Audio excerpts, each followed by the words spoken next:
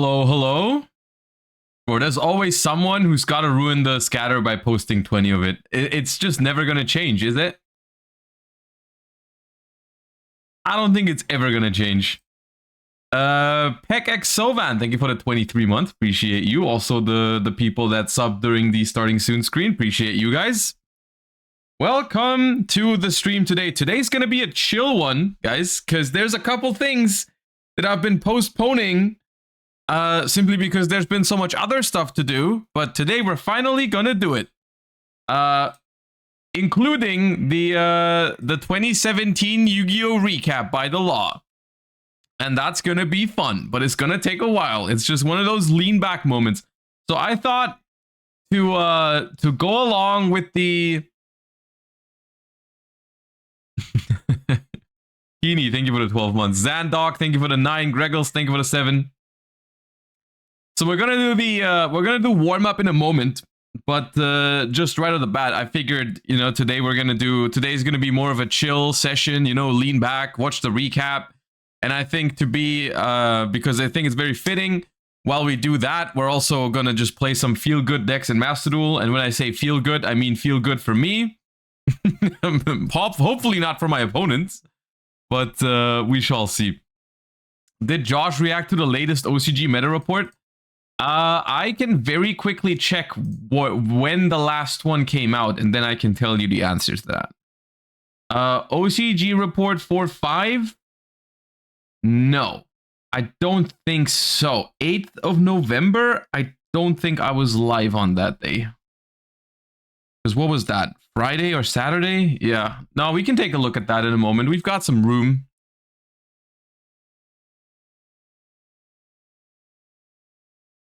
All right. All right. Let's boot up the warm-up, see how it goes, and then hop into some cozy content for today. How does that sound? Let us begin. Let us begin. All right, what is this? Wait, is that Mystic Mine?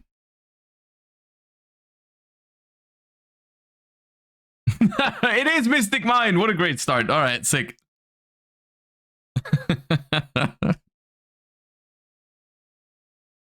Who is that? Dwarf Star? Dragon Planeter. Okay. This also feels familiar. This is like, narrow. Oh, okay, there's only one narrow card. Okay, narrow pass.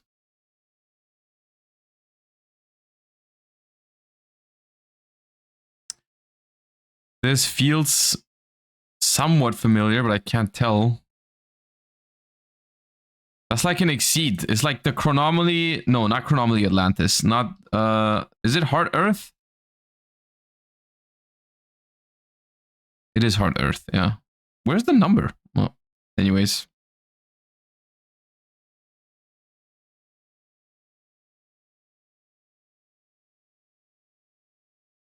That looks very generic. What is that? Dododo, Zubaba, something, I don't know. Legendary Knight Timaeus. Okay.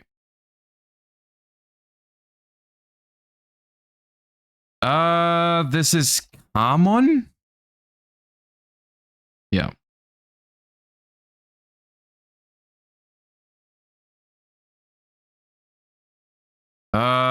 This is...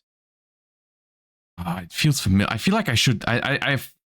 This is just... Is it? It's... Oh yeah, it's Guardian Chimera. Yeah.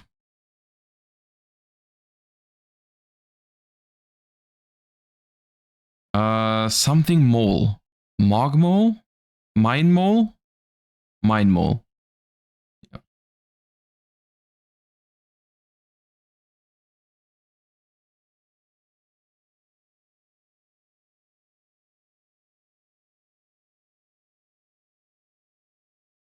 Oh, that's one of the...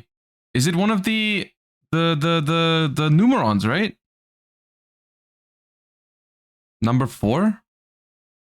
Okay. Oh, it says right there. Okay. Yeah. Yep. I know this one. I I need one more zoom. Yeah, Toon Summon Skull. Toon Summon Skull.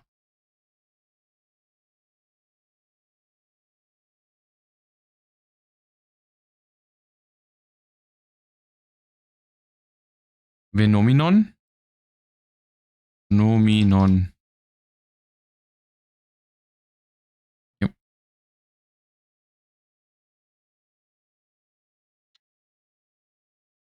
Oh, this could be Magical Spring, but I'm not sure. It's not. Okay. Via Stress, thank you. Oh, Nessie.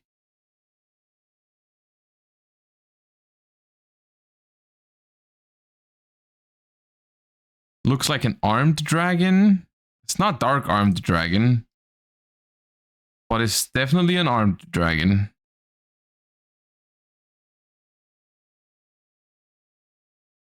The Dark Armed Exceed? Oh, okay. Dark Armed Annihilation.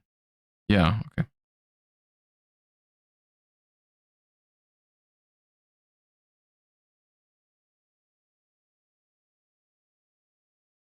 No. Ah, what is that?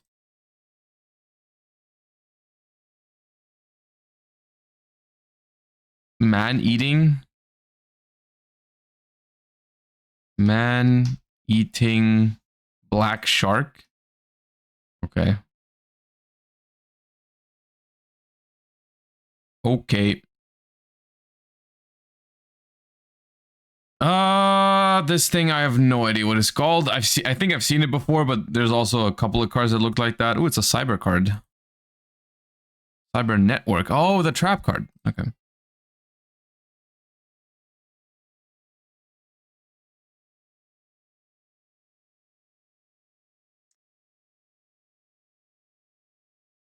Oh, it's not Hidden Armory. Armory Call? It's something Armory, yeah. But not Hidden Armory.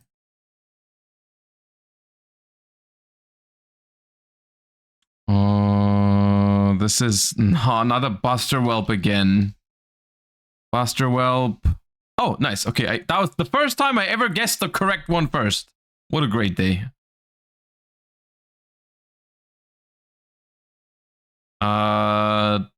This I don't know though.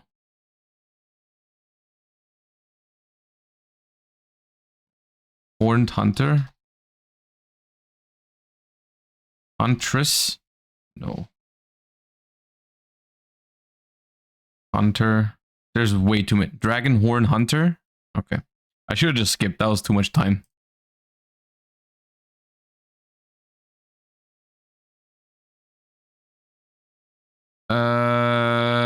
Sanctifier? No.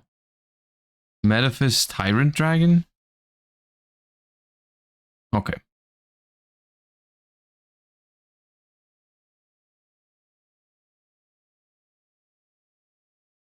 Itaqua.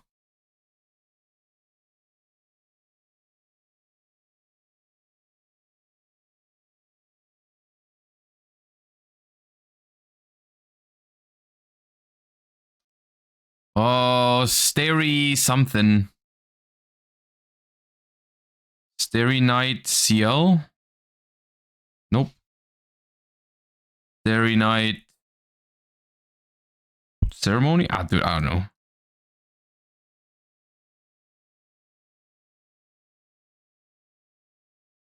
Astel.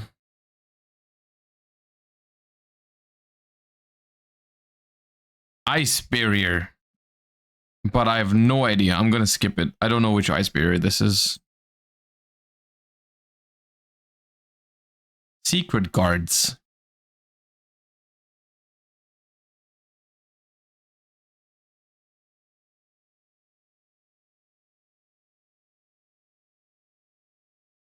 This maybe? Yeah.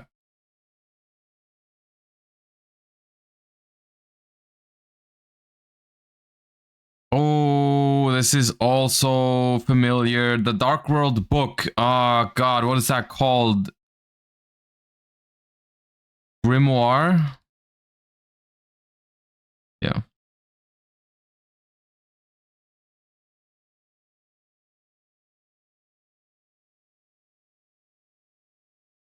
Ooh, what's that? Oh, ha! As a thought.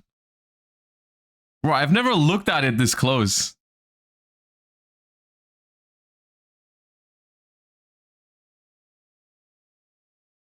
That is a Nephthys ritual monster. Cerulean Sacred Phoenix? Yeah. Yarek, thank you for the 13 months. Welcome back. Appreciate that. Gores.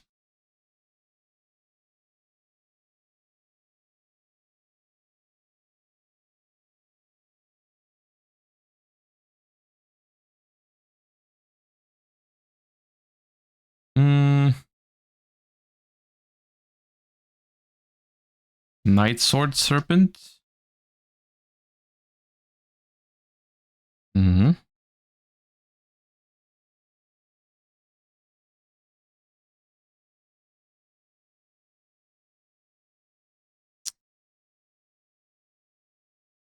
Balmung, right? The Synchro 4? Yeah.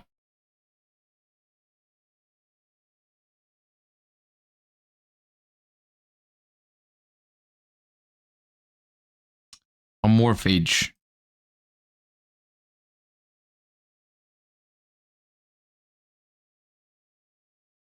Dreamer. Oh, it's not an Amorphage? Phantazos, the Dream Mirror foe. Okay. Well, that looks like an Amorphage, I think. That's Shield Crush. Need me more easy ones like that. Weather Painter Thunder? Weather Painter Thunder.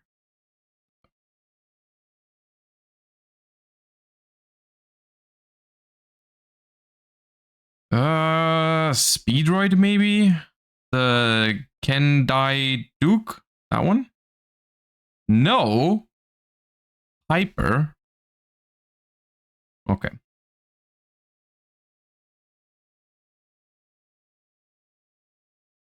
That's a Gimmick Puppet. Gimmick Puppet. Chimera Doll. Yeah.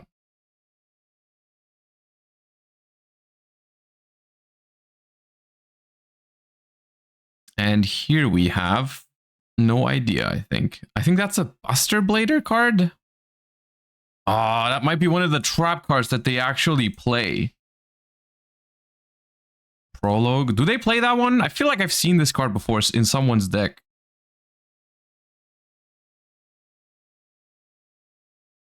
Yeah? Okay. That's a Super Heavy Samurai Synchro 8. Sarutobi? Yeah, that's Sarutobi. Ninja Sarutobi.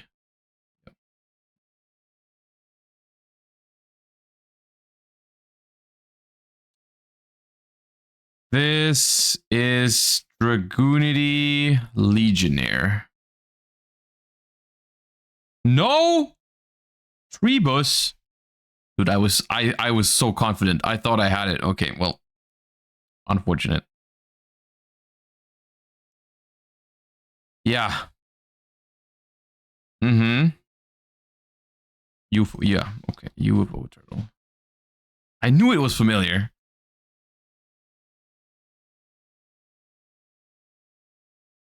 Living fossil.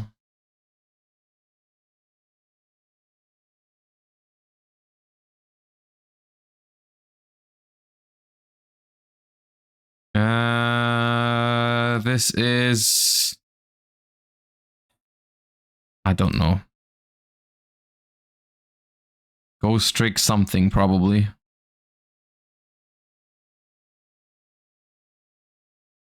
Ghost Trick or Treat. Okay, well, that makes sense. Sinister Sprocket? Yeah.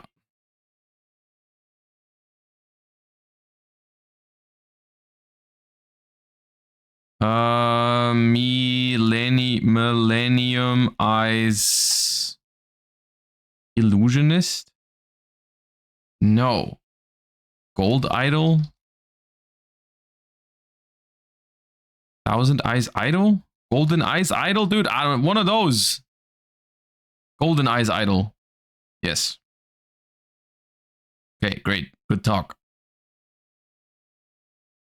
What is this? Rank up magic? Oh yeah, that's rank up magic. I don't want to guess the rank up magic. I hate guessing rank up magics. Raid Force. Raid Force.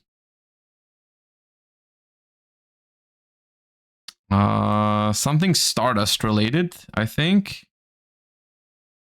Is that this guy? Yes. It is. Oh, you feel familiar. You feel familiar. Evil Swarm, Zahak. Yes.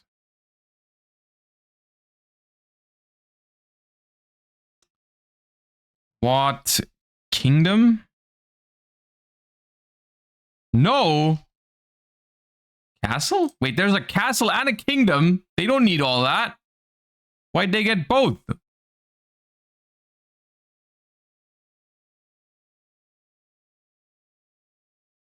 Don't know what this is. Battling Boxing Spirits. Okay. Oh, God. Someone please tell me. This is Goka, right? Oh, thank God. All right. I thought we were going to die right before 800. Thank God the last one was easy. All right. 811. Not washed. Not washed. Goka saved us. He was really a hero today. Nice.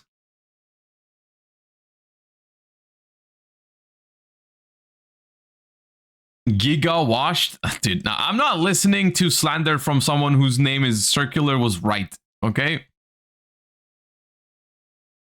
Your words mean nothing to me.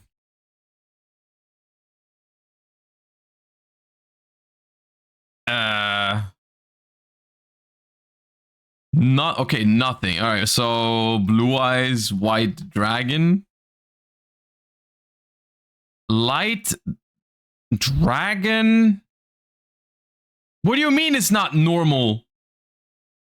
It's not effect and it's not normal. What does that mean? It's just a fusion without an effect? Is that a fusion without an effect? Or what? Yeah, then it's Blue Eyes Ultimate Dragon. Okay. I was confused for a second. Like, what do you mean it's not a normal monster and not an effect monster? Well, yeah, that was easy.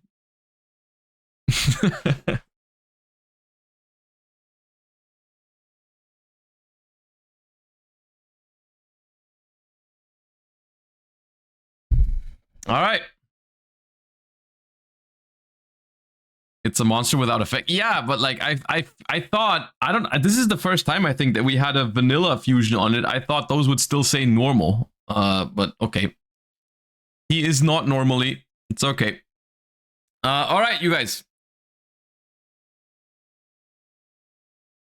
When are we prepping for Bologna? I've already announced that we're gonna do a stream where I've been taking questions from you guys about YCS Bologna, about your Bologna prep. If you have any questions you encounter in deck choice or deck building or whatever, we're gonna go over all those questions either tomorrow or on Monday, depending on when I will be able to go through all of them and sort the good ones.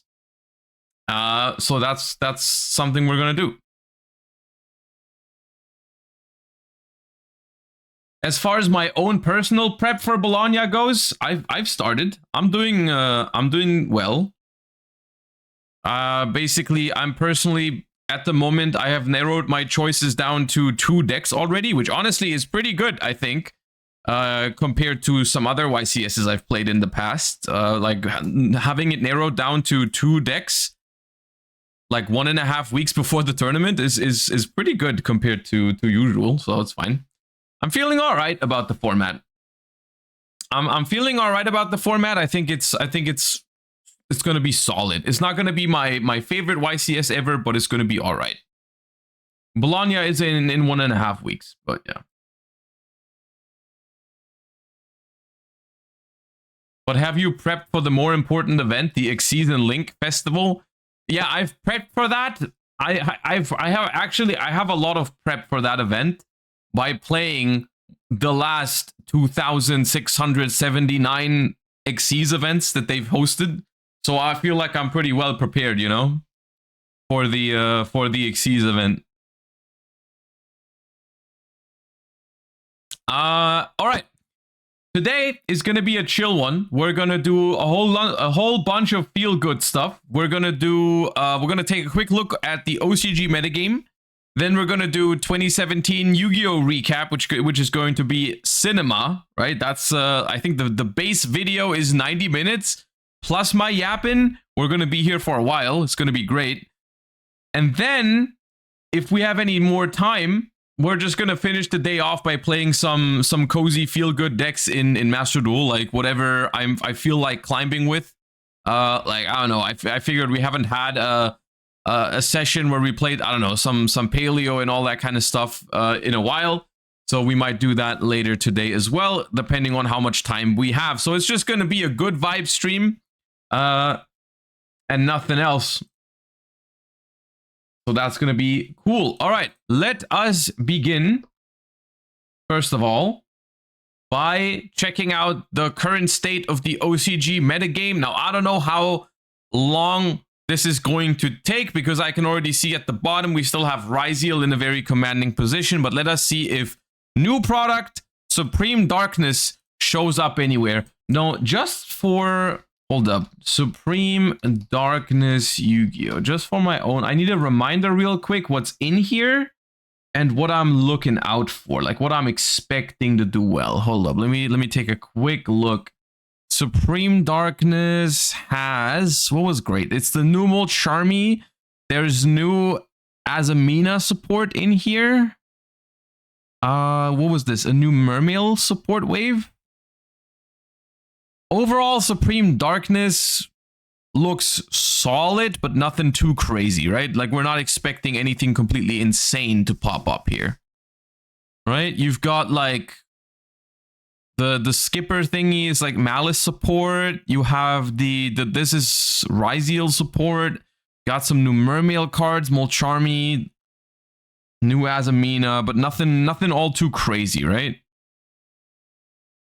Not the craziest set. Which, I'm gonna be honest with you, I think that is not a bad thing. Like, people seem to be unhappy when we get sets like this sometimes. But I generally feel like, at the moment, it's a good time to release sets like this. With the premise that, like, you know, the power level in Yu-Gi-Oh! In 2023 was pretty high. So I think it's actually a good move to release lower power level cards into the format. And then...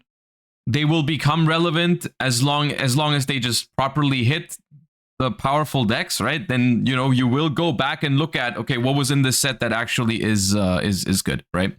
Of course, it's always pros and cons, right? What is good for the game balance can sometimes be bad for example, vendors, right? Because if a set flops on release and doesn't, like, break the meta or something like that, right? Then it's not going to sell as much as if, like, of course, like, that's the thing, right? Broken sets with really powerful cards in them will sell better immediately, but they might be worse for the game in the long run because, you know, like, who wants to play a game where every single set completely breaks the meta apart, right? So, like, you gotta balance it out. And Supreme Darkness is one of the ones that I think is going to be on release just okay, you know, some solid cards in there, but maybe once they address some of the current meta decks on a ban list, then we might go back and look at these cards and be like, okay, what now? These might now be playable. Also, the GOAT, Hallow is in here. Not Hallow and Ween are in here. Anyways, Let's see if any of the stuff from Supreme Darkness finds its way into this metagame report. Obviously, I'm seeing most played deck Ryziel by a very good margin in front of Malice, which I personally am happy about. I'm happy that Ryziel seems to be better than Malice, at least in the OCG. Whether that's going to be the same for us in the TCG remains to be seen, because we don't have Maxi and all that kind of stuff. And Malice obviously is like very, very combo heavy and kind of Cybers combo-y, and so I just like I'm in theory a bigger fan of Ryziel. In practice, it remains to be seen. But yeah, we've got Voiceless Voice at a very, very impressive 3rd place representation with almost the same numbers as Malice. That is interesting. That is very, very interesting, and not something I expected, but I will say Voiceless Voice is just a solid concept. Like, that deck is a good concept. It just works. Solid 1-card combos with some potential to play through hand traps with extenders, and usually has a decent amount of room for non-engine and makes some pretty solid mid-rangey boards. I think it's quite solid overall. Then we've got Tenpai, we've got Memento, we've got Snake Eyes sitting at 4%. So it's just, besides Ryziel being the most played deck by far, everything else seems to be fairly split. You've got some Blue Eyes, some Labyrinth, some White Forest, some Centurion, some Branded, some Goblin Bikers, all kinds of stuff. Anything new going on in Ryziel here? Oh, that's refreshing. A Ryziel deck that doesn't play Artifact Scythe. That's cool, I guess.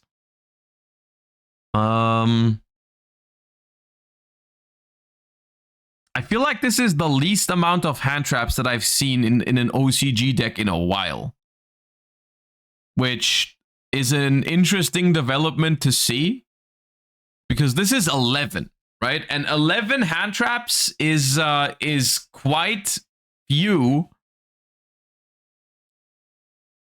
considering how like the standard in like Snake Eye times was like 18 or something.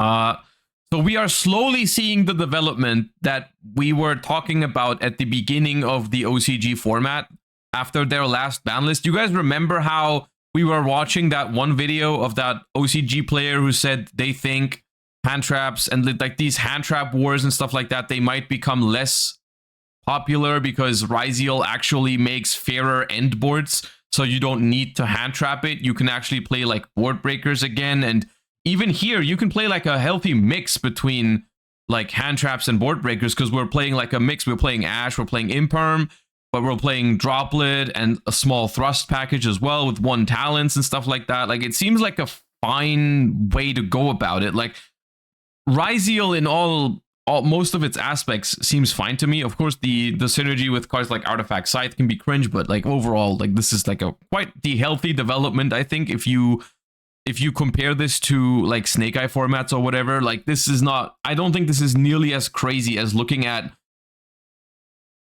Ubel or Snake Eye lists. Also, like, keeping in mind that out of those 11 hand traps, there is only 6 of them that actually stop your opponent like from actively doing something. Like Maxi and Fuvolas are like obviously really good cards, Maxi specifically, but your opponent will not lose resources to those cards. It's on their deck to decide how much they can do under it.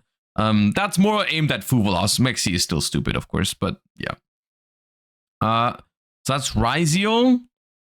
And then we've got Malice, which is obviously, I think Malice is the more crazy looking deck overall, because it's got some, like, I mean, the end boards are just scary, right? I feel like the Malice end boards are very, very scary, and it might end up being, because of the absence of Maxi, it might end up being more powerful in the TCG than Ryziel. That we'll have to see, but of course Fuvolas still hits hard against it. This player here doesn't even main deck the Fuvolases, and rather only side decks 2 copies of it. I guess it is mostly about beating Ryziel over there. So that kind of makes sense, right? From what I've heard, Ryziel is not that weak to Fuvolas, so them moving it to the side deck does make sense. We're playing an Allure package, just 2 copies. We're playing the new Format Skipper retrain from Supreme Darkness. We're playing Code of Soul. All right. Interesting. Does Ryziel play? Yeah, Ryziel plays the new Eclipse rank 4. All right. And then Voiceless. Tell me, why is Voiceless Voice suddenly... Oh, they're playing Ryziel cards in it. Hold up. Many Voiceless Voice builds are now running the Nadir package alongside the standard Diviner package. When going first, Nadir Servant can be used to send Garura and Maximus from deck to hand. Draw a card of Garura. Then you summon Maximus and send Arclight and Ferrigit to search and get a redraw. I'm trying to think, like, how dangerous would it be to activate Maximus against Ryziel? Because I mean, they play Aggregator, but at the time where you have Maximus on the board, there isn't really anything they can negate yet, right? So it's not like the biggest deal. Any of these other stuff is not like not really impactful on your turn, right? Like they can't send any disruption, or they don't gain anything from it, is what I'm trying to find out. Like mid game it can be awkward, I guess, because they will have Meteorologic Aggregator in their extra deck. So if you already have some other stuff on the board, if you like top deck into a what's it called?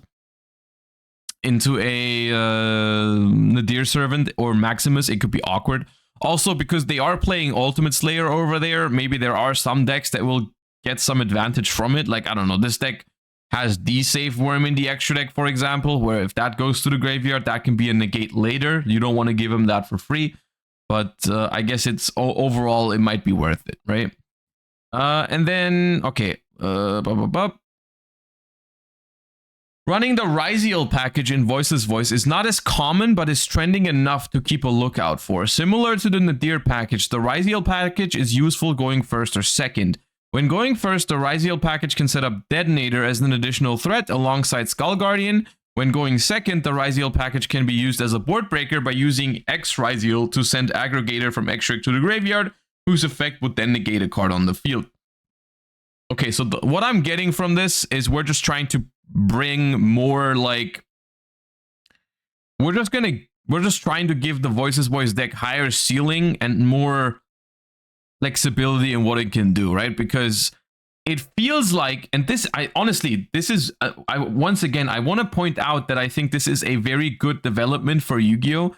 It feels like these decks are trying to move away from playing too much non-engine, because what they're doing right now with these kind of lists is like they're saying, okay, I could be playing a Voiceless Voice deck with like 18 non-engine, because they could play non-engine instead of Nadir Servant and the Ryziels. They could play 7 more hand traps or something, but they're like, I don't need that right now because the ceiling in this format seems to be a lot lower, and I can actually go ahead and play some more engine in my decks, right? Like I can play a 40 card deck like this one, and I don't have to cram 20 hand traps into it. I can actually choose to play more like engine, because you can actually play Yu-Gi-Oh!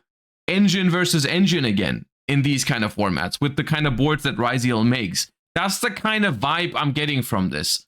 And obviously I'm not playing the OCG right now. I can't confirm whether this is true, but these are all trends that, to me, after how 2023 Yu-Gi-Oh! Has been, it feels very good to see this, right? It feels very good that you can actually go ahead and be like, okay, this Voiceless Voice deck, you know, 10 or 11 hand traps, fine. I don't need to add 6 or 9 more of them. I can just play like Nadir Servant and some Ryziels just to give me some extra plays and some extra engine, and it'll be fine, right? And that's good, I think. I think that this is good. Obviously it's not perfect, right? Like, I'm not saying, looking at the OCG right now, that they've got 0 problems. Of course, like turn skips are still a thing for them. Like Maxi, D-Barrier is a huge deal. A lot of cards in here, individual cards, Lancia versus Malice, D-Barrier in this one as well. D-Barrier is in almost any deck. Like right now, D-Barrier is one of the, I think D-Barrier is a card that, like, for the TCG, I think it's on the chopping block very, very soon, because it's going to be one of the most oppressive cards, like, for so many formats in a row, that I think we will start talking about D-Barrier again very, very soon on whether that card should get banned or not. But no, I just want to point out, like, I think it's important to point out when you think things are moving in like a negative direction, which I also do sometimes, but I also think it's important to point out when things are looking to get better. And I think these trends are definitely a sign of improvement, right? It's not perfection, but it's improvement. The fact that you don't have to play 18 hand traps in these sort of decks is good to see, right? Because what this means is you can actually realistically win some games if you only draw one or maybe no hand traps by just having solid engine hands, and that's a good thing to see. Even with low ceiling decks like Voiceless Voice, which isn't like, it doesn't do the craziest stuff. Maybe the new Necros cards can actually thrive in this lower power format. See, for all these kind of things, these are just like outlooks and possibilities and signs of how it's going to go. We have to wait and see how this turns out once we get those cards here. And it's a lot of like theory, right? Like in practice, it might turn out differently, but for now, I think early 2024 Yu-Gi-Oh! Is an improvement over majority of 2023 Yu-Gi-Oh! And that's a good thing because it's a step in the right direction. So I like most of what I'm seeing here. Conclusion. Supreme Darkness has very little impact on the OCG metagame. The top two decks, Ryziel and Malice, receive minor boosts. Abao Akyu, the Lightless Shadow, is another notable card from Supreme Darkness, but currently lacks a powerful deck to bring out its full potential. Right. That is this card, which we've talked about previously. This is one of those cards that is very, very good, but does still require like somewhat of a home, right? Like this card is nice. It's very, very cool. And I hope it's going to be playable at some point because it seems very fun to play with, but it does require some sort of setup. It's not as like generically, not quite as generically good as something like an SP Little Knight, right? But like this card is good and we'll probably see play eventually.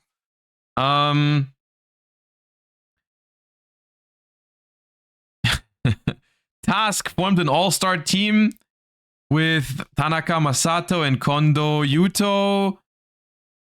Together, they surprised the competition with their unique Fiendsmith Goblin Biker deck that utilized Lightless Shadow. However, once the dust had settled, the Fiendsmith Goblin Biker decks have not been able to replicate their success in other tournaments. I remember this. Yeah, they played a 3v3 tournament. I think, can I click this for the deck list? Yeah. Yeah, they won a 3v3 tournament with Fiendsmith Goblin Bikers, which was pretty cool to see. Yeah, this one. But it looks like it did not quite make it into like super popular territory, even though I remember seeing some up here. Yeah, like Fiendsmith Goblin Biker. It's here. Some people play it, but it is not yet, you know, overtaking Ryziel, which I think one of the major things to realize with Ryziel in particular is that I really don't think that Ryziel is this popular because it is that powerful. Like, it is a very good deck, otherwise it would not be able to put up these numbers. But I think the most important thing to realize about Ryziel is that it seems to be relatively simple to get into. And it can't be stressed enough how that sometimes is a really, really important factor about like getting people to play the game. And Ryziel is just like the perfect deck for that, it feels like. So as long as a deck like this is just very good and like, but also in a way healthy, I'm fine with it. But I think that is a big factor in why that deck is so popular in the OCG right now. And so that's a big thing to note. And yeah.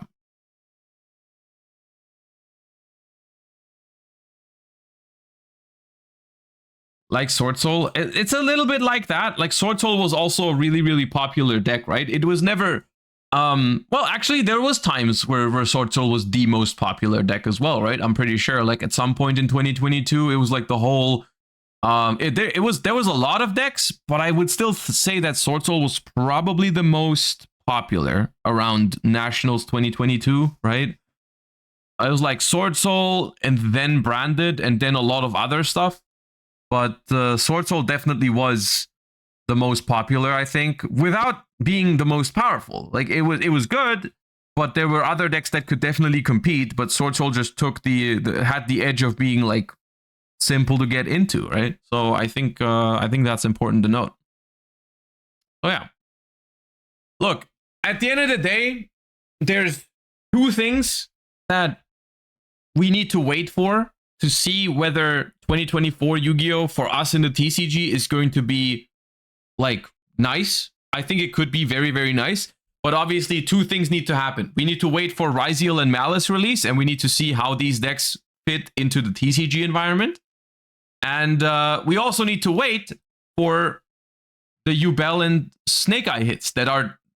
They definitely still need to happen, right? Like I said, releasing new mid-range decks that are more fair and more down to the ground is a good thing, but you still need to get rid of those cards at some point. Like like that will not go away, right? The Snake Eye combo potential and the Yubel combo potential will not go away unless they address it, right? And that also still needs to happen at some point. We've already gone a big step in the right direction with the last Forbidden and Limited list, right? Like Snake Eye is nowhere near as toxic as it used to be, even though it is still very popular. And Yubel is as toxic as ever, but it is less popular because of Fuvalas and Impulse, but still, you know, those are still things that need to be taken care of. All right. Little OCG metagame yap over. And we move on. Did you react to the Maze of the Master announcement? I know what you're referring to. We didn't make an announcement, or I didn't make a reaction to it because I didn't feel like there was that much to react to. But let me take a quick look at it just to make sure I'm not missing anything, because I saw it, but I didn't feel like there was anything crazy announced. So what you mean is this, right? You mean like they've dropped the artwork on Maze of the Master. And I think they also dropped some of the card artworks somewhere. I saw a picture that had all of the card artworks. So this set is going to release March 14th. So that is still quite a while away. Like that is 4 months. 10 new Egyptian and Trap Monster themed cards inspired by Odeon's Battle City deck. I believe this is going to be new cards, right? Like we don't know these cards yet, I think. Maybe we do.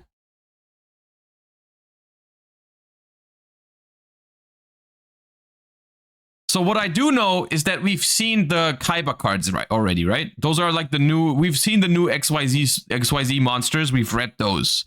Those we've seen. I'm pretty sure we've also reacted to some new Trickstar cards at some point. So I think that's what those are. And we also have seen the new Perform Mages. I think none of this is like news. And the Galaxy as well. Like this, the thing that I highlighted right now is not news for us in the TCG, technically. Like... We didn't know exactly where we were going to get them, but we know the cards, and we knew that we were going to get them at some point, and you could guess, like, okay, it might be one of the Maze sets, right? So, like, that is not crazy news. I guess this is cool. The whole Trap Monster theme, I'm going to be honest with you, I'm not entirely sure how I feel about this being, like, it feels like it's being pushed, right? Like the whole Trap Monster theme is like something that's weird to me because it's like not a great concept, I feel like. You know, like it seems like a weird concept to be like, okay, in the year of 2024 and 2025, we're going to create a whole bunch of continuous trap card that summon themselves support. You know what I mean? Like they made the Silhouette Rabbit with the Silhouette Trick. They made the, what else did they make? They made the Volmina Dragon statue or whatever it's called.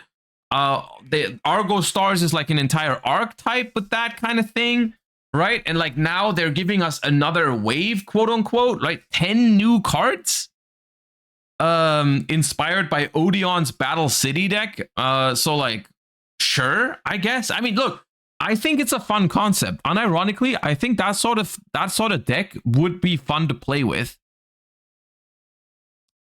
But I just wonder what it would take to make such a deck viable, right? Like, what would it take to make such a deck actually good in modern Yu-Gi-Oh? It'd be it's very interesting to see, I guess. But yeah, so I guess some of the artworks are here, but the thing is, you can't really tell what the cards will do just from the artwork. It looks like there's a Mythical Beast of Circuit retrain over here. That could be kind of cool. We'll see.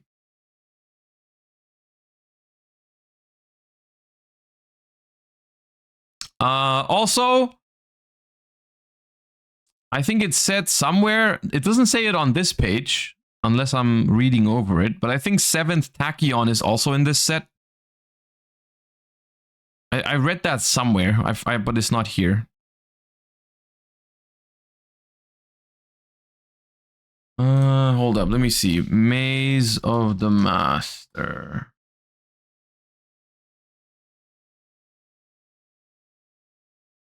Here. This is the official announcement on the Yu-Gi-Oh website.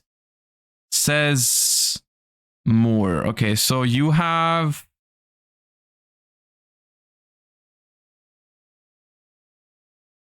yeah, they just threw all the artworks on this site, which is cool. So these are the 7 XYZ monsters for Kaiba that we've seen. And this also confirms, because this artwork is 7th Tachyon or whatever. Oh, it's just part of the 7 Galaxy monsters. Yeah, my bad. So we have 7th Tachyon confirmed for March, which is way later than we get Ryziel. So Ryziel is going to have to play without that card for a couple of months, which is a big deal for sure. So these are the new Trick Stars. These are the new Perform Mages down here.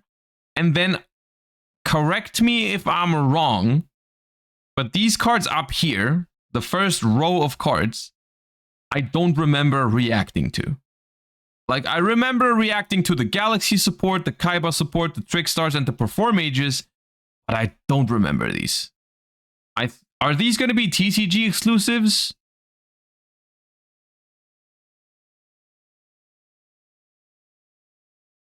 Yes. Okay. So, I mean, I guess that's cool. That's interesting. This guy kind of looks like a Gravekeeper, doesn't he? Very small image. That looks like a Gravekeeper card.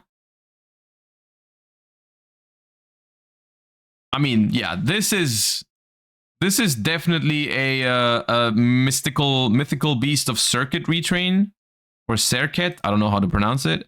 And this seems like a, what was this called? Apophis, the deity something trap. That seems like a retrain of that card.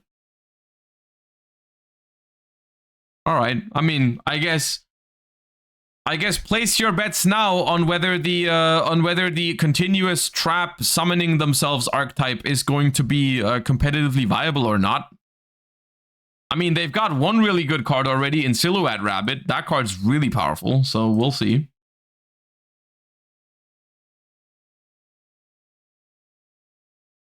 Zen Mighty, thank you for the Prime. Appreciate you. Also, Icy Cold Medina, thank you for the Prime as well. Thank you. Knusep, thank you for the 8 months. And the Don Juan Carlos, thank you for the 7. Appreciate you guys. A field spell that lets you activate trap monsters that turn their set.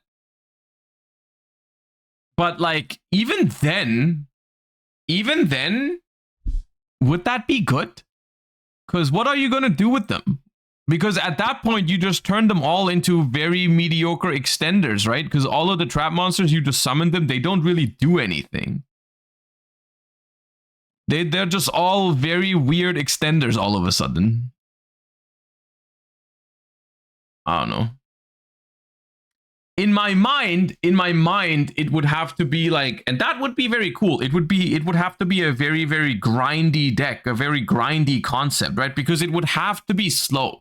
Because I'm gonna be honest with you, there's no way you can make such a deck fast. right? Like at that point, it would just have to be super broken and weird mechanics to make a trap monster deck a fast combo deck. Like that'd be super weird.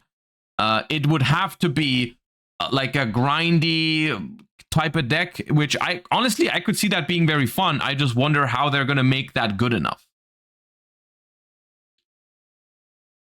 And I hope the answer is not floodgates, because that would be cringe as hell. I hope that is not the answer.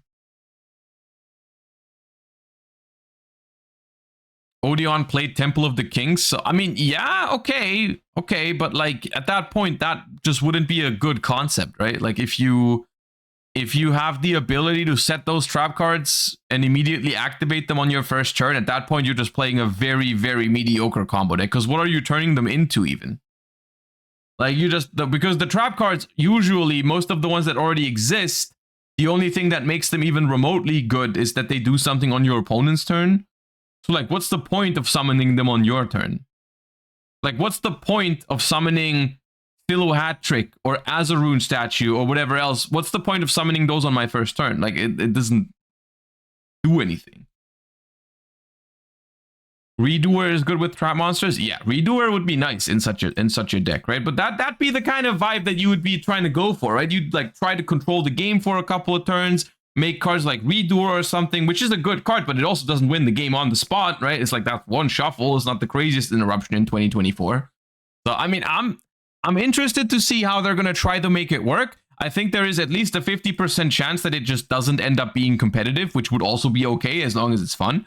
But I guess I'm interested to see how it's gonna work. Do we have any idea when they're gonna drop further information on how these cards work? Because now that they've dropped the artworks, I kind of can't wait. You know what I mean? Like, I kind of want to know more. I mean, it's nice that they're giving us this information so early, but I kind of want to know more now. I kind of want to know what these cards do because they've teased them already. It'd be kind of cringe if we had to wait like 2 months for like influencer openings or something. Oh, also, I guess this is worth pointing out is they have decided to change the rarity distribution for the maze sets, which we're gonna have to wait and see, because actually let's look at it first and then I'll tell you what I think about it. So the set, which used to have, I think it used to be only rares, supers, and ultras, and some were available as collectors, of course, but like the main layout of the boxes was you had 4 rares, and then you had 1 super or ultra, and then you had, I think, correct me if I'm wrong, but I think it was 3 ultras per box of 24 packs. I think it was 3 ultras on average that you would get. Maybe it was 4. But I think it was 3. And now they've changed it to, now every pack is going to have 7 cards, which I'm 90% sure it was 5 before. I'm 90% sure it was 5. I don't think it was 7 beforehand. You're going to get 6 rares and 1 foil. And the foil can now be a super, ultra, or secret. Oh, it always was 7? Okay, my bad. If it was always 7, I just misremembered. It's very hard to remember this because the rares didn't really matter. Let's be real. Like I personally like rares, but the rares in the maze sets were like, there was some solid reprints, but never anything crazy.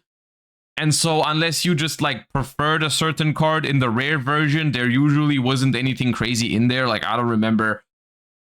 I can maybe think of 1 or 2 good reprints in these sets as rares. Like, I don't know. I remember Droll was a rare once in one of these, and like that was kind of nice because Droll was kind of expensive because it's a staple cards, but like, yeah.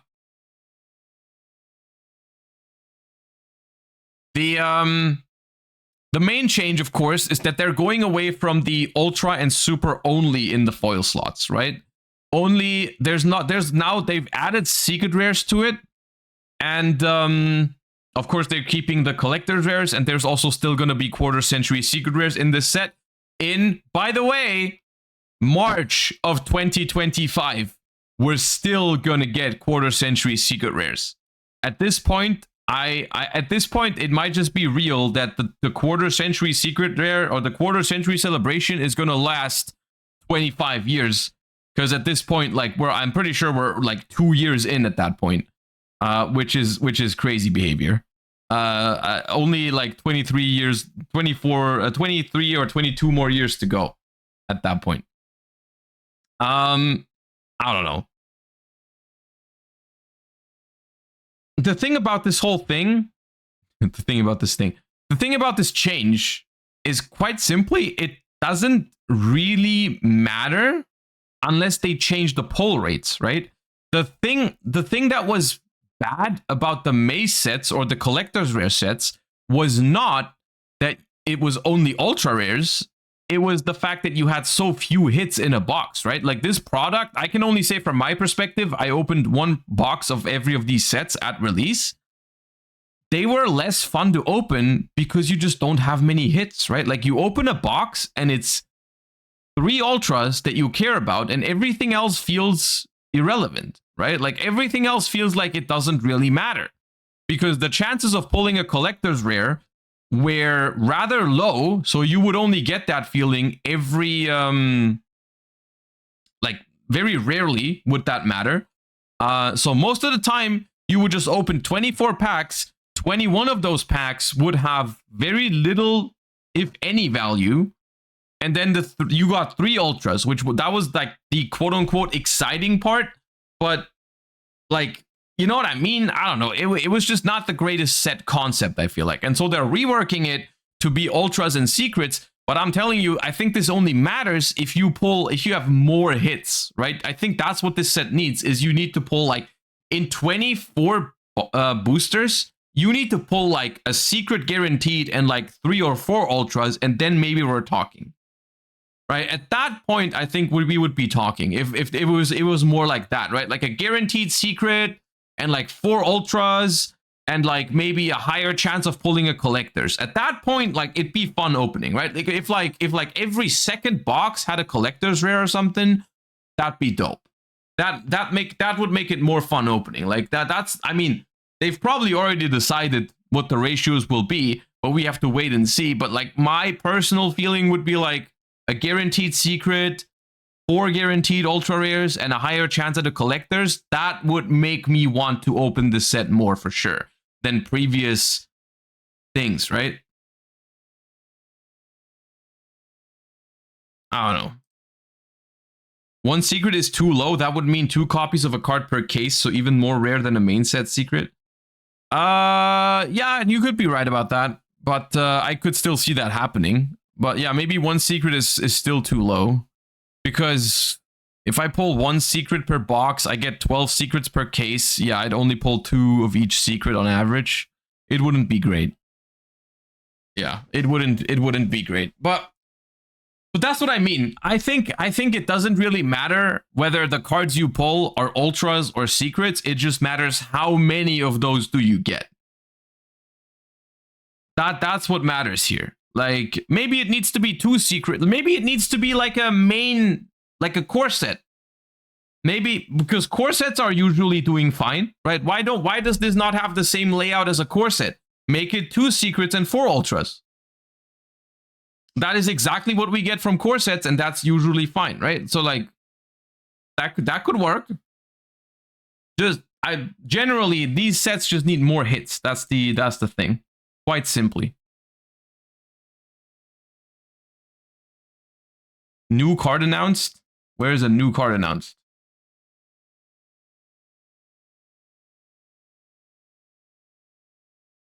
New Necros card? I'm pretty sure what you're referring to is just the Trishula alt art, because I don't think there's going to be another Necros card in there's not going to be another Necros card in the set.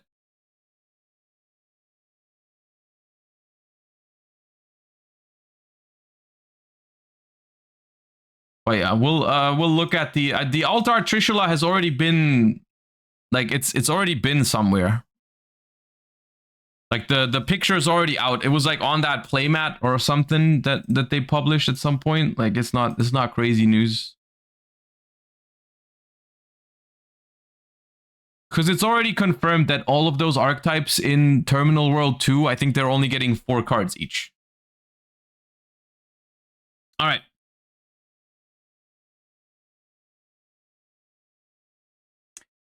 Let me turn off the music.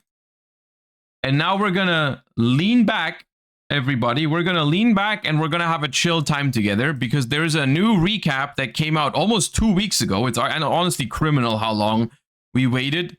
But the 2017 Yu-Gi-Oh! Recap is here. Get your blankets, everybody. Hold up. Let me get the thingy set up. We're gonna drop the link to the video in chat. There it is. We're gonna pin it so that people can go subscribe. Gonna do this. All right, close that. 2017 Yu-Gi-Oh! Recap. All right, now let me think before we hop in where we even left off. End of 2016. End of 2016. Where are we? We are in... So 2015 Necros, then we have Pendulum. Good amount of Pendulum, probably. Right? Paleo, yeah. Oh, yeah. Paleo, Metal Foes, ABC, YCS Bochum. Okay, now I'm back. Okay, now I got it. All right. That's where we are. We are ABC, Paleo, Metal Foes. All right. Okay. I got it. When we last left off, the Arc 5 era was nearing its climax. Over the course of 2016, we had seen the rapid rise and fall of a Tier 0 mega threat in Pepe, a surprisingly diverse and interesting metagame through the World Championship qualifier season, and a recent shakeup into more options with the advent of Metal Foes, ABC, and Paleozoic. As we enter 2017, Yu-Gi-Oh! As a whole was on the move in a couple of other ways outside of the standard TCG output. Starting the year off on January 11th, Konami would hold the worldwide release for their new mobile game adaptation of the TCG, Duel Links, which brought with it... Duel Links came out in 2017? That's almost 8 years ago. Yo, okay. The advent of the speed duel format, using 3 zones each for monsters and spell traps, as well as a 20 Maybe I should not be watching these. They make me feel old every time. The game is actually extremely intriguing, and if you want to learn more about it, I'll direct you to the first video I ever uploaded here covering the first year of the game's metagame development. But as for the impact on the TCG, the wider appeal of Yu-Gi-Oh! Early Duel Links meta wasn't early Duel Links meta just summoning dinosaur vanillas with 1600 attack and getting the field spell that made them 1900? That's how I remember it. On mobile actually would do a decent amount for bringing in older fans to the game once again, coupled with the English release of the Dark Side of Dimensions movie. Bro, anyone remember? I'm gonna drop a card name right now, and you will all become aware if you've ever played Duel Links during that time. But who remembers Wall of Disruption, dude? That card gives me nightmares sometimes. Which was coupled with a re-release of the movie pack from last year, now in gold rarity. YCS Sydney would be held the same weekend as the DSOD release on January 14th, and from it, we'd see that in-off format was still in full swing, with Metal Foes taking up the top spot in representation as well as first place piloted by Michael Duke, but there were many other decks filling the format besides Metal Foe. ABC was continuing to be a fan favorite, taking 7 of the top 32 here, still promoting its rank 4 into Dragon Buster game plan, and it still remained an effective strategy. There were also a couple more odd inclusions, such as Abyss Actor lines and Metal Foes, using Wild Hope as a pop target to search Sassy Rookie, Blue Eyes, now using Fabled Catsith as a search target for Sage to pull more value out of Twin Twister and Melody, and Fire King Cosmo popping back up here with the inclusion of Fire King Yaksha for the ship pops. Following this would be the release of the new Shonen Jump promo, being Odd Eyes Persona Dragon, being another decent Odd Eyes low scale to use with Sky Iris. With all of the preamble out of the way, all eyes turned to the first structure deck release of the year, and given how it had been delayed time and time again, finally seeing it come out would be a boon to a strategy that's been in the fringes for some time now. Wait, what is this? I don't even recognize this card. Oh, DDD. Pendulum Domination. Release date, January 20th, 2017. Set type, Structure Deck. Major strategies, Lamia. DDD. Impact. Oh, I remember this. I remember even the postponing that he was talking about, right? Because I remember Lamia being such an important card in the OCG for such a long time, and we would always look at it and we were like, when are we getting this card? And it took like so long until we actually got it. And then once we got it, no one actually played it. Like the DDD deck back then, like it wasn't really a thing. Tuner to save the strategy. The Pendulum Domination Structure Deck is a weird one to start with, because in the OCG, it actually caused a Tier 1 takeover for the strategy of DDD, and it was set to be released in the TCG back in July of 2016. However, to help the TCG schedule coincide better with the release of the Blue Eye support, this was actually the listed response. Yeah, guys, we need to postpone Lamia for like half a year because we need Blue Eyes to win Worlds. You don't understand. The Rise of the True Dragon structure deck was moved up the schedule and Pendulum Domination was bumped back. So with that said, what support did Domination bring to the so far floundering DDD strategy? Dragonbane King Beowulf was a fusion of a DDD and a DD that gives all DDs piercing and can heavy storm the board into a DDD and a DD. First King Siegfried. Okay, now okay, I know there's a lot of Ds already, but why doesn't why if I combine a DDD and a DD, why does it not make a DDD? I'm just asking questions, all right? Because I feel like that should have been. Anyways. The level 8 DD lock synchro that can negate a face-up spell trap until your next standby phase and regains life points for each dark contract you control when destroyed. Savant Copernicus is an Armageddon Knight for DDs and dark contracts and can pop itself in scale to prevent burn from a spell card. Orthros can special summon itself from hand when you take burn damage, locking you to fiends for the turn. There are DD monsters now. Is that the most? Is 4 the most that we have? That's weak shit. They could easily be putting 20 on them. Like, embrace it at this point. Just make like a Caesar King Wave Ragnarok Oblivion Caesar King. And can in-scale pop a spell trap and a DD or dark contract you control. Night Howl is a level 3 tuner that on normal can revive a DD, locking you to fiends for the turn, setting its attack and defense to 0. Lastly, and most importantly, Lamia is a level 1 tuner that can send a dark contract or DD from hand or field to grave to summon herself. Many of these pieces were absolutely critical parts of the DDD line, and with them now available, DDD was one of the most powerful and complicated decks in the metagame. The lines for each possible opening had so many different variations and paths it could go through that the community ended up developing a spreadsheet for every single possible. Is this the first spreadsheet kind of moment in the Yu-Gi-Oh community?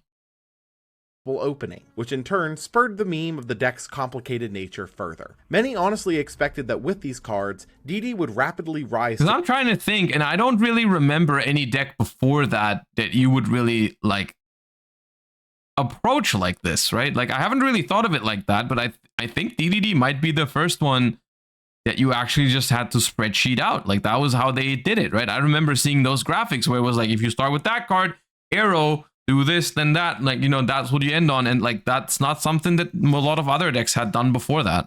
The status of best deck in format, but there was a very major complication with that. Because it had been delayed for so long, 3 weeks later, with no major events in between, we'd received the first core set of the year, and with it would come the identity is that of Raging Yu-Gi-Oh! Tempest? For almost the entirety of the next year. Is it Raging Tempest time? It's Raging Tempest time. Let's go. Raging Tempest. Release date, February 10th, 2017. Set type, core set. Major strategies, Zodiac. Impact, Zodiac. Raging Tempest, or Rate for short, is probably one of the most infamous sets in the game's history, and it all has to do with its headlining archetype, but for the sake of everything else, we are going to save it for last on the archetype coverage. The Wind Witches were a series of wind spellcasters designed to synergize with each other to synchro climb entire— But the first time I remember anyone playing Wind Witches is like 2018 with Invoked or something, or maybe at the end of 2017. Did anyone play these during Zodiac format? Maybe. I don't remember. by themselves into a level 7 synchro and then into an 8 with that 7. Ice Bell could special summon herself if you controlled no monsters, then summon a Wind Witch from your deck, burning the opponent for 500 and locking you to level 5 and up wins from the extra that turn. I mean, Ice Bell was genuinely a good card, right? But it was the problem. The problem with these was that you had to open Ice Bell. If you didn't open Ice Bell, the others, they did kind of suck. Like, I mean, the level 1 is terrible. The level 4 was also still slow.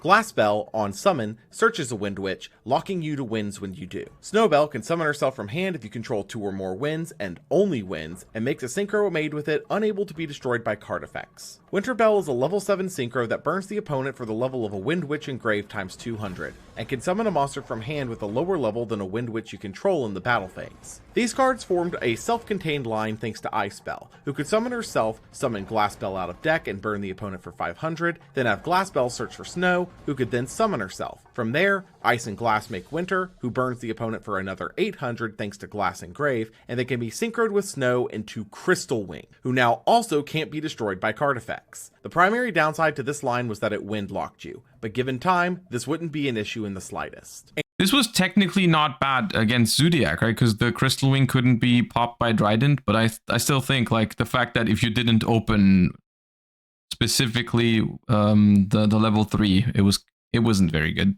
Ancient Gear would get a new overall wave of support, but in a completely new direction for the archetype based on their usage in the Arc 5 anime as the default Megalol. deck. Hunting Hound, burned for 600 on normal, has the Ancient Gear spell Trap Stun, and can fusion summon an Ancient Gear once per turn. Howitzer is a fusion of any 2 Ancient Gears, I've seen that is one. unaffected by card effects, can burn the opponent for 1000 on a hard once per turn, and if destroyed floats into any Ancient Gear in deck ignoring summoning conditions. Chaos Ancient Gear Giant is a fusion of any 4 Ancient Gears. Oh, they still play this guy to this day, I think. Locks the opponent from using monster effects in the battle phase, can attack all monsters once, and deals piercing. The idea of unrelenting damage from the anime was adapted quite well here, being fair, but it's a far cry from a good strategy when the starting life points are at 8,000 and not 4,000. Still, it did bring some attention towards Ancient Gears as a rogue strategy alongside a structure deck release later this year. Spiral would receive another wave of support in I love Spiral Tough. Super Agent on field and engrave, and can attempt to pop a card by calling Spiral Tough is by far the coolest Spiral card. You cannot change my mind, and I don't think anyone wants to change my mind because that is objectively true.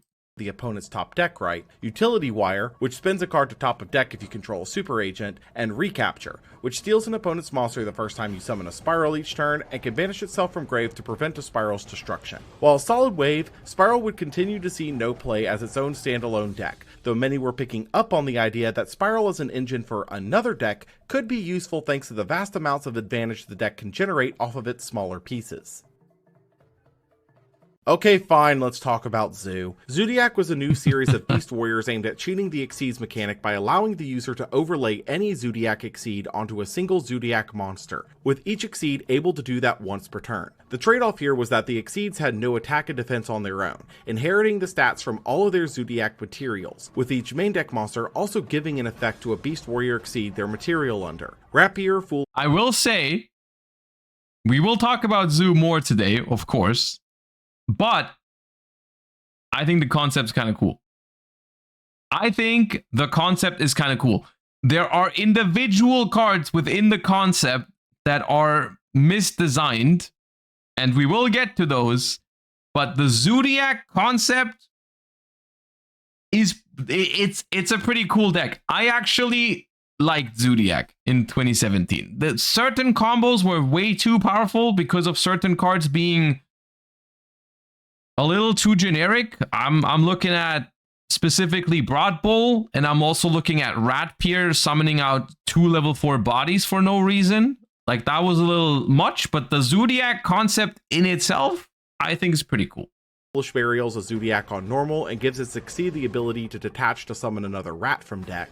You liked Zodiac so much that you played Paleo? Look, only because I think the concept is cool and I like it doesn't mean I have to play it. I can also like Zodiac for being able to beat the shit out of it with Paleozoics, all right? Calm down. Bunny Blast recurs a Zodiac when destroyed and lets its Exceed detach to negate a spell that targets it. Whiptail can attach itself to a Beast Warrior Exceed from hand or field and banishes any monster that battles its Exceed. Thoroughblade can discard a Zodiac to draw 1 and gives its Exceed Thoroughblade, coolest main deck Zodiac, no competition. No competition. No different takes allowed. Piercing, and Ram summons a Zodiac from grave when destroyed and lets it succeed to tap. Actually, Ram's pretty good too. Good too. I think Thoroughblade's cooler, but Ram's pretty cool. To negate a trap that targets it. As for the Exceeds, each gains the stats of its Zodiac materials, can overlay onto a single Zodiac monster once per turn, and have their own unique effects beyond that. Borbo can attack directly, and if it has 12 material when you do, nukes the opponent's hand and field and swaps to defense mode. Tiger Mortar can detach to attach a Zodiac from grave to any Exceed you control. Broad Bull can detach to search a Beast Warrior monster that can be normal summoned or set, and yeah, Dryden all my homies hate Broad Bull. Can detach on quick effect to pop a card on field. Dryden's cool. Lastly, while most of their spell traps were completely irrelevant, Barrage was the exception, being a continuous spell that can pop a card to summon a Zodiac from deck and can attach itself from grave to a Zodiac Exceed if destroyed by a card effect. So where do we begin with Zodiac? I guess we'll start with the Rat. Rapier on its own That's what I was about to say. Probably start by normal summoning Rat. Of degenerative lines, namely stemming from the basic premise of cycling its effect multiple times to end on at least Trident and a rank 4. Basics there was overlay a Rat into Borbo, into Tiger Mortar. It is very funny to me how this is considered broken, that one card gives you a Trident and a rank 4. Because if you say that in 2024, people will literally make fun of you, right? If you're building a deck around, hey, my normal summon is supposed to be Trident and a Daigusto Emerald turn 1, you're like, all right, well, but you're gonna die every time. Detach the board to summon Rat, overlay into Broad Bull, detach to summon Rat, detach to search, overlay the 2 Rats into Emerald to draw 1, and finally overlay the Broad Bull into Trident, but that was the very basic level of it all. Through all sorts of recursion and kooky lines, a single Rat could cascade into 5+ draw. Or rather, if that was meta today, it would be considered healthy, I think. Right? If that sort of concept would be the go-to at top level competitive play, I'm pretty sure people would be like, yeah, that's perfect, right? That's exactly right. That's how it should be. And all sorts of advantage on top of that, but I'm getting ahead of myself. Trident being able to pop anything on a quick effect was an insanely good effect for what was effectively a generic rank 4 at the time, which put the previous option of Rafflesia in a worse position as you no longer needed a brick to get a quick effect pop off of her. On top of the fact that Trident was usually just the cherry on top. Broad Bull was, in hindsight, the far more problematic of the Exceed pool because its search effect had such a wide range of targets, in addition to being a... This thing had no business searching any Beast Warrior. It should have just been a Zodiac monster. As simple as that. And then it would have been fine. That's what people did with it like 90% of the time anyways. People searched like Whiptail with it, but then they ended up making, like, at some point they discovered other things you could do with it, like Lunalight combos into multiple fusion substitute like draws or whatever it was. Like, it's just, yeah. Also the fact that this should have not been the one that needs 2 level 4s, right? Because that's the thing. You can only summon them with the alternative summoning condition once per turn, but you can hard make them as often as you like. And that's why Broad Bull was the biggest problem, because it just required 2 level 4s. No one would have cared if, like, this one needed 3 level 4s. Almost none of the degenerate stuff would have been possible. Soft once per turn, meaning if you could get out 2 or more, it was repeatable, made better by it being the only 2 material Zodiac Exceed in the first place, meaning that it was actually likely that you could summon them out multiple times. Whiptail was probably one of the more fair options, but only by comparison, as it gave Trident more fuel for popping cards in addition to an extra layer of protection by disincentivizing monsters attacking into her by threatening a banish after the fact. Barrage posed a very serious issue though, as through its effect popping itself, you could perform the entire Zodiac line without the use of your normal summon, and with its inclusion, you were technically playing 9 copies of Rat to start lines between 3 Rat, 3 Tanky, and 3 Barrage. Oh, I'm sorry, did I say 9? I meant at least 12. MX Saber Invoker, being one of the earliest Exceeds printed to the TCG, can summon any level 4 Earth Warrior or Beast Warriors from the deck with any 2 level 3 materials. You get where this is going, right? Speedroid Terratop now represents full zoo combo without the normal. All my homies hate Speedroid Terratop too. Being able to access Invoker, who accesses Rat, who combos through that way. Zodiac would descend upon the meta and insert themselves into literally every deck in the format to some extent, which we will talk about more in depth with the next YCS. Alright, time to rapid fire the one-offs. True King Lithosagem was by far the best option of the True Kings, popping Earths for its summon and being able to rip 3 cards from the opponent's extra deck if both pops were Earth, floating into a non-Earth Worm Engrave on destruction. While not super. This card is unironically still scary today. Like, if that card was ever going to see play again, it is so nuts to banish 3 monsters with different names. Relevant right now outside of a tech play in Zodiac, Lithosagem would find itself in a very comfortable home soon. Spiritual Beast Tamer Winda is both sides of the Ritual Beast sub-archetypes and floats into any Ritual Beast in deck or extra on destruction, being a massive boost for the archetype, but unfortunately coming out at just the worst possible time for playability. Miscellaneousaurus can be discarded on a quick effect to make your dinosaurs unaffected by opponent's activated effects for that main phase, and can banish itself in any number of dinosaurs from grave to summon a dinosaur of that level from deck. While an incredible boon for dinosaur decks, the strategy was nowhere near playable at the time, though this would find a home within a couple months. Foolish Burial Goods was a foolish burial for spell traps. While that sounds mediocre, this actually... It's an incredibly good set, right? Like, you look at those cards and it's like some of those or a lot of those are still so relevant years later. Like Foolish Burial Goods, Misk. I mean, there's more. Much needed space in the game as a whole, as players the best were one's still resorting to to cards come. like Magical Hats to put spell traps in grave up until this point. So the card was a welcome addition to the pool. Sea Monster of Theseus is a tuner fusion of any two. The best card of 2017. Two tuners with no other effects. Most of you watching are probably confused why I bring this one up, and it's because of the fact that Konami was proudly bragging on their blog that they were going to be releasing the best card of the year in the TCG exclusive slot for this set, referencing this card. There's 2 very funny stories about this card. The first one is that one.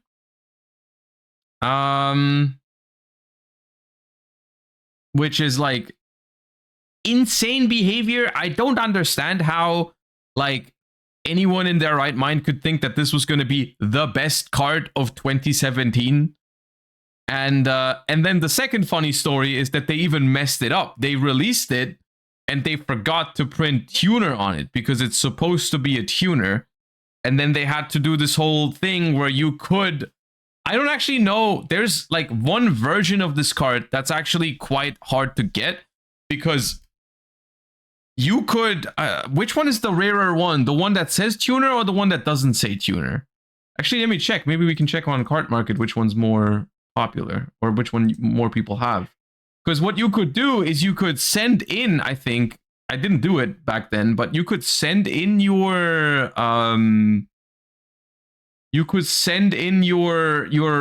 version and they would return the correct one or something. So like what do you think is more common? Like the one that says tuner or the one that doesn't say tuner? I'm checking on Card Market, but I can't really tell. The tuner is rarer because nobody wants to give away their misprint. Is there like an expensive version of it?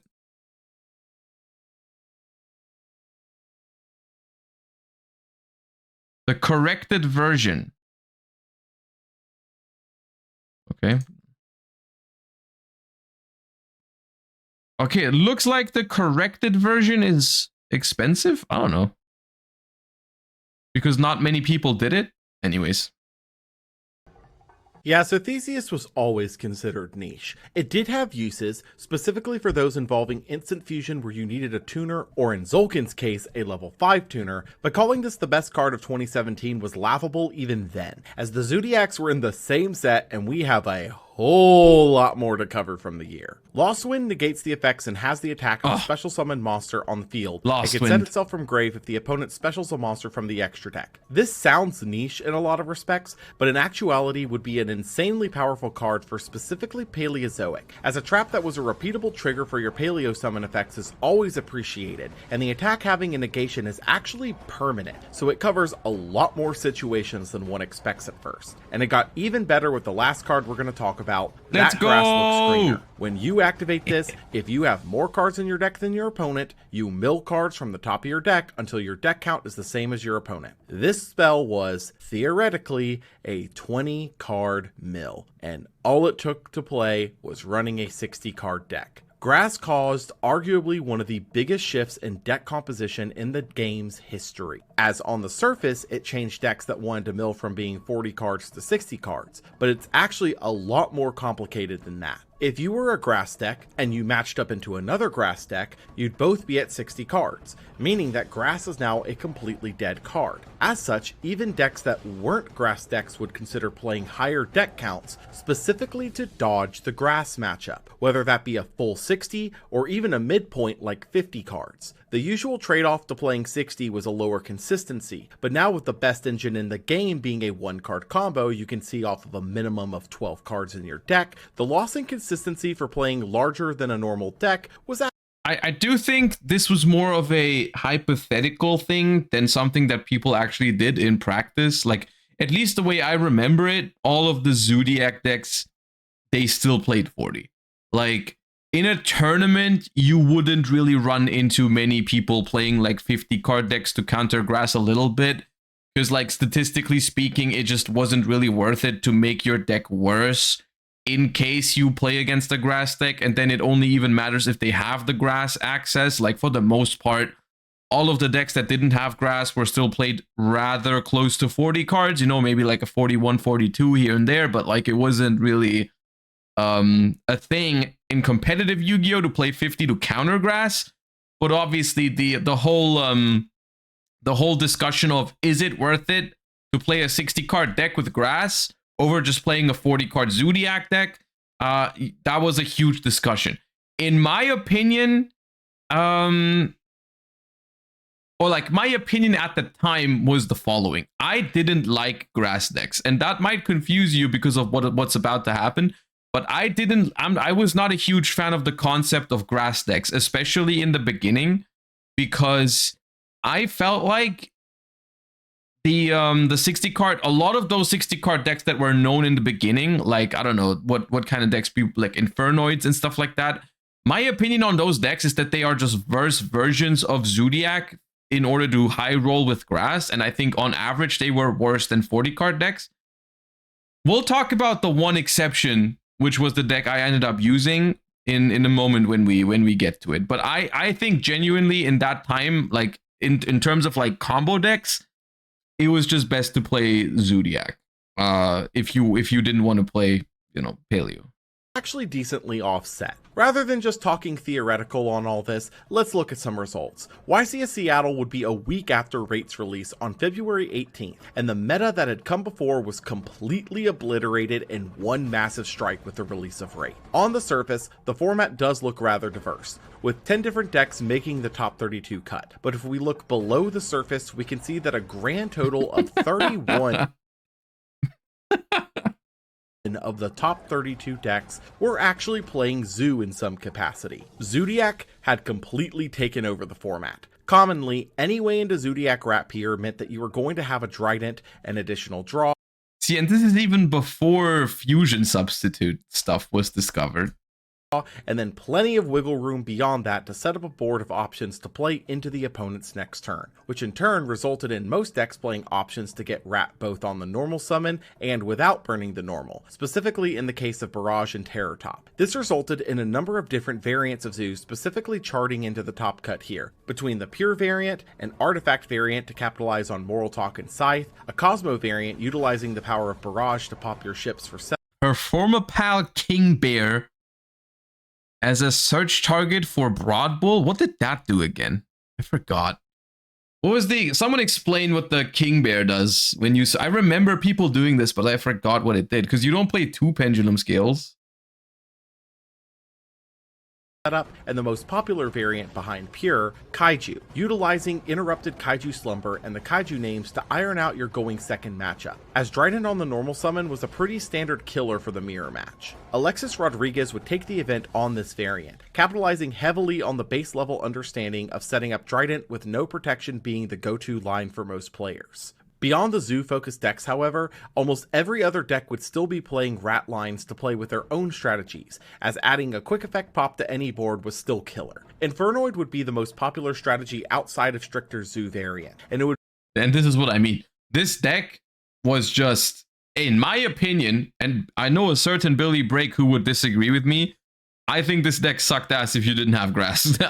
If you didn't draw grass or resolve grass, I did not think this deck was that great. But that is obviously subjective. Would be the deck to show off the new power of the spell Grass. The ability to mill 20 plus cards is an insane boon for the strategy, and as such could set up any number of waves of Infernoids directly out the gate. As such, a couple of cards that have been... You're still playing Zoo, so it can't be that bad, but you're playing way less Zoos because you're playing a 60 card deck, and you have a whole bunch of bricks in between, right? Like you have some random like Infernoids here, like Snows, which if you don't have grass is also not that good. You've got like some random like sorts of whatever Revealing Light Trap. Look, this is way less consistent than a 40 card Zodiac deck. So like I'm pretty confident that if you don't draw grass, this deck is just worse than Zodiac. But you do draw grass a decent amount of the time, so that also like overall it makes up for it, but I just didn't prefer it, right? Like you'd have your maxis less often because you're playing 60 and all that. It just didn't quite like... I tried those decks, but I never liked them. Present for some time at this point would finally start on the seeing left, significant please. play. Yep, okay. Mainly that of Void Imagination, being useful now as a way to get multiple bosses on the board on your first turn now that fuel wasn't a concern, but also Left Arm Offering, as sacrificing your... Is this before Ash Blossom? Yes, this is before Ash Blossom. There is if you activate those spell cards in this format, they actually just resolve. Can you believe it? Can you imagine you activate Pot of Desires, it will resolve every time? Crazy.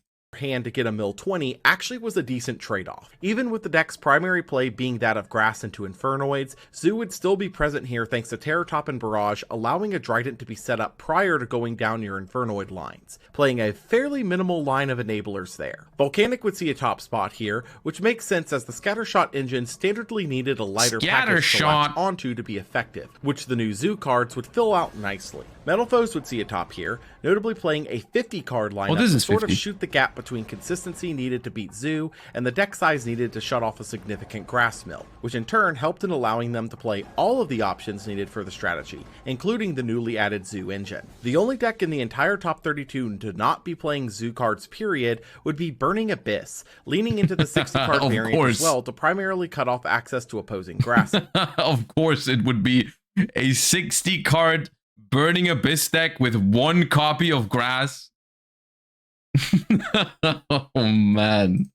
Though was playing a single copy themselves to capitalize off of the grave effects. With the meta substantially shifted at its very core, the next deck building set would arrive just a week later, and while it wouldn't be as fundamentally game warping as Zoo in the short term, it would help to introduce another combatant to play into this new Tier 0 menace. Try to plant...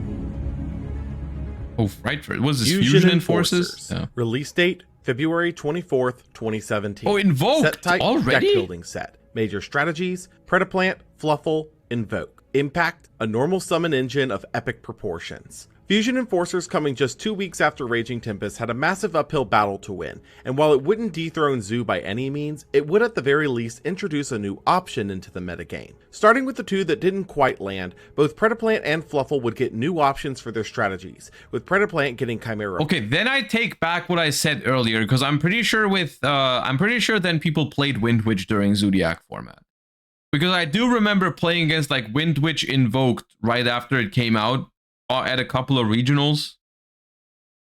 So I think I'm pretty sure maybe Wind Witch didn't see play on release, but they definitely did play it after this came out. Flesia as an in-archetype boss monster, and Fluffle getting a couple smaller pieces in Octopus, Penguin, and the new boss Kraken. But neither of these strategies would have staying power in the recently heightened power floor. Invoked would be the last of the three, and be a completely new archetype, centered around the sole main deck monster of Alistair the Invoker, who can be discarded to buff a fusion by 1000 and searches the archetype fusion spell Invocation on normal or flip. Invocation can fuse materials in hand for any fusion monster, or can banish materials from field or either grave for any— Wasn't it in the finals of German Nationals? It could be. Yeah, it could be. Invoked fusion monster, and can return a banished Alistair the Invoker to hand to shuffle itself from grave back into deck. Magical Meltdown is the archetypal field spell that searches Alistair the Invoker on activation and prevents the activation of your fusion summon cards and effects from being negated, and blocks responding to the fusion summon of a monster. As for the archetype's fusions, there would be one for each of the 6 primary attributes in the game, taking Alistair and its attribute as material. Kaliga takes a dark and locks both players to only 1 monster effect activation and 1 attack per turn. Kaliga is kind of takes crazy. a wind and can quick effect flip a monster face down once per turn. Cocytus takes a water, can attack and defense using its attack stat, and can't be destroyed or targeted by card effects. Duel Links players look away. Don't look. Dude, this card, by the way, this card was the reason why I played 2 Sky Cavalry Centaurea in my Paleo deck, I'm pretty sure, for the YCS, because I had a testing game where I could out one of it, but then I couldn't out the second. Purgatrio takes a fire, gains 200 attack for each opponent's controlled card, can attack all monsters once each, and deals piercing. Magellanica takes an earth and is just a large body at 3k, and Mechaba takes a light and can negate and banish any card activated by discarding a card of the corresponding super type. Lastly, Elysium is a fusion of an invoked monster and a monster summoned from extra, is considered all 6 of the primary attributes on field, and can banish an invoked monster from field or grave and all monsters the opponent controls of that attribute. Alistair the Invoker would represent one of the most consistent normal summon engines in the game, in that with access to Invoker, you had access to a fusion summon every turn between your cards and your opponents. But there were clear outliers in which fusions were the best. Mechaba was obviously the best on the surface, being an omni-negate that can be made with one of the most common attributes, but each attribute had their strengths and weaknesses depending on the metagame. As such, Alistair would find itself splashed into decks that didn't require the normal summon, and played— If you really think about it, like, this engine was so much more clunky. It's actually kind of interesting that it actually ended up being good in the beginning, because, like, you didn't have the simple, like, oh, I'm just gonna link off my Alistair for a light monster, so I can, and then I'm gonna link off that light monster into something else, so it's in the graveyard, so then I can invocation just from the graveyard. Like, people would constantly summon Alistair and then fuse like a hand trap away from their hand. Like, they would play like Valor and Ghost Ogre because those could immediately make Mechaba. So, like, it wasn't even like that good of a combo. You would literally have to, like, get rid of a hand trap in your hand to do that. Unless when you were going second, it was fine, because then you would use Valor or Ogre, and then you could fuse from the graveyard. That was actually fine. But, like, yeah, it's a very funny, like, it's actually very funny to think about how clunky it actually was, and it was still good. Attributes that meshed well with it, and with that, another deck would rise up into the fringe of the meta thanks to Alistair's interaction with a so far unimpactful engine, which we'll discuss soon. YCS Atlanta would be held 2 weeks after Enforcer's release, and from it we would see just the slightest movement in the outer fringes of the top cut. Invoked had proven to be an interesting slot into the Zodiac core, seeing most of the normal summon reliant options for Zoo here shaved for the Invoke package of Meltdown, Alistair, and... Was it good, or was everything else just bad? No, it was good. Like, I mean, to 2017 standards, of course, in nowadays standards, it wouldn't be. But, like, it was competing in a format with full power Zodiac, right? So, like, for the time being, it was an impressive showing. Invocation. The primary benefit to the edition was on top of the usual Trident from the Zoo combo, you could also make a Raijin quite easily between Terratop and Emerald used. Every time Lullaby's in the meta, you know it was a shit meta. I don't agree with that. I mean, like, I know where you're coming from, because what you're trying to say is tier 0 metas are always bad, which, you know, that's a take I don't agree with. Because Lullaby, all Lullaby means is there's very popular decks that you know what to call against. But for the most part, I don't agree that every tier 0 meta sucks. For example, Zodiac tier 0 wasn't as bad. I think Zodiac format overall, in the way I experienced it, I thought it was fine. There's definitely other tier 0s that were way worse. For the combo, meaning an added Book of Moon effect to your end board. This would also be one of the primary focuses of the new strategy in the fringes of the meta known as Artifact Wind Witch Invoke, taking the prior released Wind Witch package for accessing Crystal Wing on the first turn, and then pair it with the normal summon of Alistair to access Raijin, as you would still be under the Wind Lock. In addition to this, the Artifact package proved to be a solid inclusion with Invoked thanks to providing game-winningly strong effects when summoned with Sanctum, or to be used with Alistair to make Mechaba, providing an Omni-Negate to the end board. Beyond that, what we've come to expect from the new Zoo dominance once again came to pass, seeing 29 of the top 32 running the engine in some regard, though shockingly would not take the event overall. Cory Roca would take that honor on Paleozoic Frogs, proving that the correct combination of traps and frogs could actually be a sufficient answer to the newly dominant threat. Lost Wind in particular would be a standout, as the trap was both repeatable for your paleo effects and its debuffs were permanent, meaning that if you could land it onto a Trident, that effect was off for as long as she remained on the board. Directly following YCS Atlanta would be a couple of minor set releases. The first of these was the Star Pack Battle Royale, which was mostly unimpactful outside of a reprint for Speedroid Terror Top, which had become a lot more valuable as of late. The other would be Raging Tempest Special Edition, which would continue the tradition of these sets printing a couple of cards from the next core set early, but this time would actually make a difference. Bow Baboon, if normal or special, draws a card and stacks a card from hand on top or bottom of deck, and if destroyed summons any number of Bow Baboon from deck. This would actually make a very specific version of Zoo from the previous YCS a lot more powerful, being that of Metal Foe Zoo. As now, by popping a Bow Baboon for a Metal Foe search, you could summon 2 additional from deck, stack your hand with 2 more draws, and overlay them for MX Saber Invoker for a full Zoo line access. Guatemala City would be the first testing grounds for this new tech, and without skipping a beat, Metal Foe Zoo would adapt, slotting the new option in to further promote the synergy between Zoo and Metal Foe. See, 58 cards to counter grass decks, let's go. Also notably playing 60 cards to not only fit in all the new options, but also to counteract the rising population. Okay, I need to know what Performapal King Bear does, because I remember people playing it, but I don't remember what it does. I need to understand. Hold up. Performapal King Bear. Once per turn during the end phase, if this card was activated this turn, you can destroy this card. If you do, add a level 7 or higher monster that's other than your grave for the extra deck. Okay, it just gives you follow-up. You just activate it, it pops itself in the end phase, and then you get some follow-up. All right, cool. Of grass variants like Infernoid Zoo. Gerald South Chavez would take the event on just that, not only seeing the Zoo package and varied Infernoid names, but also 3 copies of Lullaby of Obedience. The power spell had found a format where it could dominate, as with over— Wait, where is that? It's not in his deck, is it?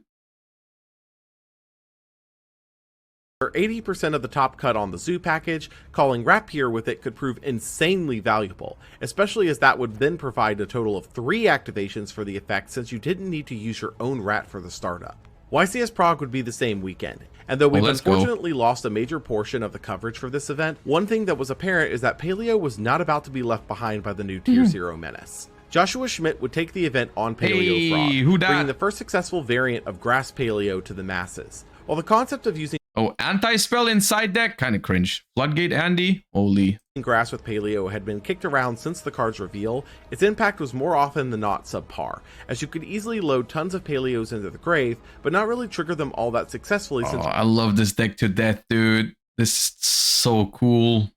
You only had a limited number of traps to be used after the fact. There were a couple of cards here that help counteract that problem. 5 Mirror Forces, by the way. 5 Mirror Forces in 2017. Imagine that. 5 of them things. Bro, Quaking Mirror Force? Peak. The first was a long-known card that would be reintroduced here in Card of Demise. One of the hardest parts for Paleo with Demise is the lock on special summoning, meaning that you can't set up a totally after using it.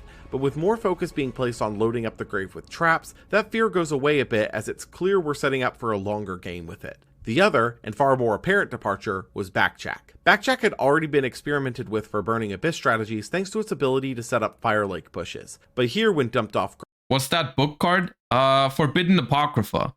Forbidden Apocrypha you can activate when there's, I think, 2 cards of the same extra deck type, like exceeds, and then you send all of them to the graveyard. Hold up. I think it was if there's 2 more. Yeah. Yeah. The only thing that you need to be careful with Forbidden Apocrypha is that your opponent can dodge it with the Trident, because if there's exactly 2 exceeds, like the way Apocrypha works, if you activate it and then you declare the extra deck type, like you declare exceed, and then on resolution it checks if there's 2 or more, and if there's not 2 or more, it doesn't actually send everything. So like, let's say your opponent goes first and does the standard Trident plus Emerald, and then you activate Apocrypha, they can go Trident, destroy their own Trident, or destroy their own Emerald, and then you wouldn't actually send everything. But it's still, that was like the worst case scenario. It was still a 1-for-1 trade with one of their cards. So it's like, it wasn't that bad. Brass can set up your top deck and gives you effectively an additional trap to your back row line, as its What's the side deck card next to Solemn Warning? Wiretap. Excavate ability made the trap live from then on. Because of this, you can now also play cards like Fiend Griefing for Disruption, which also in turn is a trigger for your Paleos and now is a setup for more triggers. With innovation still present in the metagame, a shift was in the air. The spring import set was right around the corner, and it wouldn't just bring imports this time around, it was about to bring a shift that is still hotly debated to this day. Ooh, Bion? Duelist Saga. Release date, March 31st, 2017. Set type, import set. Major strategies, Shark, GX manga cards. Okay, guys, I need your opinion right now on the ultra rare style in these kind of sets. Oh. I need your opinion on how these ultra rares look in these kind of sets, because I've heard very different things about the thing. Don't know them. I let me see. Hold up. Vision Hero Vion. Let me see if I can get a good picture of it. From Duza. No, this is not the one. You can kind of tell here. Hold up. I'm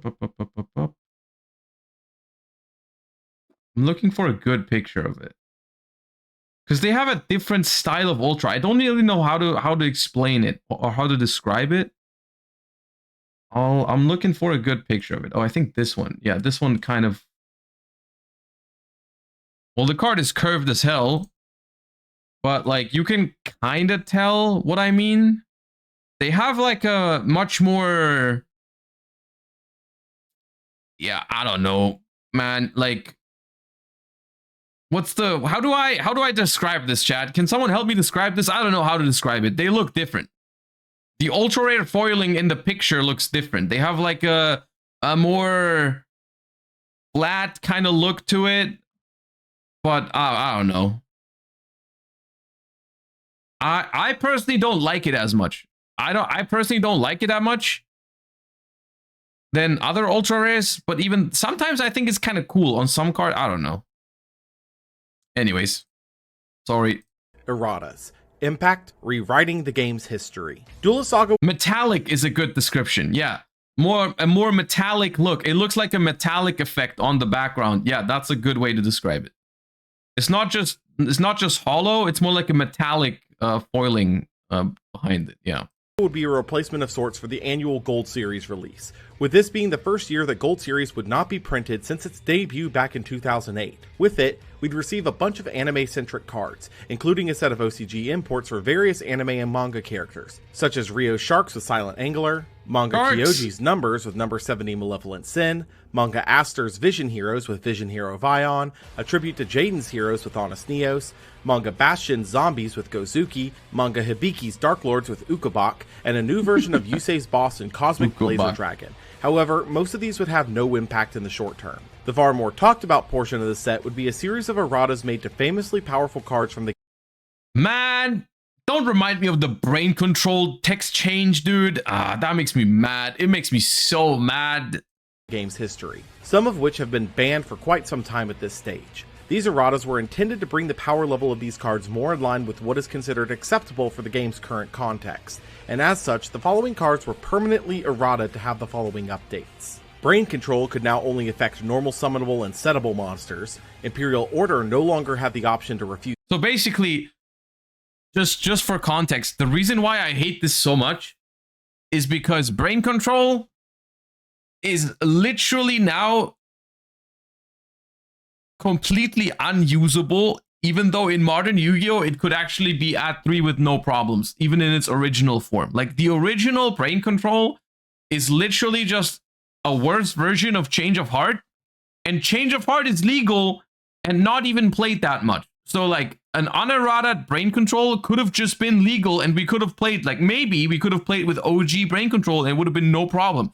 Instead, they changed its text and made it unplayable, which is even like it's just bad. Because now if you go back to like play the Edison event in Master Duel, you have to deal with the fact that you have like new effect Brain Control that just is kind of bad. It sucks. And then the Imperial Order on the other side, then like nah, man, I don't want to even think about it. If you had the life points, you have to pay it. Necro Valley now also negated type and attribute changes. Necro Valley text change.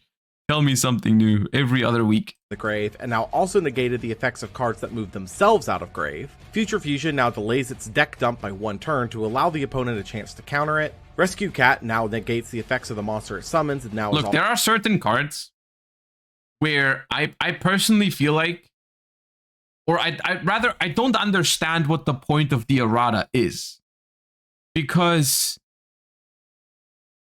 I feel like there is this, I feel like they're afraid, or there's this policy about like, we won't reprint banned cards because we don't think they will sell very well. But then again, these errata version of these cards are also still like unplayable, right? Like, so like if you wanna print Future Fusion again because you think it's an iconic card, bro, just leave it banned and reprint it in a cool rarity. Like, people will still like it because it's Future Fusion for retro formats and for whatever, right? Like, people will still be interested in it. But like now you've ruined the card, so you can unban it, cool, but like no one is gonna care about it. I don't know. It's a weird concept. The only form of errata that I find somewhat acceptable is when the card remains playable, like what they did with Summon Sorceress. But then again, at the same time, I think you could just be making a new card. You could just make a new card that works like that, and I think that'd be better. I like leaving cards in their original state for like Time Wizard purposes and all that kind of stuff. I don't know. It just gives me a weird vibe. Also a hard once per turn. Bryonic is now a hard once per turn. And lastly, Yugioh Guardian now requires an Earth Tuner to summon. Many of these erratas...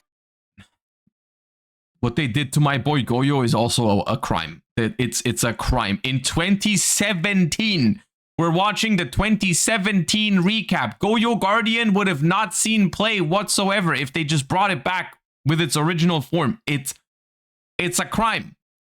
Are understandable for the power level the cards provided, but some were also extremely contentious, specifically in that of Yugioh Guardian. Yugioh had already been legal in the TCG again for some time before this errata, and had done absolutely nothing in note, so errataing it here seemed pointless for many. To help drive these erratas in, a new ban list would take effect the same day as Saga's released on March 31st, 2017. And on top of all the errata releases, a couple of extremely interesting hits would take place for the fully taken over Tier 0 metagame. Newly banned were Magispector Kirin, the primary power play of most Pendulum strategies, Vanity's Emptiness, the staple floodgate that's been around for far too long at this point. Bro, Vanity's Emptiness started seeing play at this point like 5 years ago. It's crazy how long it takes sometimes. Tyrant Neptune's a very odd hit, but it will make a lot more sense with an upcoming set, as the hit now was to prevent a very degenerate interaction with it that would have become available with the next core set, which we'll discuss with that release. Newly limited were Maxi, down from 2, and Bryonic, Rescue Cat, Brain Control, Future Fusion, and Imperial Order, all with their new erratas in tow. Newly semi-limited were Wisdom Eye Magician, up from 1, Interrupted Kaiju Slumber, a hit to the Rising Staple Board Breaker, and Zodiac Rat Pier, the combo enabler for so many decks in the Tier 0 format. Lastly, Unlimited would be Sangan, who had also received an errata back in 2016 but was still banned until now. Easily the most talked about change here was Rapier, as bringing the copies in deck down from 3 to 2 would seemingly solve the issue of it being used as a generic combo enabler for any strategy, right? Right. YCS Denver would be held just over a week later and oops! So as it turns out, while hitting Ratza 2 did absolutely curb its use as it was used initially, it was by no means knocked out of the meta, as crafty players quickly adapted Zoo lines to do far more interesting things. For example, with a little bit of labbing, players realized that with a way into Rat and Instant Fusion, the Zoo combo could be extended far beyond what was done before, ending with 5 draws, Trident, and Emerald. This was primarily thanks in part to Lunalight Black Sheep, a beast warrior searchable with Broad Bull, being able to search for polymerization, which could actually be fusion substitute thanks to the fact that it was always considered poly. With this, you could actually fuse 2 of your used Exceeds into Norden. That's right, we're fusing Norden correctly, the way it is written on the card. Then once Norden was used up, you could put it back with Fusion Sub's Grave Effect to draw and get another Norden proc later. This in addition to other advancements, such as the reintroduction of Brilliant Fusion into the metagame as a rank 4 and normal enabler with Trick Clown and Seraphinite respectively, Retaliating Seed both as a way to counter Zoo and Barrage. I feel like you can tell how we've gotten to this modern Yu-Gi-Oh mentality with these sort of decks. I think you can kind of get the idea of when Yu-Gi-Oh has like started becoming modern Yu-Gi-Oh around this time period, I think, where like people are like, you know what? I'm gonna play this Black Sheep in my deck that can search Fusion Substitute, that can Fusion Summon Norden, that can shuffle back the Black Sheep, that I can search again, then I can draw a card, and then I'm also going to play Brilliant Fusion with Garnet to have some more normal summons. I'm going to play Tarot Top with a Taketenbor because that's going to give me more starters. Like, yeah. Your Instant Fusion comes down and a Search Maxi afterwards, and the ever-growing popularity of 60-card decks to prevent grass interactions led to an interesting period of the game that would still remain a Tier 0 format, with Zoo at the clear center of it all. Beyond this, there were a couple of other changes that did come out of the ban list. Metal Foe Zoo was probably the hardest hit variant with the ban of Kieran, but it was still a powerful variant option with access to Balbaboon, and as such would double back on an old option of Cliffort Scout and Monolith to access Cyber Dragon Infinity with your opening board, in addition to the Zoo lines. Cosmo would also sneak back into Top Cut here with a similar list to the prior Tin Can Turbo variants, now also rocking Triple D Barrier as a way to lock out the Exceed onslaught. Anderson Sang would take the event on Infernoid Zoo, and even with the semi-limit and the rise in the number of players on 60 cards, the variant continued to be a solid choice for the current metagame, with every Infernoid doubling its pro for critical combo pieces, and the near infinite recursion they gain from grass. This would lead us into the next structure deck a week later, and seemingly the structure deck reloaded train was set to keep going, as we weren't just getting one this time. I was wondering the same, why was there a Future Fusion? Because I thought it was I guess it's I guess if you survive a turn, then you can send all the Infernoids for Tierra.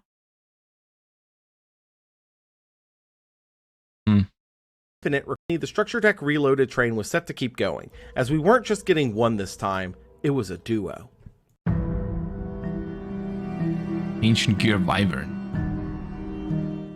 Machine Reactor and Dino Masher's Fury. Release date, April 14th, Oh, Conductor. Okay, Set that's type, a relevant structure one. deck. Major strategies, Ancient Gear, Dinosaur. Impact, kick the baby! Don't kick the goddamn baby. Kick the baby! Wah! Next up on the Structure Deck Reloaded train, we revisit the old structure decks of Machine Revolt and Dinosaur's Rage, two structures that were initially failures in promoting new decks to the scene, given a new chance at life here. Machine Reactor, without knowing the contents, probably held the most promise, as with the recent Ancient Gear support and rate, a little support going in the right direction could spell a meta stint for the longtime floundering archetype. I'm pretty sure this Ancient shit's Gear Wyvern on summon searches any Ancient Gear card except itself and locks you from setting cards for the rest of the turn with the monster effect stun on attacking. Gadget on summon gains a stun effect for a super type of your choice for all of your monsters that turn, and can make its name that of any gadget monster until the end phase once per turn. Hydra, if summoned by tributing an Ancient Gear monster, banishes anything it battles but doesn't destroy, and if summoned by tributing a gadget, can attack all monsters once each with a spell trap stun on attacking.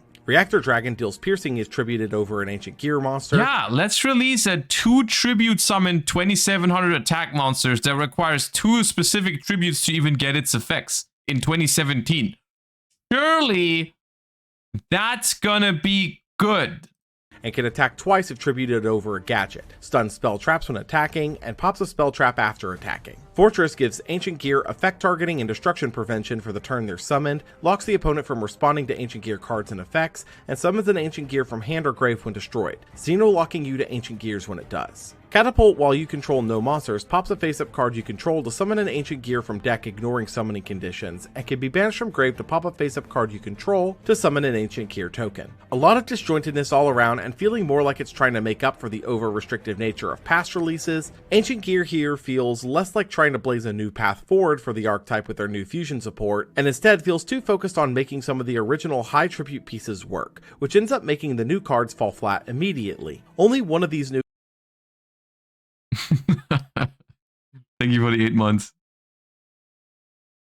I also don't believe you.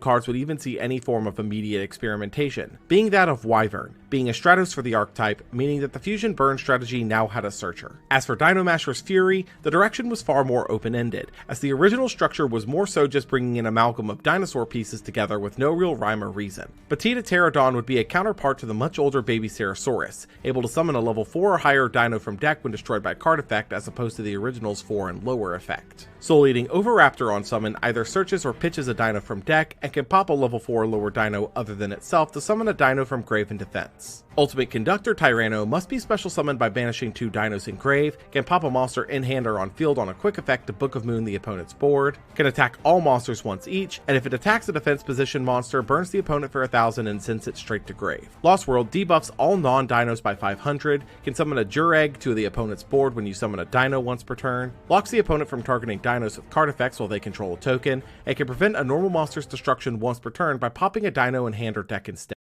I mean, whether you're it doesn't really matter if you're a fan of the dinosaur deck itself or not, but I feel like it's very fair to say that this structure deck is supposed to, like, this structure deck did exactly what a structure deck was supposed to do. Like, this was very, like, especially in hindsight, for how it's worked out for the past couple of years after its release, like, this opened up a complete new direction of dinosaur decks. Like, it was a complete, like, I don't even know, before this, dinosaur wasn't even really a thing, right? Like, that they've just created an entirely new archetype pretty much that stayed in Yu-Gi-Oh for years and was usually quite accessible because most of its cards originated in the structure deck and were printed in lower rarities.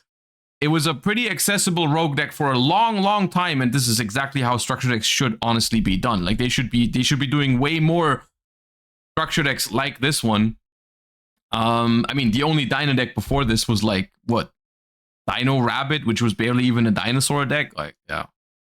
Just a quick reminder that tokens count as normal monsters. Survival's End pops as many normal monsters on field as possible to summon a level 4 or lower dino from deck up to the number destroyed, destroying them in the end phase, and can banish itself from grave to pop a dino you control and any card the opponent controls. There was also a new vanilla dino here with 2k attack named Megalo Smasher X, and a reprint of Rescue Rabbit in case Dino Rabbit was still on the brain. This new direction for Dinosaur was a bold step to say the least, and while it wouldn't make massive waves in the meta, it was still an extremely competent rogue level deck on the serious budget.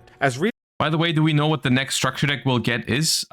Next one is a Blue Eyes structure deck. That's actually seeing some play in the OCG where it's already out. So, like, the next wave of Blue Eyes support is genuinely not bad. The one after that, I don't think is announced yet, but I might be wrong. I don't think so. Realistically, the deck was actually competent enough to make using 3 copies of the structure deck, a bold move in the face of the growing expenses of the Tier 0 metagame. Ultimate Conductor Tyranno, or UCT for short, was an incredibly powerful boss monster, and a quick effect blanket Book of Moon's power cannot be overstated, as Raijin was already seeing play being a single target version. Oviraptor promoted a gameplay loop of popping baby for baby, cycling Baby Ceratosaurus mostly to flood the board with options to make big pushes, whether that be Exceed lines with Evolzars or Synchro lines with Jirac-Aolo. Speaking of which, Oviraptor also represented a 1-card level 5 synchro thanks to Misk from Wraith, able to search Misk on summon, immediately pitch it for Misk's protection effect, and then immediately after banish Misk to summon Aolo from deck, with Oviraptor and Aolo accessing a level 5 like Denglong. With almost all the ideal pop targets also being Earths, Lithosashum's name would be thrown into the ring, able to pop the babies to summon itself and potentially rip up the opponent. This was arguably the scariest thing about the entire dinosaur deck, especially once they make Dragonic Diagrams soon. If they opened this thing with 2 babies, shit was going down. Its extra deck, then trigger the babies in grave to swarm out more dinos. While I could go on, we'll leave it here for now, as Dino was a legitimate budget strategy at the time thanks to this structure deck, and because of that, though it wouldn't be nearly as successful as Zoo, it was quite beloved for the strategy it built at the time. YCS Bokura would be held the same weekend, and with it, not much would shift in terms of decks, representation, or builds here. Kanan Ashfar would take the event on pure Zodiac, still playing the Fusion sub combo, but notably trimming most of the fat to cut the deck down to 41 cards. At the start of May, we'd be graced with a new weekly Shonen Jump promo, this time being Apprentice Illusion Magician, a level 6 spellcaster able to summon herself from hand by discarding a card, searches a Dark Magician on summon, and can send herself from hand or field to grave in the damage step to boost a Dark spellcaster by 2000. While the two latter The only time I ever recognized this card seeing play was before Illusion of Chaos came out. People used it to summon Magician Souls. effects would rarely be used outside of specifically Dark Magician decks, Apprentice Illusion would see minor experimentation as a level 6 swarm tool for decks aiming to utilize the rank 6 pool, like Beatrice. This would lead into the next core set 4 days later, and though Zoo clearly had left its impact on the meta as a whole, another massive threat was on the horizon, and if you thought Dryden Pop was a good effect to make fast, you haven't seen anything yet.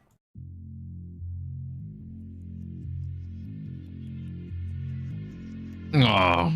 Maximum Crisis. Release date, May 5th, 2017. Set type, core set. Major strategies, Supreme King, True Draco, Zodiac. Impact, ending the era with a bang. Maximum Crisis would not only be a massive core set release that would reshape the metagame yet again, but would also be the final core set of the Arc 5 era. As such, a lot of anime-focused archetypes would see waves of support here, namely those focused around the final antagonist of Zark. So let's talk about Supreme King first. Supreme King was a new archetype of pendulum enablers for extra deck bosses, all aimed at summoning the new big boss Supreme King Dragon Zark. A fusion of 4 dragons, 1 fusion, synchro, exceed, and pendulum. Nukes the opponent's board on summon, immune to effect destruction and targeting, cheats out a Supreme King Dragon from deck or extra when it destroys a monster in battle, and when destroyed in the monster zone moves to the pendulum zone, where it locks the opponent from using fusion, synchro, or exceed effects, and pops a card added from deck to hand once.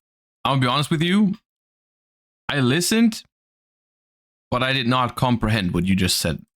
Per turn. Obviously this was insanely powerful, but the caveat was it was an absolute pain in the ass to get out.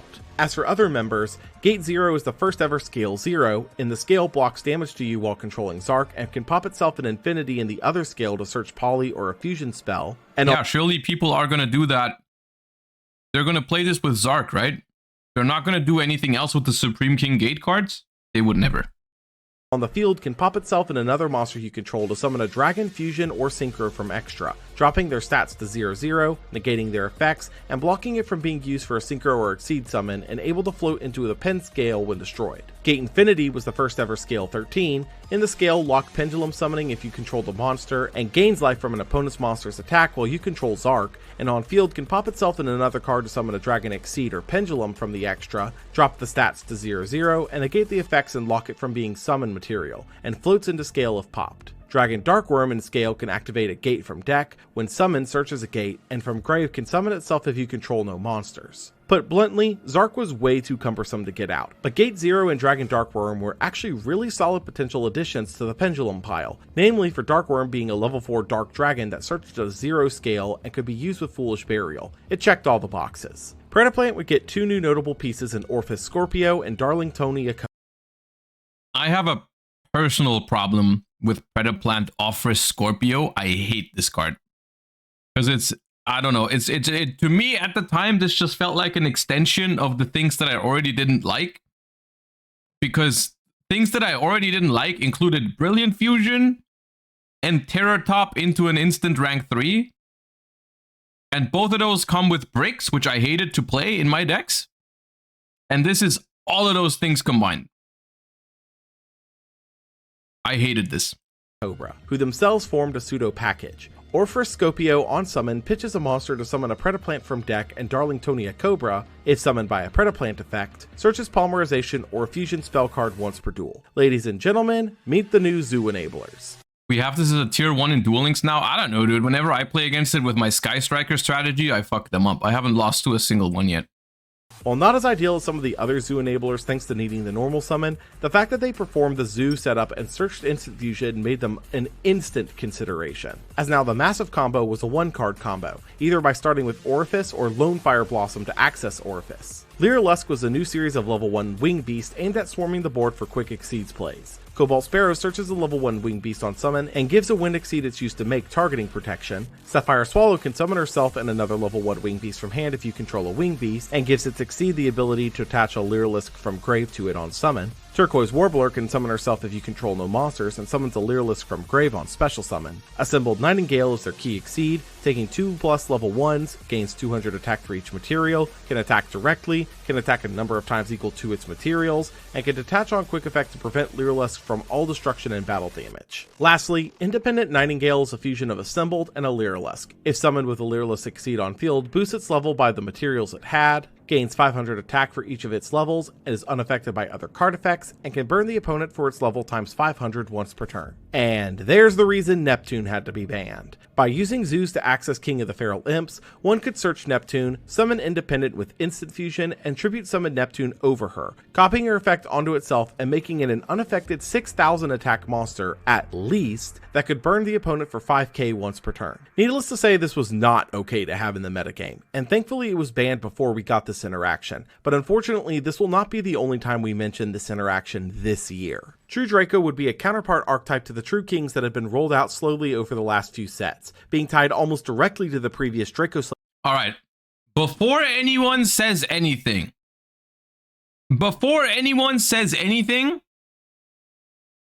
I'll say it, okay? True Dracos are cool. Okay? Okay? True Dracos are cool. The problem with True Dracos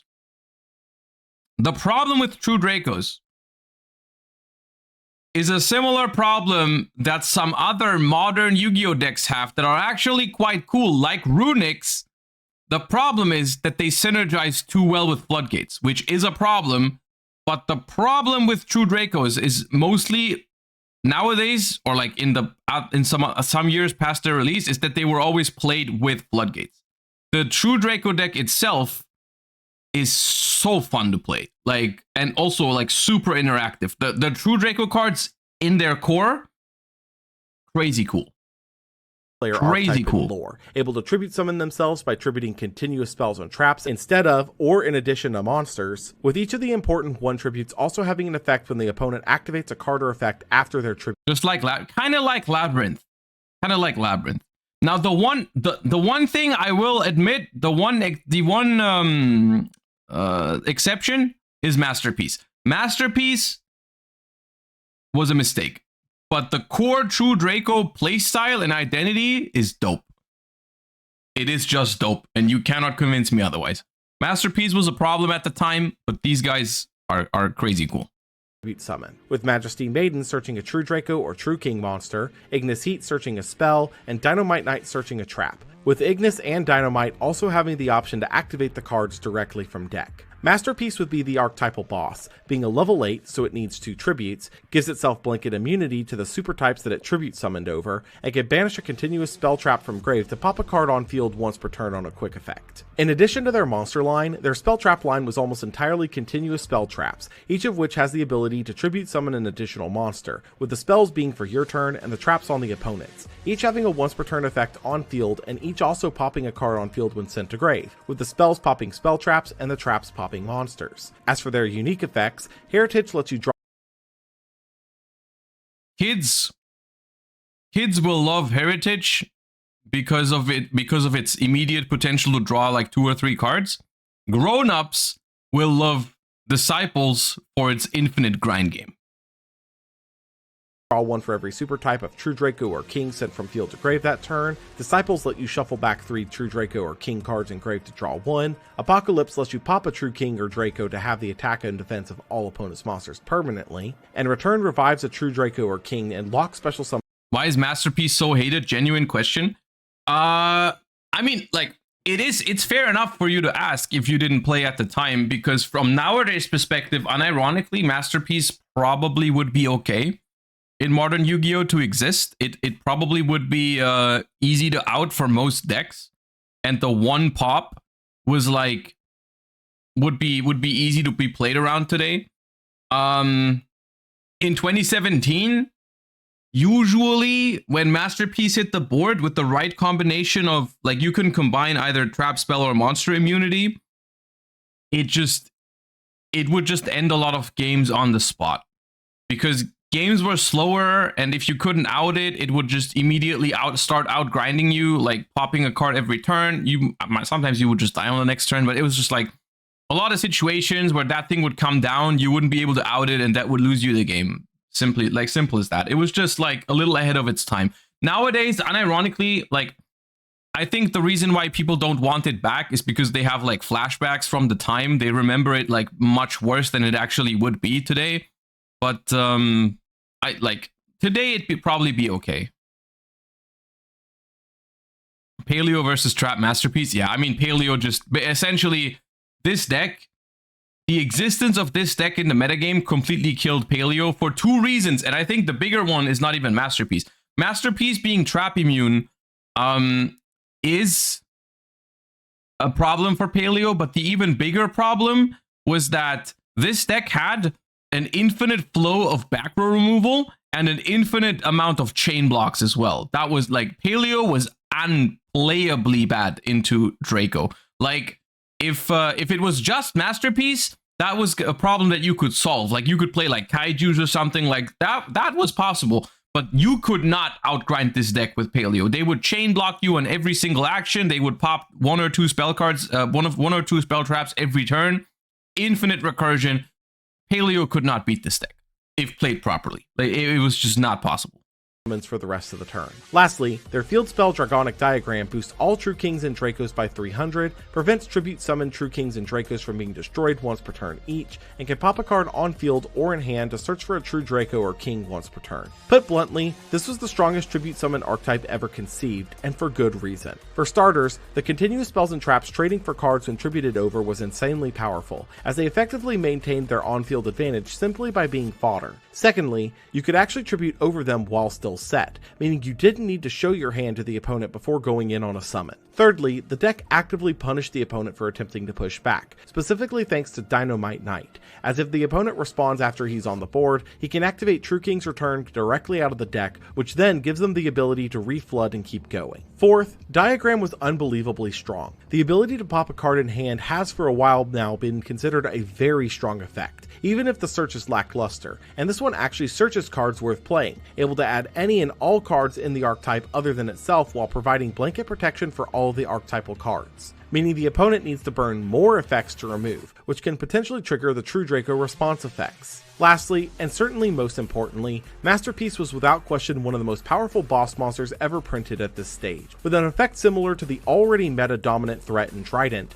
blanket protection to 2 of the 3 super types in the game of your choice, and stats that could actually win combat effectively. Masterpiece was instantly one of the most powerful cards in the meta, and we will be talking about this further with an upcoming YCS. Zodiac, as powerful as they already have been, actually would get another relevant wave of support here with not one, but 2 new relevant extra deck pieces. Hammer Kong has the standard Zodiac overlay effect, blocks effect targeting to Zodiacs while he has material, and must attach 1 in the end phase of each turn. Shaka 9 has the standard Zodiac overlay effects, and can detach to revive a Zodiac, blocking its effects and from being used as material for an Exceed summon for the rest of the turn. These two actually formed a decent loop in themselves, as you could detach Hammer Kong in a combo, revive it with Chaka 9 later, and then use Tiger Mortar to load a material onto it with its end phase detach being negated the turn it's revived, meaning that for the next turn, your Zodiacs had targeting protection, specifically useful for keeping the Trident up for a turn, seeing played in the deck almost immediately. The TCG exclusives would each get a little more support to try and push themselves into the meta with their last efforts. Subterror would get Fiendus, able to discard herself or send herself from field to grave when the opponent activates a card or effect to negate that card and flip a Subterror face down, and can, on the field, flip a monster you control face down to summon a Subterror from hand or grave face down. And Final Battle,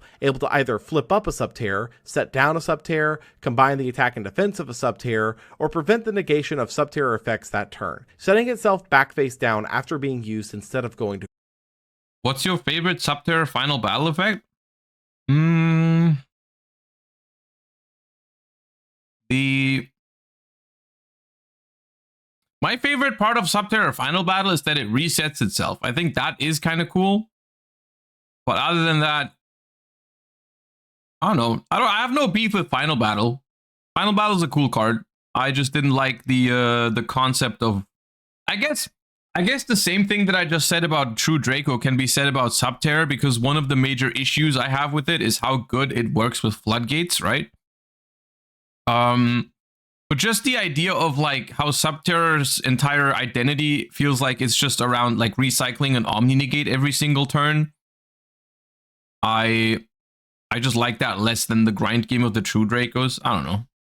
Grave. This last wave would actually be really powerful for Subterra, but unfortunately would do too little too late, as Subterra was just not in a position to make any kind of waves into the suppressive meta. As for Spiral, Sleeper must be special summoned by banishing 3 Spiral cards from grave, can pop a Spiral card you control and up to 2 opponent's cards on a quick effect, that's foreshadowing. And if destroyed, nukes your board and summons a super agent from hand, deck, or grave. Gear Last Resort can equip itself from hand or field onto a Spiral, prevents them from being destroyed or targeted, and can send a card you control to grave to let its equipped monster attack directly that turn. Gear Fully Armed can only equip to a super agent, boosts its attack by 1000, banishes the monster it destroys in battle as well as another card of your choice when you do, and when destroyed summons a super agent from grave. Mission Rescue recurs a Spiral monster once per turn, destroys itself after 3 of the player's end phases pass, and can be banished from grave to revive a Spiral monster. This support would actually be significantly powerful for Spiral, giving a legitimate option for actual presence on their opponent's turn with Sleeper, in addition to the insane amount of protection from Last Resort, and Rescue being a valuable card to pitch off of Quick Fix's revival effect. While still not powerful enough to be meta viable on their own given the much higher bar than when they started, Spiral was now at least competent enough to be considered as a splash engine for Zodiac decks, and potentially a meta pick once Zoo's reign ends. Moving on to the one-offs now. DD Ghost, if sent to grave, can dump an additional DD or Dark Contract from deck with the same name as one in grave, and if banished can return a banished DD or Dark Contract to grave except itself. While on the surface unassuming, Ghost would be a piece in a few different DD combos, being yet another addition to the spreadsheet. Zephrath in the scale can put a Zephyr from deck into face-up extra to change its scale to that monster's. Can only be summoned from face-up extra by tributing all monsters you control, including at least 3 Zephyrs, gives an extra pendulum summon for Zephyrs the turn it's summoned, and contribute a monster to summon a Zephyr from deck. While a massive boon for the Zephyr archetype, what this would actually see play as was a modular scale for pendulum piles, as there were enough decent Zephyr pieces at this stage to play them to modulate the scales, then summon them back out for their benefits without fully investing into Zephyr as a whole. Fairytale Luna on normal searches a spellcaster with 1850 attack and can target an opponent's monster to make them either pitch another. This is a big moment in hindsight for stun players. A massive moment in history when Fairytale Luna was released. Copy from deck or extra, or bounce it once per turn on a quick effect. Luna would be a lot more niche than her sister Snow, but would still see some usage, namely in being a disruption tool that could actually search the aforementioned Snow. True King of all calamities would be the extra deck boss of the True King, being a rank 9 that can change all monsters on field to a declared attribute by detaching on quick effect. Also locking attacks and effects of monsters with that attribute for the turn, and allows True Draco and Kings to pop opponents' monsters for their effects. This would be a massive boss with a capital B, becoming an instant build towards for any deck utilizing multiple level 9s, of which the only deck for the time being doing such was Dinosaurs, who were already utilizing Lithosasham, able to take advantage of the secondary effect too, but would be a thorn for a long period of time after. Duelist Alliance searches for any Pendulum card if you have a scale activated, becoming a near staple for Pendulum piles after this, able to search a solid lineup of cards, including the ever-popular Luster Pendulum. Set Rotation takes 2 different field spells from your deck and sets 1 to each side of the field. This card was insanely powerful due to a few different applications. For starters, over the past couple of years, field spells have grown. Okay. Name the 2 field spells that people used to give to the opponent that made them unactivatable. Gateway of Chaos was one of them, but I know there was 2, and I can't think this. I think of the second one. Oracle of Zephyra, that was the one. Yes, Oracle of Zephyra, right. Grown in power substantially, almost to the point where finding them early could lock up a game on their own. So any deck that runs multiple field spell names would instantly gravitate towards this, but on top of that, there had been 2 field spells in particular released that have mandatory search conditions tied to them, those being Gateway to Chaos and Oracle of Zephyra. Because of the search being pre-watched, pre-lived, required, you cannot activate these if you cannot search. And if you set to your field spell zone, you cannot activate a new field spell over them until they are properly activated, meaning that against decks not teching a Zephyra, Blackluster Soldier, or Gaia the Fierce Night Monster, you could effectively lock them out of field spells for the game while setting up your own. Set rotation would become an almost instant staple for these reasons, and we'd be seeing this card for quite some time after. Tornado Dragon was a TCG exclusive rank 4 that had quick effect attached to pop a spell trap, being effectively MST on a rank 4, which was basically guaranteed to see play for that reason alone. I think Tornado Dragon is a perfectly designed extra deck staple. Like, very good, not too powerful, and even these days I sometimes consider it for some of my decks. Not often, but sometimes. Bujin Hiroko is a scale that can banish itself to exceed summon a Bujin over another Bujin exceed you control, seeing play namely for being a searchable low scale with Broad Pull. Sylvan Princess Sprite is a rank 1 that can detach one to excavate one, able to add it to hand if a spell trap, or send it to grave if it's a monster, and can send another plant from hand or face up field to grave to revive a Sylvan. A solid addition to the rank 1 pool, only held back for now by rank 1s being completely unfeasible in the game. Lastly, and probably most importantly for the long-term implications for the game as a whole, Ash Blossom and Joyous Spring can be discarded to negate any effect that would search a card, summons a monster from deck, or sends a card from deck to grave on a hard once per turn. Ash was one of the most talked about cards from this set without question, being a blanket answer to any mass. I mean, unironically, Ash might be one of the most impactful cards ever printed at this point, right? Because a lot of Yu-Gi-Oh cards will be good at the time, but then either get banned or fall out of favor at some point. This card has, I mean, almost always been a staple 3 of for the last, I mean, at this point, 7.5 years. Like, we're talking like that might be longer than like Mirror Force kind of nostalgia or relevance, right? Like Mirror Force, Mystical Space Typhoon kind of level of staple card, right? Which is crazy to think about. It's crazy to think about.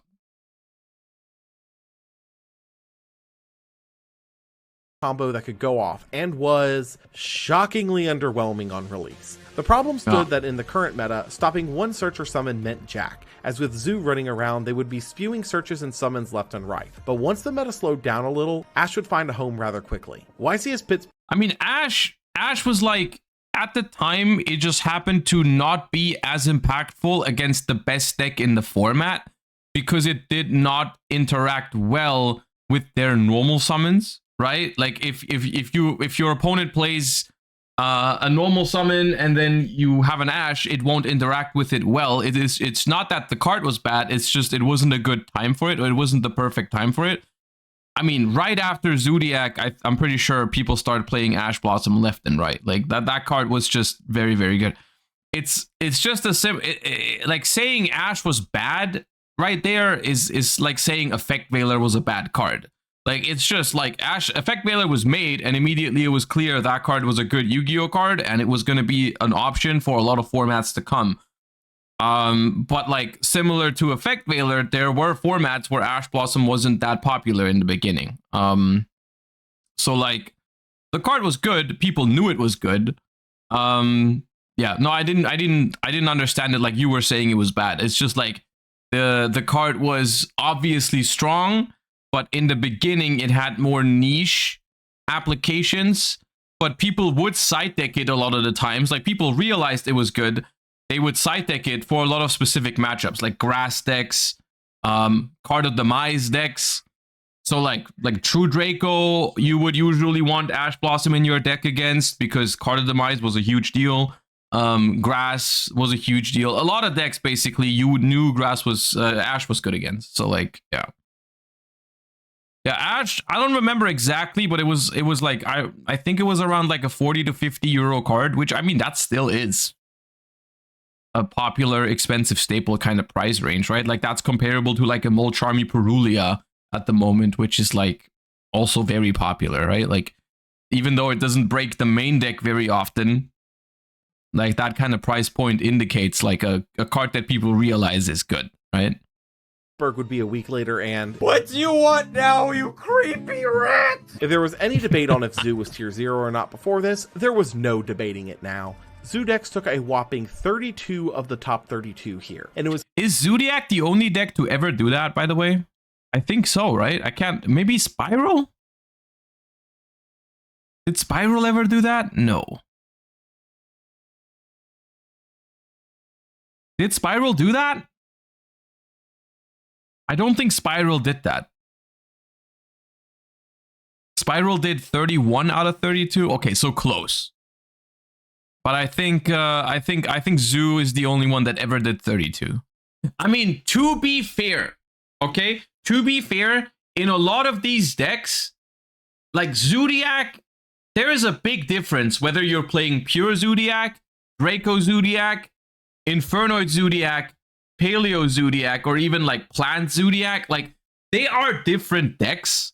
They play the same kind of engines, but it's kind of like, it'll sound like a little bit of a silly comparison, but it would kind of be like going at a Top Cut breakdown today and be like, oh, 32 out of 32 decks are playing hand traps, so there's no diversity in the format. It's kind of like that, right? Like, not quite the same, but it's more like a sub engine that, well, every deck can make use of it in some way. Or like maybe Fiendsmith is a better comparison, where like you have the Top Cut of the European Championship, and it's like, well, there's a lot of Snake Eye Fiendsmith, there's a lot of Ubel Fiendsmith, and then like majority of the decks are using the Fiendsmith engine, but they're doing different things with it. Yeah. So it's, I don't know, like, yes, the Zodiac engine is giga popular in this format, but does that make it a tier 0 format? I don't know, because those are definitely different decks. Like, Paleo Zoo is not the same deck as Draco Zoo, and that's not the same as Pure Zoo. Like, those are different options, even though they're playing similar engines. I don't know if you, like, from the traditional sense of play this one deck, I don't know if in the classic sense it would be a tier 0 format. Like, it's a tier 0 engine, rather. I think that's a better way to put it. Well, all those decks except Paleo Zoo play the exact same way. Now that's just cap, bro. That is just not true, right? Like, Draco Zoo tried to do different things than Pure Zodiac. Pure Zodiac was just like on the grindy game plan with more non-engine, more hand traps, more Forbidden Chalice and stuff like that. And like Draco Zoo was more like the true Draco cards, where, like, I mean, of course that like tries to play a different game plan than Pure Zodiac. Like, that is just not true. It's clear that rather than pushing Zoo down, the new cards in Crisis only made the strategy even more potent. Pure Zoo had moved to include the new Shakanine and Hammer Kong package for their combo lines, with most builds resorting to new hand trap options, such as Flying Sea making an appearance here. Like, this deck is gonna work and play fundamentally different than the Draco deck. To help push Zoo back a little, and Ash Blossom to prevent getting +5 comboed for all of your life saving. The far more interesting development here, though, was in Draco Zoo, taking the event by Aaron Furman. The line between Zoo variants has begun to blur quite substantially, and this would probably be the best example of that, as now most builds were pure Zoo at their core, but would be classified based on their splashed-in engine of choice, with heavy IKS packages getting deemed as Kaiju Zoo, heavy hand traps as Pure Zoo, and a package of the new True Dracos as Draco Zoo. Access to Masterpieces nothing to scoff at, and standardly Zoo could actually do lines without the normal, then potentially provide both a continuous spell and barrage and an extra monster from whatever is left over post combo to commit into said masterpiece, making it monster and spell immune, with one of the only real outs to that in the format being a Kaiju. This direction would be one of the main... He says Furman like Herman for some reason. I mean, it's Furman and Herman. Focuses of the upcoming format, with the 3 primary Zoo variants fighting for dominance in the space. And with that said, a new ban list would come down the pipeline right at a month later, taking some of the more egregious options out of the meta for good. Newly banned was Elder Entity Norden, a hit that was long overdue at this stage, being the catalyst of many of the absolutely broken combos for Zoo decks. Newly limited were Terror Top, the main enabler of the Invoker line, and That Grass Looks Greener, putting a hard cap on the power of the 60 card piles. Lastly, unlimited here were Skullcrabat Joker, Wisdom Eye Magician, and Pendulum Call, which couldn't be a more blatant buff to an upcoming release if they tried to make it so. Speaking of which... Wait, Black Fang Magician? That came out then? Pendulum Evolution. Release date, Oh, June of course, yeah, the 23rd, FTK. 2017. Yeah. Set type- Okay, look, I'm gonna cut off the usual intro here because I have a major gripe with this specific set. Pendulum Evolution as a pack did not exist in the OCG. It was a complete structure deck over there. When importing it to the TCG, somewhere along the line, they decided that rather than bringing over the structure deck as is, it would be better to divide this solidly powerful structure into a set all its own in the TCG, making the copies of new cards no longer guaranteed. Luckily, it played out a lot better here than it could have, as nothing was short printed and the new cards were actually decently easy to get a hold of. But the practice itself was Yeah, I was about to say, like, I understand your point, like, why that be considered a bad thing, but I don't remember any of that stuff being expensive. Like, I think that set was just, like, not as bad for the game, because, like, I remember everything being cheap. without question suspect, and unfortunately this practice would become more and more commonplace as we entered the next era of the game, taking price-efficient structure decks and splitting them up into import sets for profit. In general, it's not a great thing to do, though. I agree with that. Practice they haven't Like, done it worked out in that case, but in other cases, I'm sure there's examples where it kind of hurt. since the Upper Deck eras for good reason. Pendulum Evolution would be an import set exclusively targeting the OCG structure deck of the same name, being a massive wave of support for both the existing Pendulum Magician archetype, but also towards the recent cover card of Maximum Crisis, Zark, providing a Also, new someone asked what was the price of Zodiac on release. It was quite expensive because Barrage was a secret rare, and it was the most expensive one because that was the one that everyone played as a 3 of, even in Zodiac decks that only splashed Zodiacs. Like, that card I think was like 70 or 80, even could even be more in certain times. Trident and Broad Bowl were both secret rares as well, which were usually the ratio was 2 to 3 Broad Bowl, 2 to 3 Trident. So you needed, like, total for Zodiac, you needed around 7 to 9 secret rares. So you were talking definitely over $200 for those. No, wait, I miscalculated. The Barrage alone is over $200 for the play. Over $300 for those secret rares. And then you needed some ultras, like Thoroughblade was like a couple bucks. Like, it was the Zodiac engine itself, I would guess like at least 350 or 400 for the core of Zodiac. And then you still needed your other, you know, the rest, whatever your staples, basically, right? Your staples, your Terratops, your Invoker, that kind of stuff. So, like, you can imagine, like, you know, it's, and this is really the thing, like, in some ways, this has always been like this in Yu-Gi-Oh! I'm not saying it's a good thing, but it's just like the stuff that happened with, like, Snake Eyes and stuff is, like, kind of what happens every time. Well, which doesn't make it better, I guess, but way to access the boss. Each of the 4-dimension dragons would get a Pendulum Magician counterpart. Double Iris is always treated as a Pendulum Dragon card, and Scale can pop itself to double the battle damage of a selected Dark Spellcaster that turn, and if destroyed, search as a Pendulum Graph card. Black Fang is always treated as an Exceed Dragon card, and Scale can have an opponent's monster's attack and pop itself, and if destroyed, revives the Dark Spellcaster. White Wing is a tuner, is always treated as a Synchro Dragon, and Scale can negate a card on resolution that targets a Dark Spellcaster and pop herself, and if Pendulum summoned and used for a Synchro summon, banishes herself. Purple Poison is always treated as a Fusion Dragon card, can pop itself in Scale to boost a Dark Spellcaster by 1200 for a battle, and pops a face-up card on field if destroyed. There was also an updated version of Yugioh's Tuning Magician, being Harmonizing Magician, who is unable to be summoned from extra deck, and when Pendulum summoned from hand, summons a Magician Pendulum from deck, negating its effects and banishing it when it leaves the field. Astrograph Sorcerer and Chronograph Sorcerer are the two outliers here, tied to the two original... These two are giga broken, by the way. All the other ones were fine design-wise, good cards, but, like, nothing too crazy. These two are insane, especially Astrograph. Obviously, like, Chronograph's also good, but Astrograph is nuts. Pendulum Magicians of Stargazer and Time Gazer, which each having a scale effect to pop themselves to either scale or summon one of the original two. They share an effect to summon themselves from hand when a card is destroyed that you controlled, with Astrograph searching another copy of a monster that was destroyed that turn, and Chronograph summoning a monster from your hand. They also share an effect to banish themselves and one each of a Pendulum Dragon, Exceed Dragon, Synchro Dragon, and Fusion Dragon between hand, field, and grave to fusion summon. Bro, I did not even know they had that effect. It's like, it's crazy. I'm looking at it now and it's like, yeah, okay, these cards have a lot of text on them. They didn't need all that text, dude. No one's ever done that.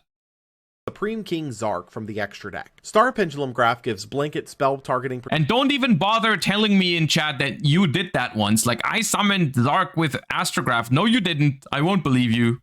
Protection to your spellcasters and searches a Magician Pendulum when one leaves the field once per turn, and Time Pendulum Graph gives blanket trap targeting protection to your spellcasters and can pop a Magician Pendulum monster on field or in scale and an opponent's card once per turn. Lastly, Time Star Magician is a Magician Pendulum locked rank 4 that can detach to add a Dark Spellcaster from deck, grave, or face-up extra to hand, and if a Pendulum card would be destroyed once per turn, can dump a Spellcaster from deck to grave instead. Okay, so there is a lot to unpack here, but starting out, this support was insane. The new Magicians actually did a lot to iron out some of the natural weaknesses of the previous Pendulum Magician decks. From mass summon negates like Strike being outed by Black Fang's Revive, harmonizing. I mean, didn't literally 2 of these guys get banned? Am I misremembering? Astrograph and Double Iris were banned, right?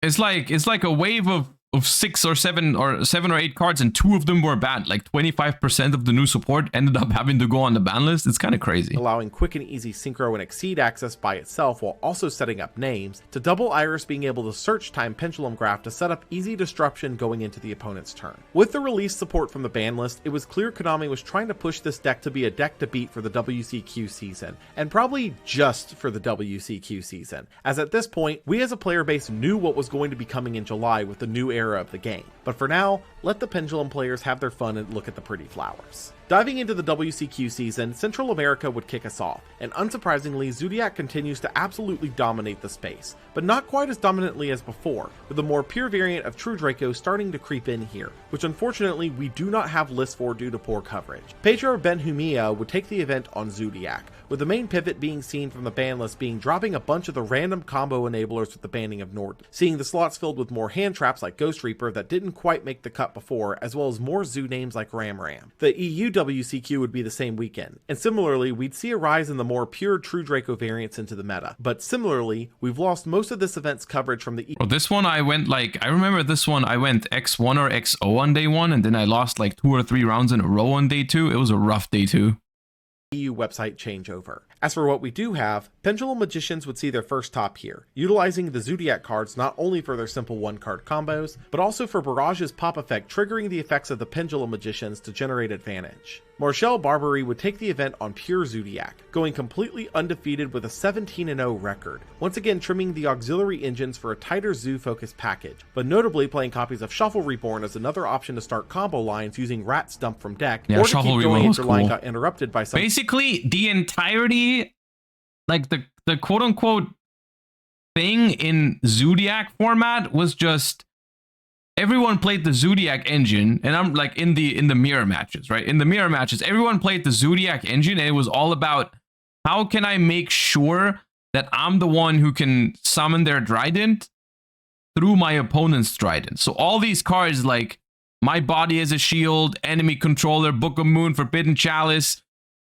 they were all here to make sure that you can play through your opponent's Trident and through your opponent's non-engine. And Shuffle Reborn was just another one of those cards that would allow you to, if you normal summon and your opponent Tridents it, you can Shuffle Reborn back your monster, right? Like that, just one of those kind of cards. But yeah, it's kind of cool. Like Ghost Ogre, also being extremely useful against the floodgate of Flying Sea that had been popping up more and more by shuffling it back into the opponent's deck to draw a card. Directly following this event, we'd also receive a new weekly Shonen Jump promo in Galaxy Eyes Cypher Blade Dragon, able to overlay onto a rank 8 Galaxy Eyes, can detach to pop a card, and when destroyed floats into Galaxy Eyes Cypher Dragon in gray. Solid new support piece, adds a pop onto the original isn't 50% of Galaxy Eyes support just another Exceed that you can put onto the other Exceeds?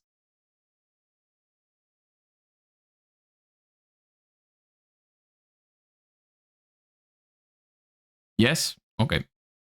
Cypher Dragon steal and floats back into it when destroyed, making it a solid addition to rank 8 decks, with the Would only be more issue than being 50? there were not any good rank 8 decks at the time. Oceania was a couple of days later, and unfortunately this event, as usual, is the WCQ we know the least about, only having a confirmed top 8 breakdown, of which pure True Draco would once again crack, and thankfully this time, we have a deck list. Utilizing all sorts of special summon blocking consistency cards like Duality and Demise, True Draco could completely circumvent that thanks to their extra normal See, so summon. like, technically, this deck has a lot of really cool stuff going on. It's just one skill drain and the 2 masterpieces that are kind of troll despair, but the skill drain was limited, so they didn't draw it very often. Other than that, it's like, it's kind of cool. Being normal summon, able to stick a quick dino. And the thing is, if you've played this deck at this time, you will like genuinely know that this deck could go head to head with Zodiac even in games where you didn't have access to skill drain or masterpiece. Like, this deck was a good deck even in the grindy games. Like, it was a solid engine against Zodiac. Like, it matched up well against them. Knight into Masterpiece, completely dominating a game, playing a decent suite of responsive cards. Like, for example, I played True Draco at YCS Rimini that year, and I got 3rd, and I'm pretty sure that I only played 1 Masterpiece with Desires, because it genuinely wasn't an issue if you lost your Masterpiece after Desires. Like, it was not a problem. It didn't rely on that card. Their tribute summon bosses, such as Forbidden Apocrypha to take out Zodiac combos, and Monarch Stormforth to take advantage of the quick summon trap. Ryan Slott would take the event on Zodiac, playing a very similar list to the EU WCQ winning list, Shuffle Reborn included. South America would be the same weekend, and we'd continue to see similar results to the other WCQ, seeing a nearly identical This is kind of like, there's always that one Wind Witch invoked kind of meme. Central America, ironically enough. There's Rafael always that Jose one Rodriguez Wind de Souza would take the event on Zodiac, playing the pure variant that has, by this point, been mostly solidified. There would be one more set released between this and the NAWCQ, and this particular set would bring one specific reprint we had been waiting on at this point for quite some time. Performa Pal Odd Eyes Synchron. Battles of Time Legend Lords. Light's Revenge. Release date, July 7th, 2017. Set type, import, reprint set. Major strategies, pendulums, dinosaur, Time Lords. Impact, Minerva. the long-awaited reprint of a meta-relevant prize card. Battles of Legend, as the name suggests, would be a successor to the Dragons of Legend packs that we've received up until this point for the past 3 years. After 3 Dragons of Legend sets, all of the dragons had been printed, and needing it to remain an import set for various OCG releases we simply didn't get, specifically those of the Collector's Pack series at the time, and needing a set in which we could receive reprints and erratas for specific cards, the Legend sets would be transitioned into the Battles of Legend series, which as of the time of writing this is still an active yearly series that continues to see printings. As such, while this isn't technically the inaugural set, as technically it's the 4th in the series of the Legend sets, it would be what marked the official start of taking the yearly sets more seriously, as this one started to actually do reprints for the meta at large that actually mattered. Quickly running through the imports, Pendulum Piles would see a couple of new pieces in Performapal Odd Eye Synchron, being just a mesh of archetype names for searching that can also be used to convert your scales into synchros, and Abyss Actor Curtain Raiser, able to summon itself out of scale if you control no monsters, being the only relevant effect it had, but still a solid one. The Time Lords would see their archetypal debut, being a continuation of the previous Medion the Time Lord, which were all Time Lords were really, really cool tech cards at the time because they could really mess with certain boards depending on which kind of, because they were immune to like Trident or whatever, right? And you would just crash and clear certain parts of your opponent's board. It was pretty cool. Boss monsters that can normal summon for no tributes. They were very popular side deck cards. Return themselves at the end of the battle phase. They battle. This thing just gets rid of all spell and traps. Like, this card was really good against like True Draco and Zodiac versions, depending on how much back row they played. You just summon Saphion, attack, and shuffle all their spell traps away. Like, it's really good, and they can't do anything about it. Can't pop it with Masterpiece. Can't pop it with one of the True Draco traps. It was really good. to the deck for some effect. They have faces on? Yeah, that throws me off every time. Like literally when you look at these as like just the card, you never really notice this. When you look at the artworks up close, it always freaks me out that they have like faces in the most random places. Or in your standby phase for no effect, and standardly had a reason to not remove them stapled on. Honestly, these were never truly relevant, though they would see the occasional pop-up in rogue level stall strategies that never saw any real success. The Time Lord deck was never relevant, but these cards were very relevant. Giant Rex is able to summon itself if banished once per turn and gains 200 attack when you do, and Double Evolution Pill banishes a dino and a non-dino from hand or grave to summon a level 7. Mentions odd-eye synchron as relevant, says Zafion, isn't it? I'm pretty sure I cited multiple Time Lords at Worlds in 2017 with the Time Maiden as well. They were very relevant side deck cards. Or higher dino from deck, ignoring summoning conditions. These two would be a pseudo pair for dinosaur decks, with Rex pairing nicely with Misk for summoning out a baby for max value, and Double Evolution Pill being a sort of break glass option to get yourself to UCT without burning a search. Both would see tech level play in Dinosaur for now. As for the reprints that need to be mentioned, there would be two relevant ones for the time being. Minerva, after her 2-year stint of being a price card exclusive extra deck staple, was finally released to the public. While the period she would have been massively relevant had passed with the limiting of grass, Minerva still would be a welcome addition to the extra decks of the average player. The other reprint that needs to be mentioned, albeit briefly, is Witch of the Black Forest, who would receive the same errata as Sangan as a hard once per turn, and locking the effects of that monster until the end of the turn, making her a prime candidate to return to the game on the next ban list. The NAWCQ would wrap up the WCQ season the same weekend, and while our dataset is incomplete, the results on hand would be fairly similar to other WCQs from this season, with Pure Zoo and Draco Zoo standing atop the meta at large, with Chester Henson taking the event on Draco Zoo, which had notably departed from being a splash of True Dracos into a pure Zodiac deck, and instead was now a splash of Zoo cards into a mostly pure True Draco deck. Zombie Zoo would be one of the more interesting tops here thanks to the return of Grass. With Left Arm Offering still available at 3 copies, the deck can still Dude, JY Sharif looking ass deck. Effectively operate with 4 copies of Grass on hand, just 3/4 of the time requiring a hand banish to get there. This would lead into the year's starter deck, and with it would come a fundamental shift to the game as a whole that many players weren't quite ready for in many ways.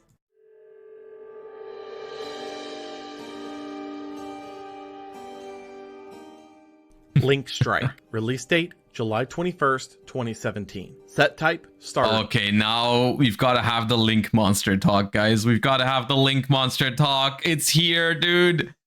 Multiple years of recaps, and now we're at Links. Deck. Major strategies, Cyburst, Link. Impact, a shock to the core of the game. Link Strike would be the precursor to the first set of the new era, and with it would come the new extra deck monster category of Link Monsters, and a shift to the game's rules colloquially referred to as Master Rule 4. With this change, the pendulum zones would be removed from the board, instead now treating the left and rightmost spell trap zones as your pendulum zone, and new zones above the center left and center right columns would be added known as the extra monster zones. With this change, from now on, a monster summoned from the extra deck would now be required to be summoned to either an EMZ or to a zone the new monster category of links have an arrow pointing towards. This meant that overnight, fusions, synchros, exceeds, and pendulum summoned from the extra deck no longer could be used in the capacity they have been standardly for the past 15 years of the TCG, and that change would cause a massive amount of backlash upon initial announcement among the more casual bases of the game. So I'll say, like, I mean, saying this change was controversial is probably even an understatement at the time. But, like, I almost want to say there were maybe 2 camps in this situation. Like, there was obviously the one side that just didn't want this change to happen and viewed it more as like they're trying to shove Link monsters down our throats. They're trying to force us to play these new cards and stuff like that. I don't like that. I just want to keep playing my synchros and all that. I don't want to play those new cards. And I don't want to be forced to play those new cards. And so they hated it before it even happened, to be honest. Like, a lot of the people they weren't even interested in even trying whether the game would get better or worse. They would just be like, you know what? I don't want that to happen. I'm not going to try it. I'll just, like, fuck that. And then the other camp was more like, I'm gonna, because there was at the time, which it might sound weird from today's perspective, but at the time there were already concerns about the game turning too fast, which seems to always be a thing with Yu-Gi-Oh! And power creep. Like every year, people are like, okay, now it's getting out of hand. Like people said that in 2008 when Phantom Darkness released. People said that in 2013 when Dragon Rulers released. People also felt that way in 2016-17, right? With like pendulum combos and zodiac combos and stuff like that. People were like, okay, the game is getting faster and faster. I would like it to slow down. And technically, the extra Monster Zone inclusion into the game did do something in that direction, right? It was, yes, of course, it encouraged the use of Link monsters, but it also did at the beginning, before the Link monsters turned broken, it did slow down like the combo potential and all that kind of stuff. Did that necessarily make the game better? I wouldn't say so, because like it just so happens that the top decks at the time, like Zodiac and True Draco Zodiac, didn't care that much. Like you could argue the first version of Zodiac, the one that tried to do like fusion sub combos and stuff with multiple rat peers and tried to summon multiple exceeds. That version of the deck would have cared way more about this change, and it would have slowed it down. But the way people play Zodiac at this point in time is already like way slower, right? Like people already try to do like Trident plus Masterpiece or something, which doesn't conflict at all. Like people literally just kept playing Zodiac at first with this change, right? It was just like a slightly different version, because you couldn't do everything that other versions of the deck could do, but like True Draco Zoo was still possible. Trident Pass with some non-engine was still possible. It didn't change fundamentally, right? Like it was, yeah, I don't know. So my opinion at the time, which is all I can really do, is give you the context of how I felt about this. I always try to look at changes to the game in a positive way. And I thought like, okay, well, if they're trying to slow the game down a little bit, that's fine by me. I didn't really care that much. I was like, you know, whatever, let's just see, because I'm the type of person, I don't care which cards they force me to play, because I'm going to be playing Yu-Gi-Oh anyways. I'm going to play with the newest cards most of the time anyways. Like, you know, like that's just how it works for me personally. So that part didn't really bother me. All I care about is it good for the game? Like, does it make the game better or does it make the game worse? If it makes the game better, even if I have to pick up new cards for it, I like it. But that is obviously subjective. I definitely see where people are coming from that are like, okay, but now my Synchro deck is virtually unplayable. And that is my favorite deck and I want to play it, and that sucks. And that is also completely fair enough. Did it make the game better in the long term is an interesting question, because that is, I mean, I think those are two different questions, because Link monsters themselves did not like ruin the game or anything. It's just that how they overpowered some of those Link monsters was definitely not necessary. And not always were Link monsters good for the game, right? But like, the thing that you have to realize is like the Link mechanic was always going to be the most generic extra deck mechanic, just by design, right? Link summons are the easiest ones to do because they don't require a specific type of card. You don't need a tuner, you don't need two cards with the same level, you don't need, you know, scale setup. All you need is monsters on the board and you can access your extra deck. In my opinion, what they didn't do, or what they didn't do properly, was realize how dangerous that sort of mechanic is and how important it is to balance those cards properly. And that, I think, is not inherently the fault of the Link mechanic. It's more so the fault of the people that made the Link mechanic and then did not design cards properly for it. So, like, I don't know. I think the change itself is fine, although I think the way we have it right now is still better. I think when they went back on this, was this Master Rule 5? I always mix up those numbers, but the one where now Link monsters have to go into the extra monster zone, but synchros, exceeds, and stuff and fusions can go into any zone is good. Because ultimately, the thing you need to realize is that the rules we play by, of course they matter, but they don't matter in the sense that you can make broken cards and you can break the game no matter what rules you play by. Even if link monsters didn't exist, they could be printing cards that would be insanely broken and break the game and power creep the game and all that kind of stuff. No one is stopping them from doing that, only because theoretically link monsters weren't existing, right? Like, they did that before link monsters too. We looked at formats where freaking game-breaking cards come out that completely dominate the format. That happens before and after links. It's always about like how you design cards more than what the rules of the game are, because no matter what the rules of the game are, you can either design balanced cards for those rules, or you can design cards that are completely bonkers and broken. It's always more on the card design aspect than the whole, like, the rule set of the thing. Like, they could have just not made some of those broken ass link monsters and it probably would have been fine all the way through. Of course, yes, there are some mechanics that are more dangerous than others. That is also true. The link mechanic is the most generic one, so it's the easiest one to quote unquote fuck up with, right? Like, it's the easiest one to make a mistake and be like, oh, we didn't see this one interaction that makes this card completely broken. But for the most part, when they're making broken cards, I personally think they know what they're doing. They want that card to be that good. And sometimes I disagree with that decision, right? I sometimes think you shouldn't be making cards that are purposely that broken.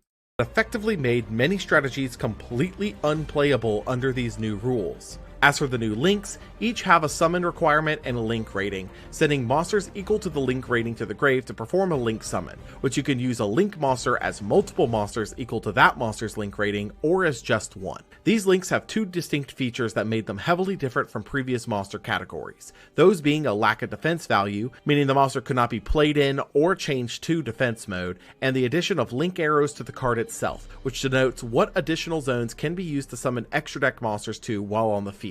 At this stage, we only had 3 link monsters, all sporting the new monster type of Cybers. Link Spider is a link 1 that takes any normal monster, which can include tokens, and can special summon a level 4 or lower normal to a zone it points to from hand once per turn. Honeybot is a Cyberse locked link 2 that gives monsters it points to battle destruction immunity and effect targeting protection. Decode Talker is a link 3 that takes 2+ effect monsters, gains 500 for every monster it points to, and can negate an opponent's card that targets your card by tributing a monster it points to. On initial inspection, Honeybot was discarded immediately, Decode was slotted in as the token link for decks to use, and Link Spider probably had the most talk surrounding it thanks to its ability to convert tokens into link material, which brought back the classic DM era staple of Scapegoat into the conversation as a massive link material swarm, but also Go Through the Vague Shadow became a 1-card Decode Talker with Link Spider converting the tokens. The fact that that's even remotely worth mentioning is like, I mean, yes, it did that, but like a 1-card Decode Talker, really? Which would actually see some play for this period. This initial week period of links wouldn't last long, as the next core set would release 2 weeks later, and with it, the Arc 5 era would come to a close, and a new era would begin, for better and for worse.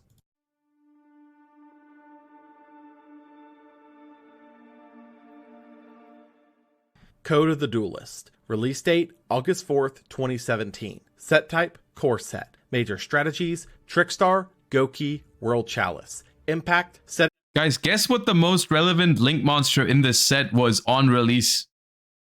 Setting the tone of the next year. Code of the Duelist would be the first set of the new Vrains era of the game, and as such, it had a lot of pressure placed on it to deliver. Because it's not Firewall Dragon. Or die. As with the previous era start, Duelist Alliance, the meta completely warped around its contents. So how did it do? Trickstar would be a new series of fairies aimed at winning the game in a death by 1,000 cuts scenario. Literally, as almost every Trickstar card would have a small burn effect added on as a reactionary effect to most. I mean, death by 1,000 cuts or Droll Reincarnation. Actions, or as an additional effect to their standard effects. Lilybell can summon herself if added to hand except by drawing, can attack directly, and adds a Trickstar from grave to hand on dealing damage. Lycoris summons herself on a quick effect by bouncing another Trickstar to hand, and burns the opponent for 200 every time they add a card to hand for each card. Candina searches a Trickstar card on normal, and burns the opponent for 200 every time they resolve a spell trap. Holly Angel is a Trickstar locked Link 2 that burns the opponent for 200 every time a Trickstar is summoned to its zone. Give Trickstars at points to destruction immunity, and gains attack anytime a Trickstar deals effect damage to the opponent equal to the burn until the end of the turn. Light Stage searches a Trickstar monster on activation, can lock a set spell trap while it's on field until the end phase, at which point it forces the activation of that set or sends it to grave, and burns the opponent for 200 anytime a Trickstar damages them. Lastly, Reincarnation banishes the opponent's entire hand and has them draw the same number of cards, and can be banished from grave to summon a Trickstar from grave. Wait, what? Yeah, so if it wasn't obvious, there was a massive outlier in the Trickstar card effects, and that was specifically in Reincarnation. Banishing the opponent's hand, regardless of if they get a new one or not, is an incredibly useful and powerful effect to have in your arsenal.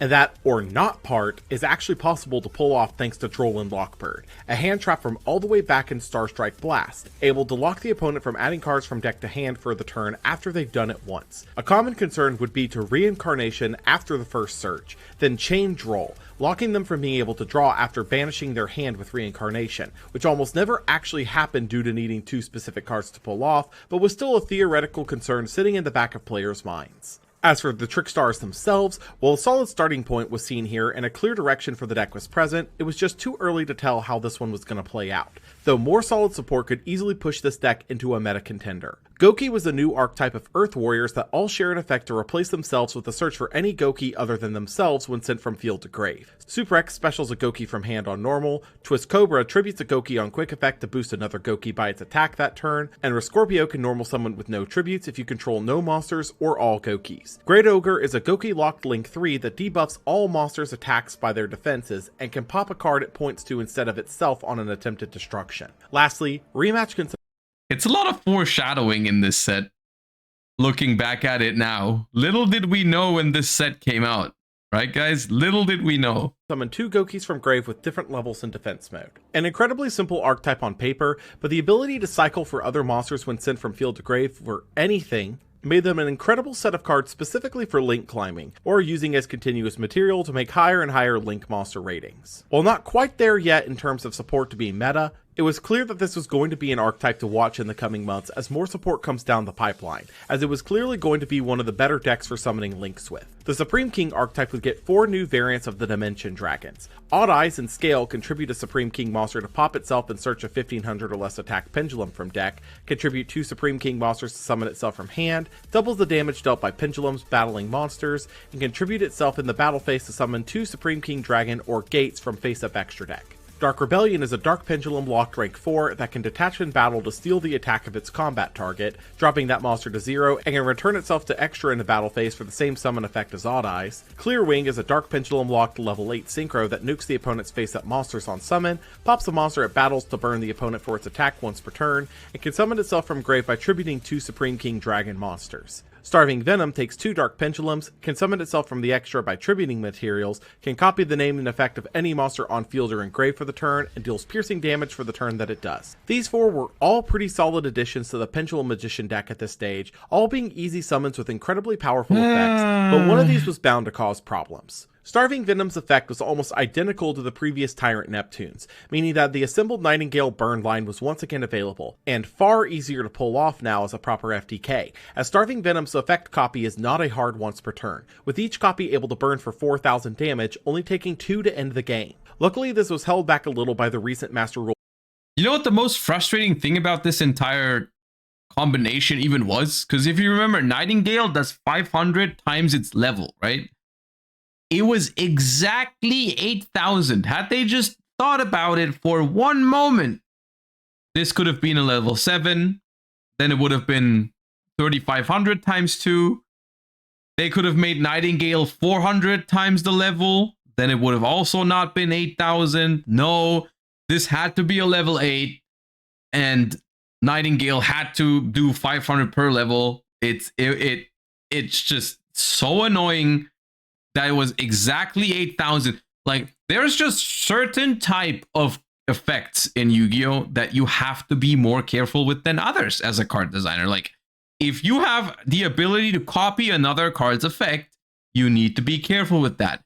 You need to take the time to look through the card pool and be like, hey, which card could maybe become a problem if I copy its effect? Or maybe you slap a once per turn on that thing. All of those things, realistic ways to, you know, solve the situation, but rather, you know, they just don't do that. 4 changes, but was bound to be an issue in the future if not handled relatively soon. DDD would get a few more combo pieces to add to their ever-growing arsenal. Vice Typhon can tribute a DD on normal to summon a level 7 DDD from deck, and in Grave can fusion summon a DDD by banishing materials from Grave, including itself. Gus King High Alexander is a level 10 sinker that gains 3k if there are 3+ DD. Smith foreshadowing, let's go. DDs on field, and can revive a DD when another DD is summoned once per turn. Wave High King Caesar is a fiend-locked rank 6 that can detach to negate and destroy anything that special summons a monster, then boosts itself in another DD by 1800 that turn, and searches a dark contract when sent to Grave. A lot of new powerful options for the DDD pool, but unfortunately was held back massively by the new Master Rule changes, needing some kind of easy access link to do anything. Oh yeah, DDD just got completely destroyed by that rule. World Chalice would be a pioneer in what I'm going to refer to as the lore archetypes, those being a series of multiple archetypes all tied together under a centralized lore that plays out over the course of multiple years of the game. As for this one, the archetype is centered around 3 normal monsters and crowned, chosen, and beckoned by the World Chalice, which are important for this in that they are normal monsters with World Chalice in their name. Guard Dragon can be sent from hand or field to grave to negate anything that targets a linked monster, meaning a monster that has a link arrow pointing to it. It can be... Is Bro chewing on sphere mode, by the way? Or is it that's not sphere mode, right? Surely not. Banish from grave to summon a normal monster in grave to a zone a link monster points to. World Legacy World Chalice would be the first of the new World Legacy archetype, meant to be an anchor archetype between the various lore archetypes that will be trickled out over the coming core sets. It can tribute itself when a monster is summoned from the extra to send that monster to grave. If it leaves the field after being normal summoned or set, summons 2 World Chalice monsters from deck, and can be banished from grave to search a World Legacy card. Imduck is this the start of the lore plague in Yu-Gi-Oh? I mean, not really. Not really, no. I mean, we've had lore decks before this, but I guess what you're referring to is like, yeah, lore decks that would receive continued support over the period of like a year or 2. Yeah, I guess, kind of. But like,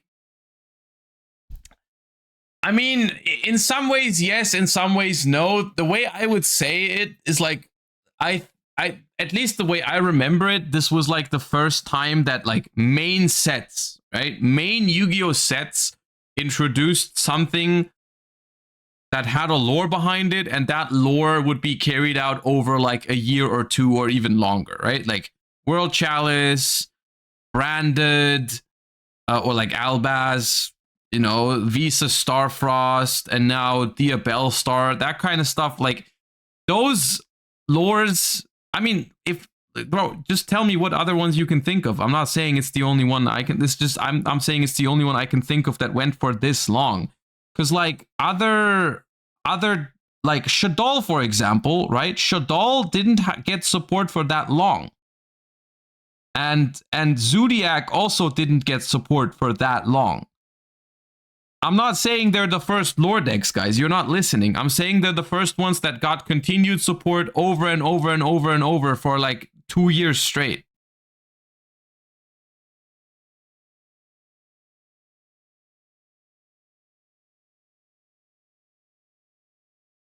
Not like I am aware that other decks have lore behind it. All right, like I know that.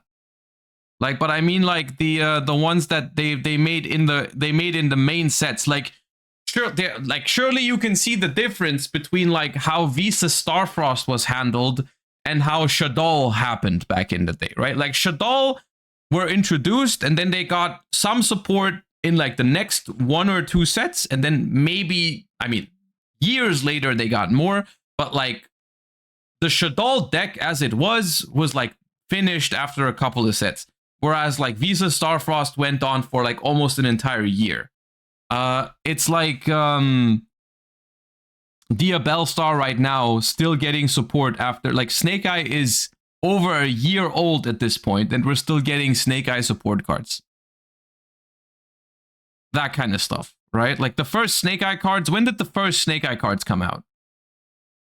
End of 2023, right? Like before YCS Bologna 2023, we got we already had Snake Eye Ash and Diabell Star, Age of Overlord. technically Duelist Nexus, right, with Subversion, but that it wasn't really a lore deck at that point yet. But like that is over a year now, and it's still gonna get more support even in 2025, right? Azamina, Supreme Darkness. So like that is definitely different from how they used to do it back in the day. And I think World Chalice might be one of the first examples of that, where like they started with Code of the Duelist, and World Chalice just got more and more pieces every single set. For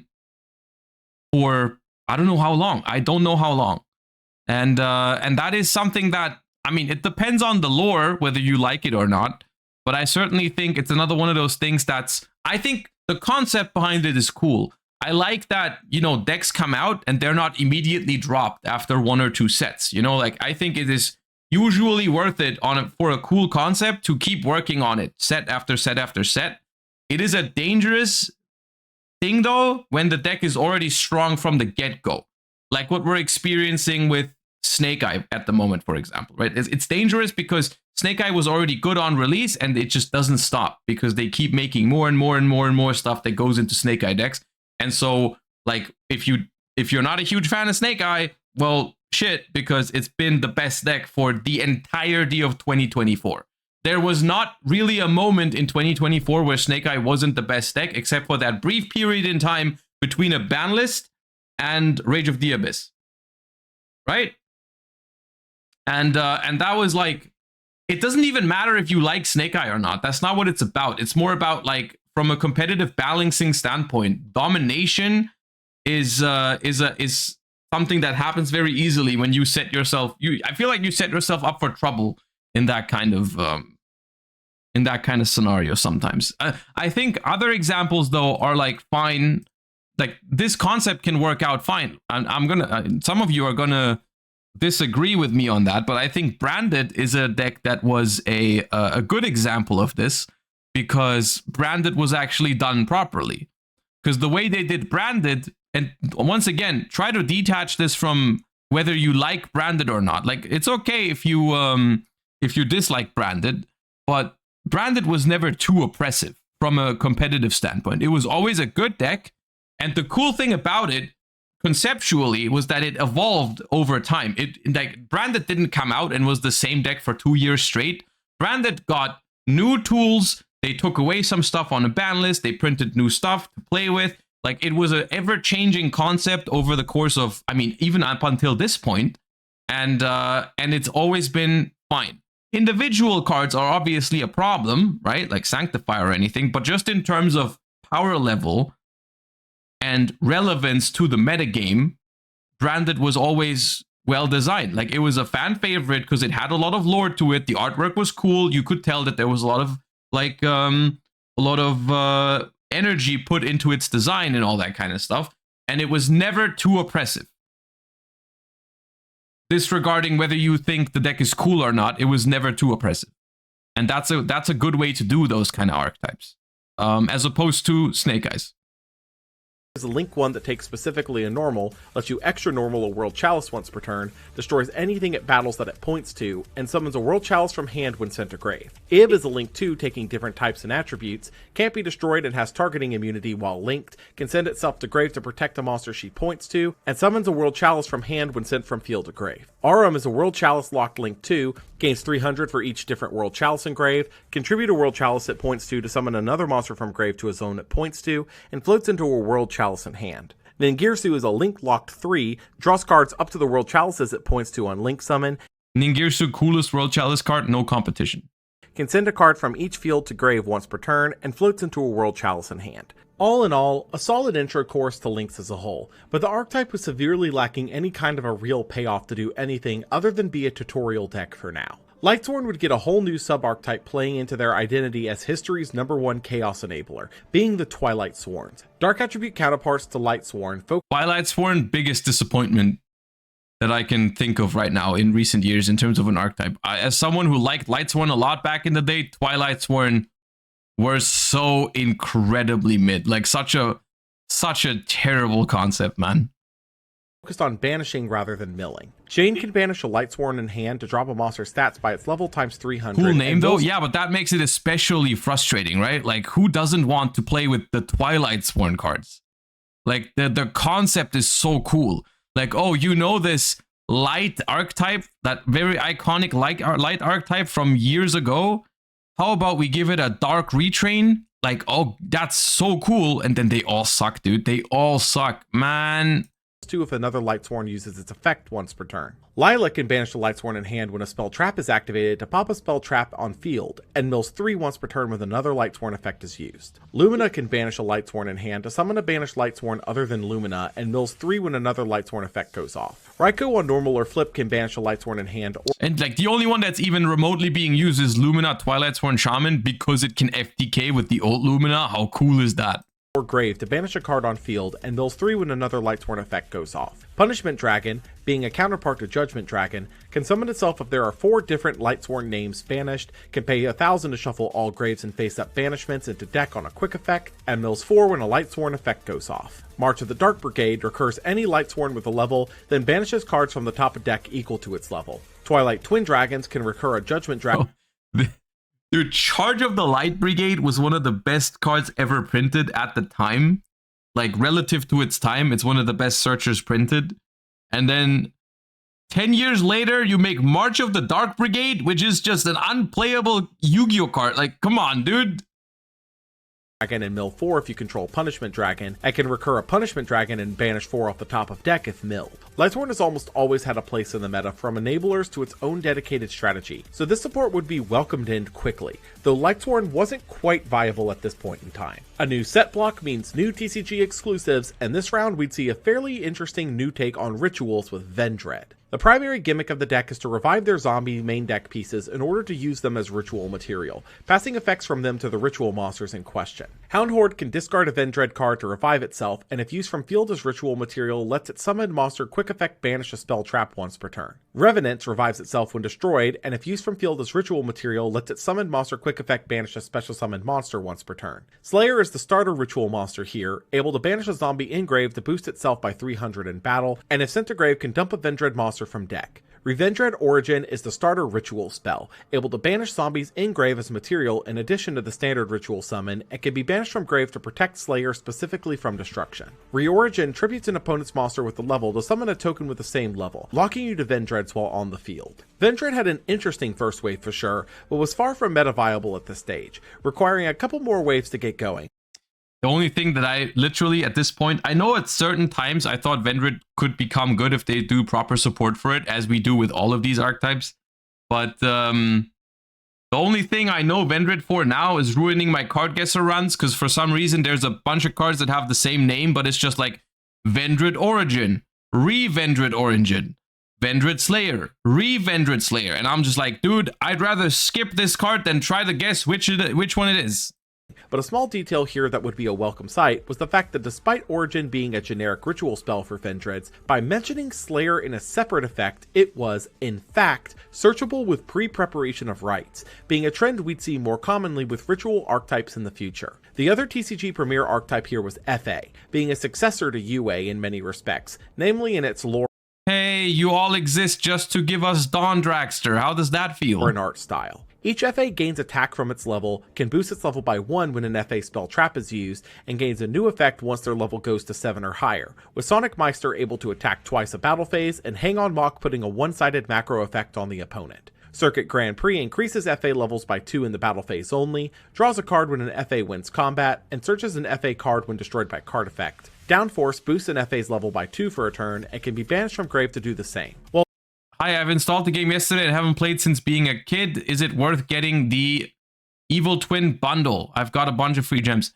The Evil Twin bundle is only worth it if you like the field that comes with it, if you care about cosmetics, because in terms of just packs to open, you get less than if you were just buying the packs directly. So you got to know for yourself whether that's worth to you.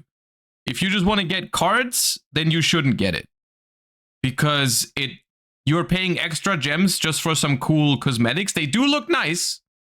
It is cool, but if you're just trying to get as many cards as possible, it's not ideal. While definitely interesting, restructuring the rulings on monster levels, now able to go above 12, FA wouldn't see play here, needing a lot more support to even be considered at all. I wish someone told me that 2 damn days ago. I hate cosmetics. See, Nesh, that's okay. We're a beginner-friendly stream here. You can come in here and ask these kind of questions all the time. You're welcome. Feel free to ask.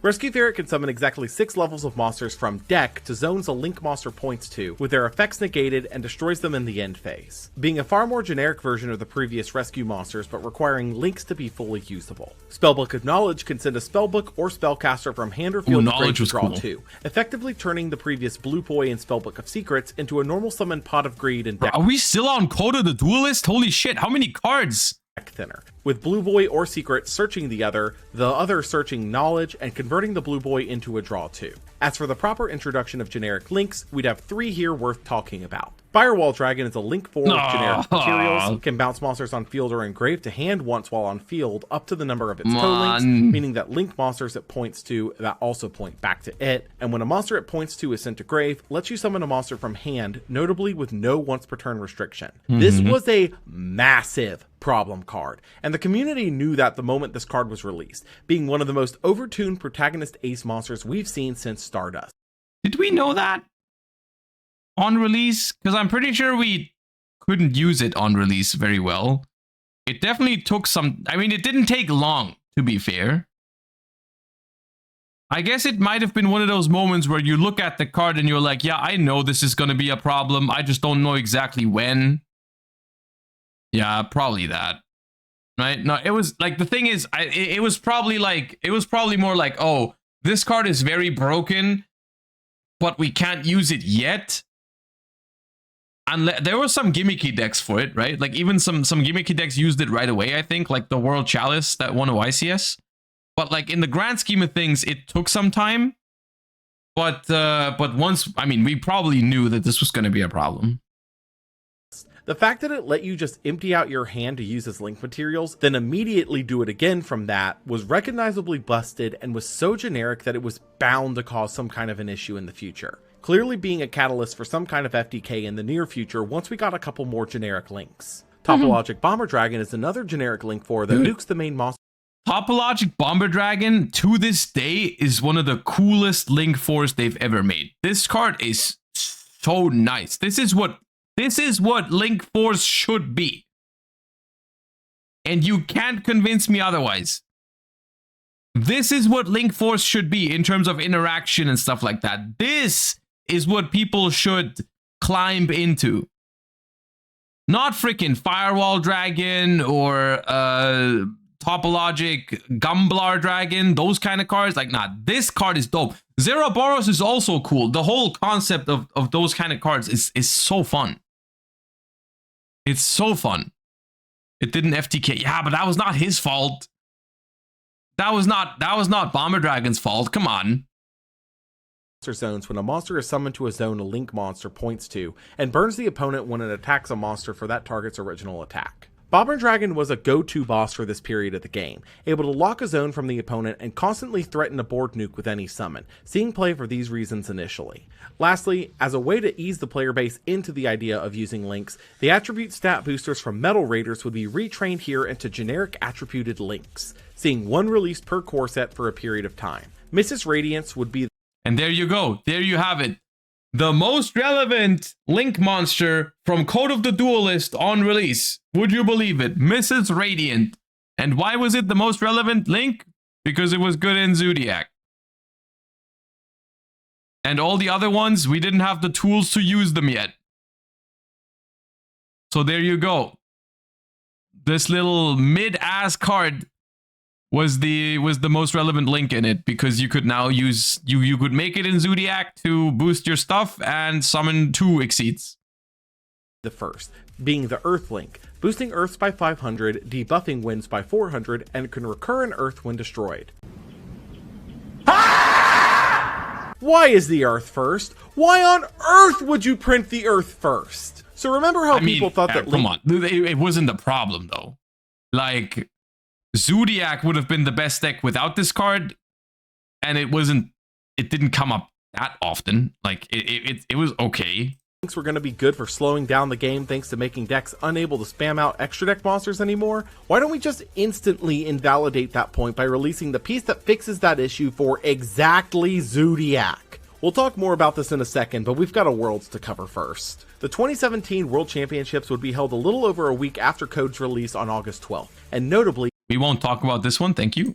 Master Rule 4 would be in effect, but the only legal sets with links in it for this event would be the Link Strike starter deck, heavily hampering many decks, meaning that decks that use 0 to 1 extra deck monsters at a time would be heavily preferred here. Also, extremely notably, Zodiac was not at all a viable option here, as Dryden and Broad Bowl were banned and Rapier was limited in the OCG, taking the TCG Tier 0 threat off the table. Another point of note here would be the single unknown slot on this pie chart, as in top 8, Hayama Shunsuke of Japan, the 2-time reigning world champion, would be disqualified for slow play, which resulted in us not getting to know his list as it was never shown on the stream for the event. With all of that said, Sujimura Ryosuke I'm pretty sure it was Dinosaurs, by the way, the deck that he played.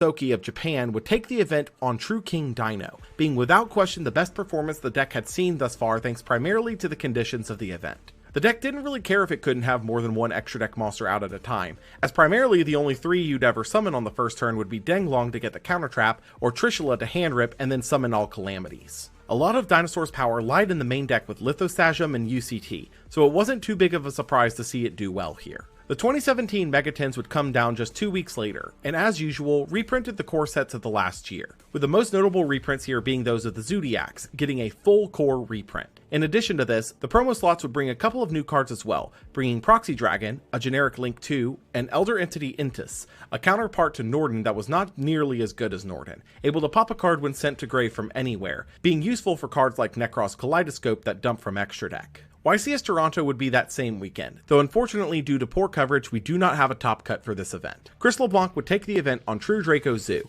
marking his 3rd YCS win and placing the player in spitting distance of Billy Brake's record of 4 wins, seeing very little changes to the deck as a whole for the new Master Rule 4 outside of a singular copy of Missus Radiant to enable multiple zones. LeBlanc would also be the recipient of the new YCS prize card number 89 Diablosis the Mind Hacker. Troll a rank despair, 7 that can detach to banish a monster dude. from the opponent's extra deck face down, can banish a card from the opponent's grave face down at the end of the battle phase if it won combat that turn, and can banish the top of the opponent's deck face down up to the number of their face down banished cards once per turn, being seen primarily as a dissuasion from running Pot of Desires while it was in play. YCS Rimini would be held the same weekend and Oh shit! Alright! Zodiac was once again nearly uncontested as the Tier 0 mega threat it's been for the last 8 months, taking 24 of the top 32, including the event piloted by Andreas Vrelos. With Konami releasing Missus Radiant immediately in code, Bro, was there really that few True Dracos, dude? 2 True Dracos? I got 3rd at this one, by the way, with Draco. mega threat it's been Vrelos. With Konami releasing Missus Radiant immediately in code, Zoo completely ignored the Master Rule 4 change, pivoting themselves into a Tier 0 mega threat yet again, and unless something was done about it soon, we were in for yet another Zoo format. With the game hemorrhaging players at this stage, the next release needed to do something to stop that bleeding and bring in new players soon, or we'd be seeing a doomsday scenario that many feared would be the end of Yu-Gi-Oh! As we knew it. Bro, saying the end of Yu-Gi-Oh! As we knew it and then showing a picture of Amazon's baby tiger is crazy. Legendary Duelists. Release date, September 8th, 2017. Set type, Duelist Pack. Major strategies, Red Eyes, Amazonas, Cyberdark. Impact, anime support with little impact. Legendary Duelist would be a reshift of the previous Duelist Pack series, focused on providing support to various anime character decks in a single location. For this inaugural set, we I can't even think of a single relevant card in this. Legendary Fisherman, Mai's Amazonas, Bastion's Chemical. And ironically, this set did nothing in the TCG, but I'm pretty sure all 3 of those previous cards, well, before Cluster, the Red Eye Slash, they just dominated Duel Links, all 3 of these.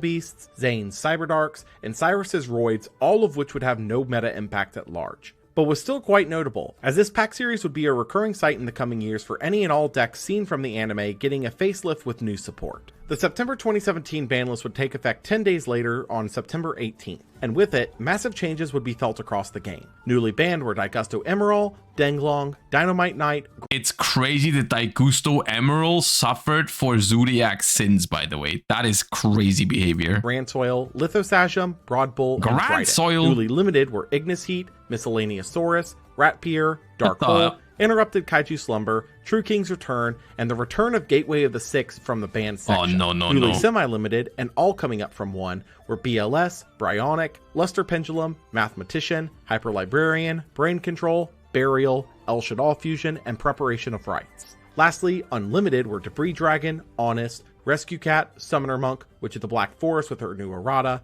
Charge of the Light Brigade, Dragon Ravine, and Wavering Eyes. Alright, get lost, all of you! You're fired! Go on, scram! Get out of here, you moochers! That's right, keep moving! You know what? Yeah. Except you stay. Without question, this ban list was aimed at absolutely destroying the meta of the last 8 to 9 months, with a Culling Blade coming down onto specifically that of Zodiac, seeing its 2 core extra deck pieces banned, and Rat, a card that needs to be at more than one copy to operate the way it wants to, limited. True King Dino, being the deck that won Worlds, was bound to get hit too, and losing Lithosagium and Denglong would be critical losses as well as the limiting of Misk, though could still be useful thanks to Overraptor being able to search it. True Draco looked like it was also hit pretty bad, losing Dynamite Knight and... I still wish at least Dryden would come back. Honestly, I'm a little baffled by the fact that Dryden isn't back yet. Because I feel like the Master Duel situation clearly proves that that card would not really matter. And in a lot of ways, if you look at modern Yu-Gi-Oh, like Dryden would be a super healthy card in Yu-Gi-Oh, as opposed to Broad Bull. I think Broad Bull cannot come back, but I think Dryden and even Barrage, like those cards are just completely fine. They are just completely fine and even healthy. Those kind of like one normal summon turning into a Dryden is completely reasonable. Like it's just reasonable and fine. Most copies of Ignis Heat in return, but with Masterpiece sitting completely untouched, the deck was far from gone. Following that would be a super minor release, being the Legendary Dragon decks, being a set of 3 pre-constructed decks themed to the 3 Legendary Dragons, Cyber Dragons, and the 4-Dimension Dragons, bringing 1 new card for each, being Dark Magician the Dragon Knight, Chimera Tech Mega Fleet Dragon, and Odd Eyes Arc Pendulum Dragon. Of these, the only one to see any kind of use was Mega Fleet Dragon, able to turn a Cyber Dragon into a removal for anything in the extra monster zone, leaving a 2400 attack monster in its wake. YCS Guadalajara would be held the same weekend, and with the culling of Zoo, the meta would shift rapidly, with Pendulum Magicians filling the top deck position. Taking the event piloted by Gabriel Romo, Penned Magician received a massive boon from the last ban list, taking out its primary competition and even playing well through the Master Rule 4 change thanks to the raw power of the new Supreme King Dragons and the ability to get your materials back to hand. Unironically, you guys won't like what I'm about to say, but at that time, the only thing I felt during Pendulum format was I want to go back to Zoo and True Draco. That was my only feeling during this format. I'm gonna keep it 100 with you guys. During Pendulum format, all I wanted to do is go back to playing against Zodiac and Draco, like 100%. The Pen Summon. True Draco would continue to see success thanks to the lack of hits towards Masterpiece, still being at 3 with 3 diagrams. And the new version of True Draco was also a lot more cringe than the previous one, because now it's like anti-spell for Pendulum and Masterpiece Turbo because the other pieces got banned and restricted, like, making him incredibly reliable to establish still. Trickstar would see its first top here thanks to the Wind Witch engine, as by setting up your lines using just a normal summon, the deck doesn't mind locking its specials for the turn in exchange for an indestructible Crystal Wing, especially when the Droll Reincarnation combo is accessible. Spiral would see its first ever pure YCS top here, with the realization that Link solved Spiral's main issue, getting Wait, Spiral topped before Double Helix? That's so based. That's impressive even. Okay, I mean, I'm looking at, it doesn't look that bad to be on. The list looks fine because you can now link off your, you can link off your stuff. It looks kind of bricky though, to be honest. Master Plan on and off the board. By utilizing quick link climbing tools like Gofu and Quick Fix with Machine Dupe, accessing Firewall was a simple task, which could cheat out Master Plan and then link her off the board to trigger all of her searches on the same turn. This really is that Wadapon on the side. People were scared as hell from about that pendulum FTK. Yeah, I think that's why that's there. Like there was the pendulum FTK that they mentioned earlier with Independent Nightingale that was running around in this format. And yeah, people were afraid of that. Realization would make Spiral a serious talking point for the meta at large, but this was about to get a lot worse, as the next core set was just around the corner, and a certain set of imports was about to come to us far sooner than we were ready for. Evenly matched. Circuit Break. Release date October 20th, 2017. Set type core set. Major strategies Rocket, Altergeist, Crawler. Impact out of one tier 0 and into another. Circuit Break would be the final Double Helix is also in there. Core set of the year, and with it would come primarily support for strategies introduced back in code with a couple of new additions sprinkled in. Rocket would be one of the new archetypes, being a series of dark dragons focused on effects that pop themselves for some form of advantage, though the initial wave of monsters here left a lot to be desired. However, there were two pieces here worth talking about. Borolo Dragon, the boss monster of the archetype, was a This is another one of those rank force, a link force that is incredibly cool. This is where Link Force peaked. Topologic Bomber Dragon, Borolo Dragon. That's what I want Link Force to be. I don't want no Appaloosa, Access Code Talker. I don't want those. I want Borolo Dragon. Maybe Boral Sword is fine. Topologic Bomber. Those are the days, dude. Generic Link 4 taking 3 or more effect monsters, had targeting protection from monster effects, can drop a monster's stats by 500 on a quick effect that's unrespondable, and when attacking a monster can steal it to the zone it points to, sending it to grave at the end of the turn. This would become a staple rank 4 in the pool, a growing roster to be sure, but this would be one of the most reliable ways to win combat. Boral Sword, yeah, maybe Boral Sword, like nowadays Boral Sword would be fine, but like back then it was kind of broken. And potentially push massive amounts of damage. I just like that this card didn't promote like, it wasn't that great going first, and going second, it didn't promote like OTKing. It was more like a back and forth kind of situation with Borload. Not just I win the game immediately, right? It's more like I out a certain card that can't be destroyed or something like that. I take it and that's cool. Like, you know, like you would like against Thunder Dragons later, a couple years, like you would still play Borload to take like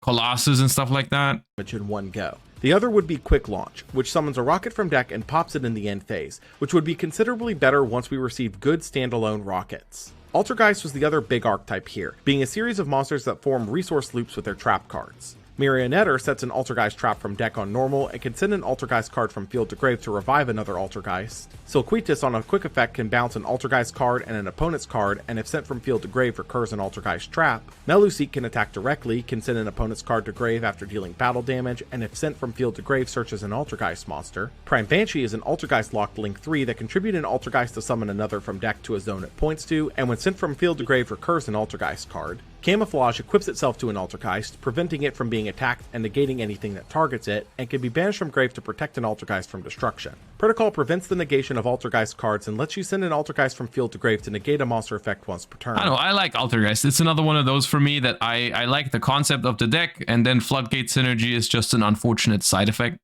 Spoofing shuffles an Altergeist. Like, why are they all spellcasters so that they can play Secret Village, stuff like that. Card from hand or field to deck to search an Altergeist monster once per turn. While not quite there yet in terms of power level, Altergeist showed some real promise with this initial wave, with Meluseek and Marionetter forming a decent line of disruption, with Meluseek being removed resulting in Marionetter setting up a trap and bringing back Meluseek to keep going. Goki would receive Headbat, with the standard Goki search, and could send another Goki from hand to grave while in hand to summon itself in defense and boost a Goki on field by 800. More importantly for Headbat was that it could summon itself if a Goki was on field, making it an excellent swarm option for the Link-focused deck. Amano Iwado brings spirits back into the game, locking all monsters except spirits from activating their effects. Some players would tinker with this as a way to block hand traps, while others would look for a way to prevent Iwado from activating its effects either, locking its return to hand effect and keeping an effect lock on the board. Destrudo the Lost Dragon's Frisian, for a cool half of your life points, can either summon from hand or grave if you control a level 6 or lower,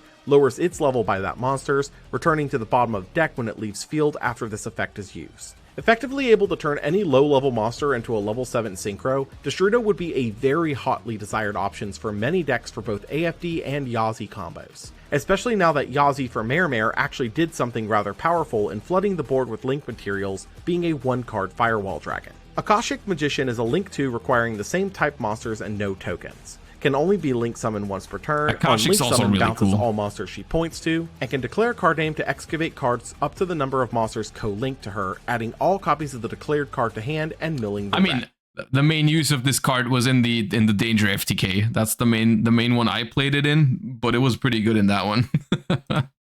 Akashic would be a solid addition to the extra as a piece repeater, situational disruption, and at worst, a generic Link 2 that points down, being played for all of these reasons. Mistar Boy would be the water generic Link. I love waters, Mistar Boy. debuffing fires, and recurring a water. Not only did he go into Paleozoics, I'm also 100% convinced that he's the coolest out of these Link 2 attribute ones.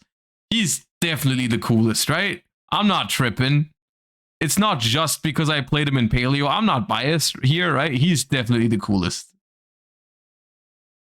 On destruction, being not as useful out the gate as Missus was, but still solid for water strategies. Metaverse either searches or activates a field spell from deck, being a great option for Which field spell am I going to activate? A counter field spell for various strategies, such as Necro Valley and Secret Village. Evenly Match can be activated at the end of the battle phase and can be activated from hand if you control no cards, forcing the opponent to banish their board face down until they control as many cards as you, which if you're using the from hand application is 1, because Evenly will still be on the board when it resolves. This was a massive tool for going second, something we haven't really seen in a long time for the game, being a way to equalize against a board that was able to fully set up. Lyrilusk Recital Starling is a rank 1 that can detach to search a level 1 winged beast, meaning that any deck with rank 1 access now could search DD Crow, which was actually shockingly relevant coming up here shortly. Number 41 Baguska the Terribly Tired Tapir is a generic rank 4 that detaches a material in your standby phase or destroys itself. In attack position can't be destroyed or targeted by effects, and in defense position changes all monsters to defense and negates the effects of monsters in defense.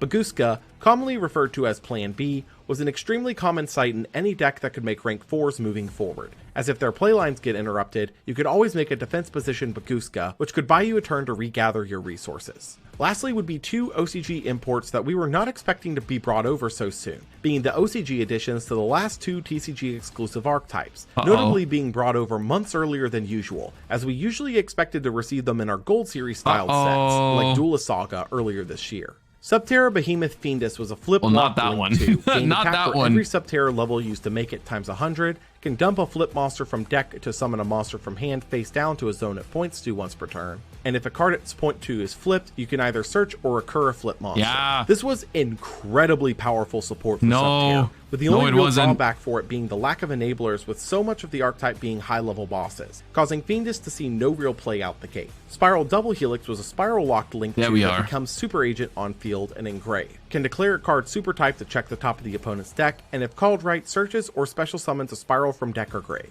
This was beyond incredible for Spiral, solving the main issue present with the strategy, that being access to Master Plan and Super Agent on a whim, as it was considered Super Agent on field and engraved, making the strategy a complex powerhouse that was bound to make an impact at the next YCS. And YCS Dallas would be held the same weekend, and instantly Spiral became the new Tier 0 mega threat, taking 29 of the top 32, including first place piloted by Imran Khan, who played a mirror match against his brother of all peoples in the finals. Oh yeah, the deck I remember was this. an advantage machine thanks in large part to Double Helix giving quick access to Master Plan and for being considered Super Agent, which in turn allowed the deck to cycle copies of Quick Fix for extra searches, which could be used to cycle them more, providing link material to climb up into Firewall Dragon in multiple quantities, or can even be used to access more niche options like the new Recital Starling to search DD Crow, Sylvan Princess Sprite to potentially get a spell trap draw, or Duel This deck, dude.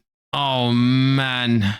Hulahan to answer a large attack threat. This would also primarily be one of the first true showcases of how powerful Link summoning actually was, especially in the case of a deck that didn't have planning around it to begin with. As more so than Synchros or Exceeds, Link's as a summon mechanic had a host of monsters that would prove to be problematic due to being designed long before the concept was even talked over for the first time. As for what, if anything, could compete with Spiral at this state, the answer was not a whole lot on their own, but a couple of decks did manage here. Trickstar would crack into the top 32 thanks to playing a suite of 13 hand traps, with the primary goal being to stop— Wait, did we count Honest? There's no way. What, 3, 6, Okay, no, we didn't count honest. Okay, I was about to say. Up a double helix push before it got massively out of hand. Because of all the searching that was going on with Spiral, both Droll Lock and Ash Blossom were prime candidates, which in turn meant that the Reincarnation Lock had a far more natural place in the current meta space than previously. The other deck that cracked in was Invoke, quite notably taking advantage of the variety of hand trap attributes to make their fusions, and the lack of need for main deck space to Oop, nah! I misclicked. I misclicked. if anything, could compete with Spiral at this stage into the top natural advantage of the variety of hand trap attributes. I just wanted to pause because there's no driver. Where's the driver? Driver, hello? To make their fusions, and the lack of need for main deck space to absolutely load up on hand traps to stop the new Tier 0 menace. One option that would appear here would be that of set rotation, taking the Oracle of Zephyr approach to lock the opponent out of Spiral Resort while also setting up your own magical meltdown, which gave the invoked player a serious advantage by locking Spiral out of a critical piece of their support. YCS London would be the following weekend, and a very similar show. Oh, dude, I went 9-2 at YCS London with Spiral and got 35th.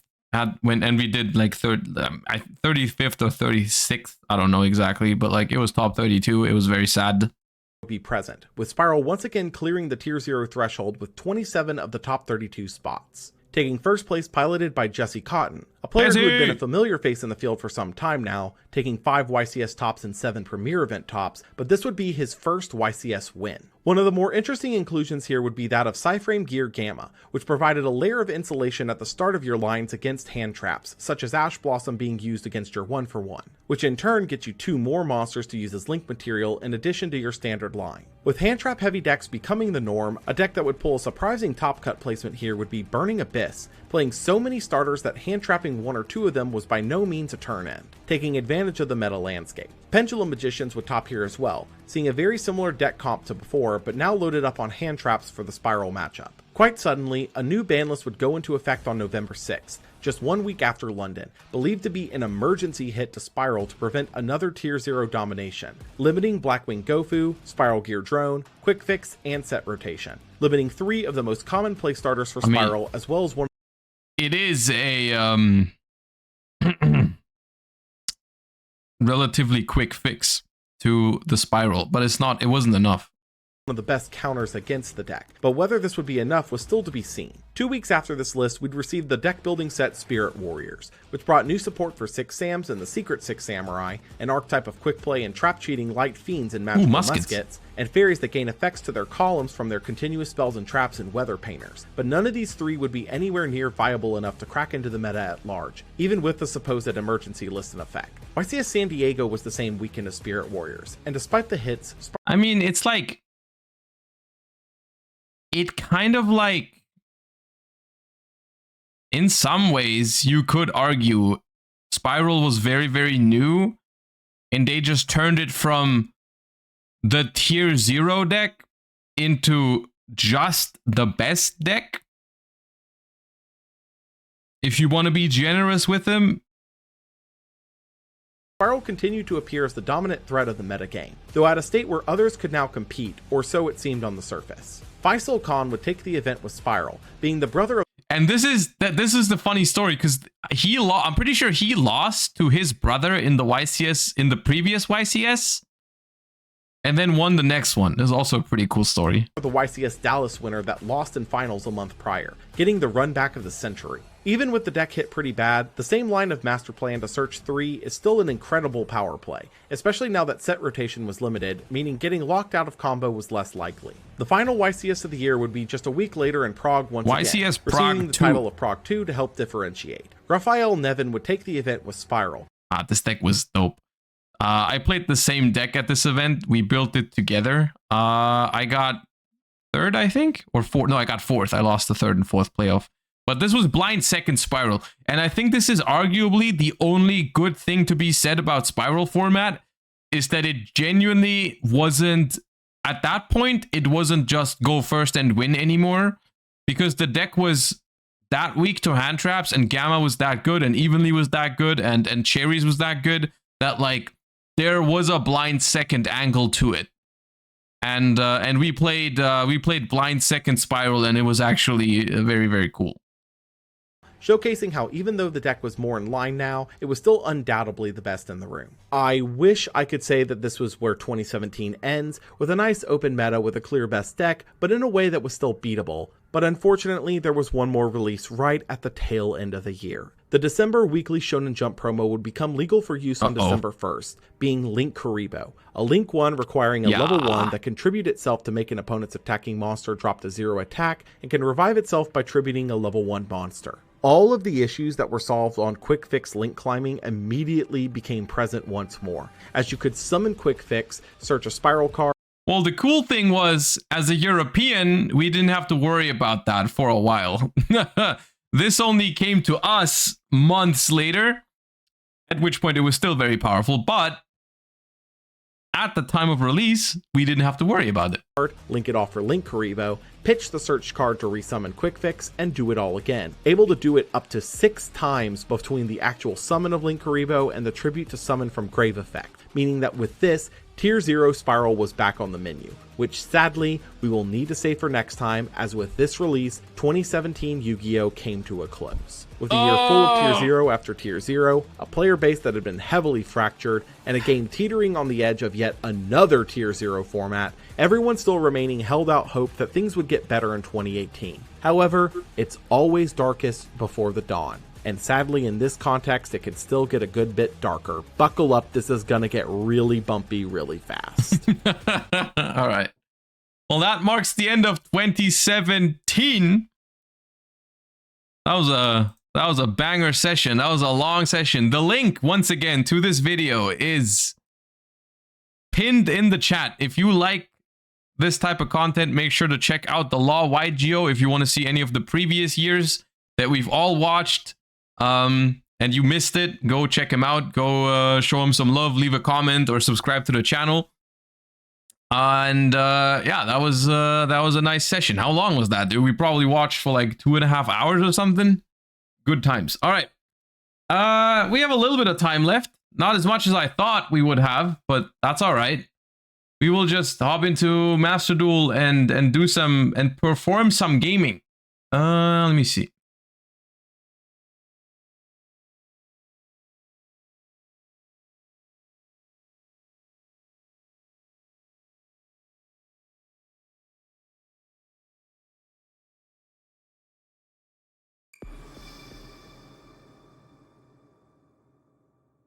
Runick Zark time. I was thinking about playing the Paleo Runick Lab for a little bit. Just like a cozy little session. Ooh, we can open up. Is that a pack? Draw a pack.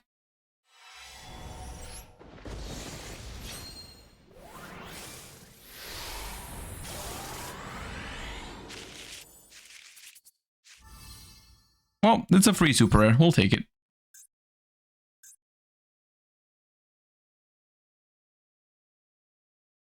Yu-Gi-Oh! Neuron. Ooh, what is that? Yu-Gi-Oh! Neuron is the official support app designed to assist players of the Yu-Gi-Oh! Card game, including players of Yu-Gi-Oh! Master Duel. Linking Neuron with the Konami ID you linked with Master Duel allows you... Is this anything new? Or is this... Are they just advertising Neuron?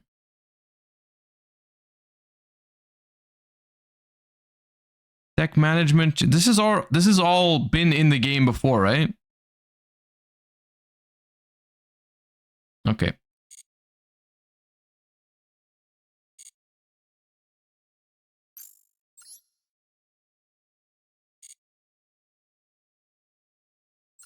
kind of missions do I have? Oh.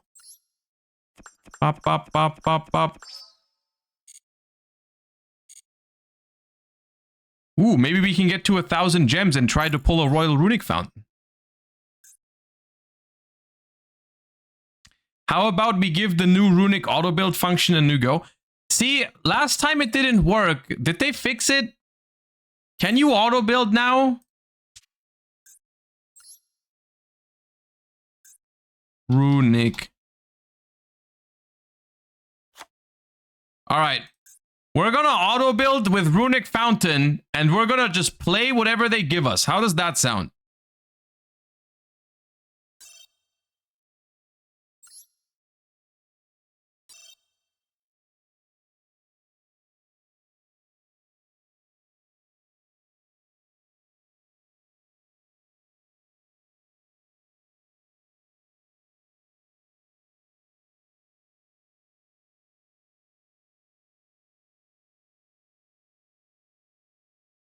But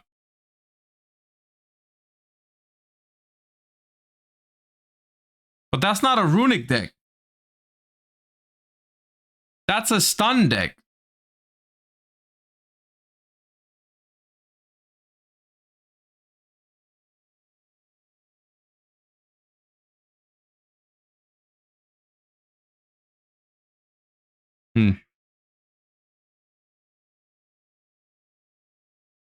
Well, fuck. All right. Well, I mean, yeah, we'll play it, I guess. But I'm not gonna craft extra cards for it. I'm just gonna throw in some other stuff.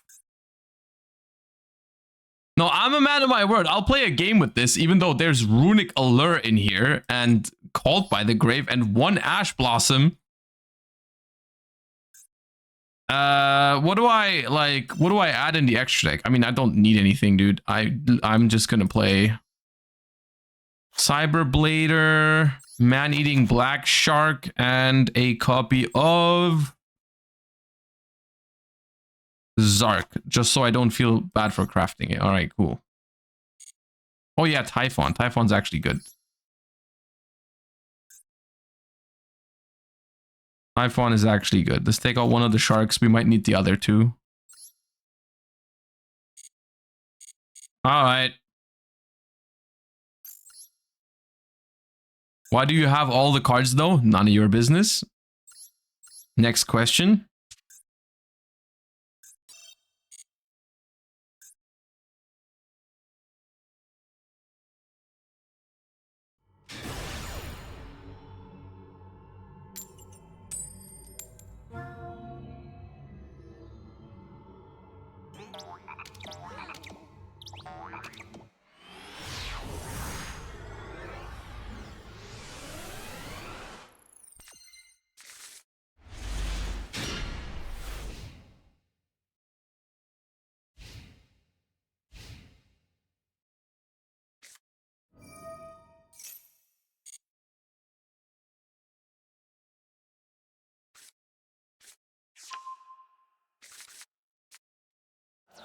That is not what I thought they would add.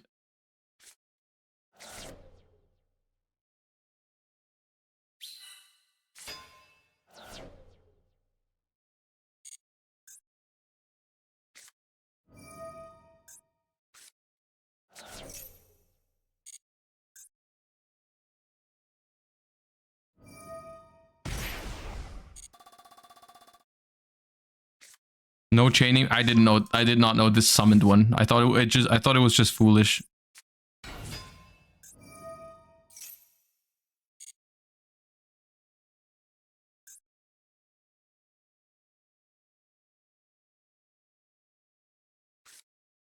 Dude, this chat is playing Volcanic and you're gonna ruin his day with stun. I guess you could see it. I mean, they're gonna FTK me.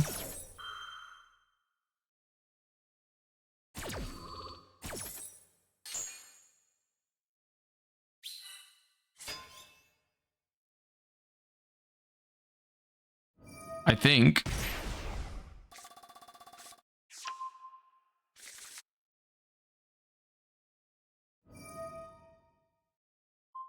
You deserve to get FTK though. Bro, all I did was click auto build.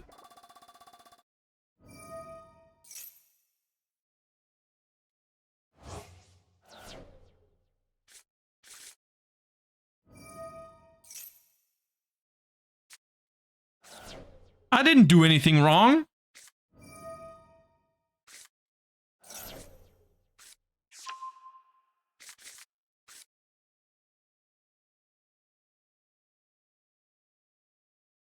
We have one. It gave us 1 Ash,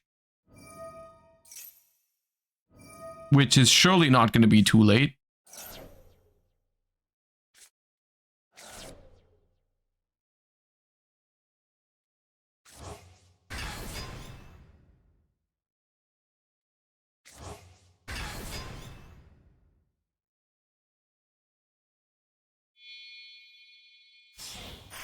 Now, Ash.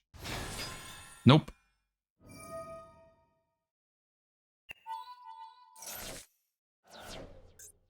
No, my Runicks! Ken! Magician souls.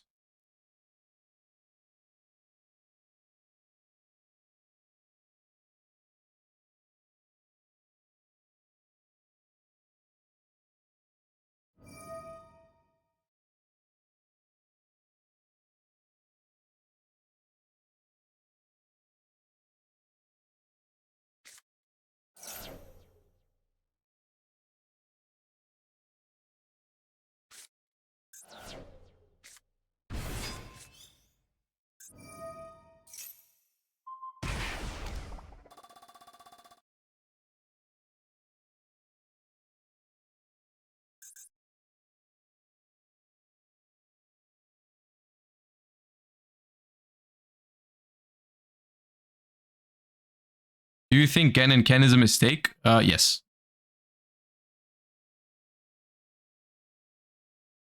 Short answer, yes.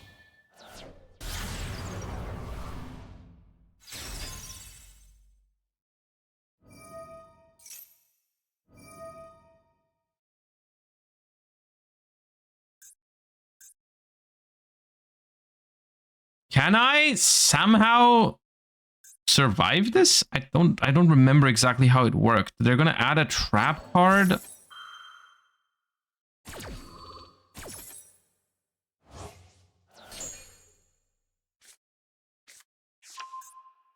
This is...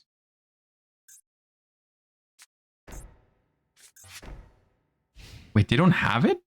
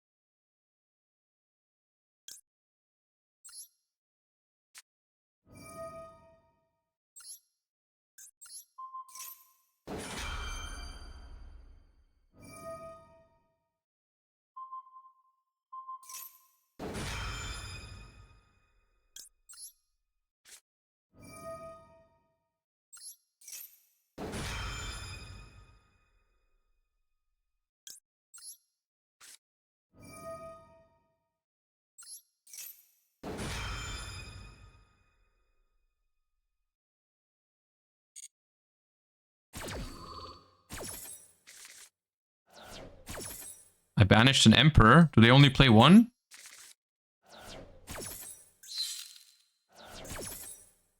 I banished two. Okay. Hey! Let's go. I don't know what just happened. They play two. Did I have to banish both?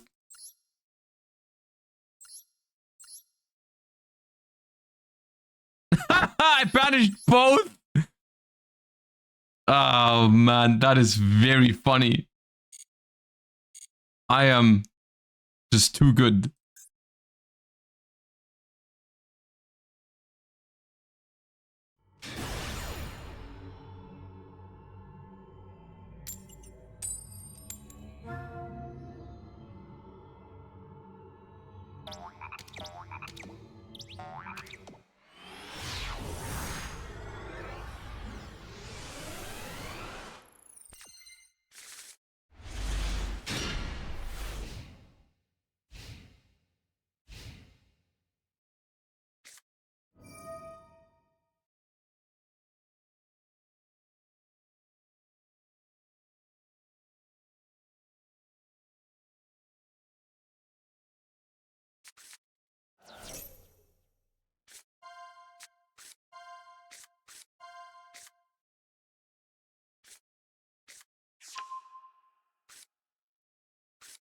Well, the good news is we don't care about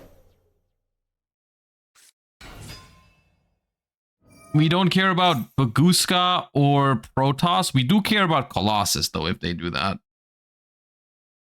The bad news is we're gonna be here for a while.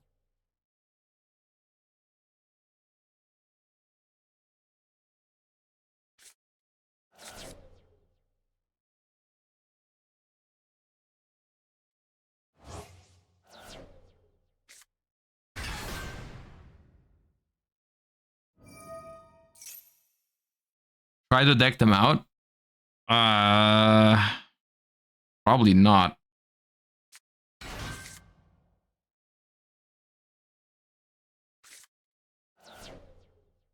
Probably won't be possible. We'll see.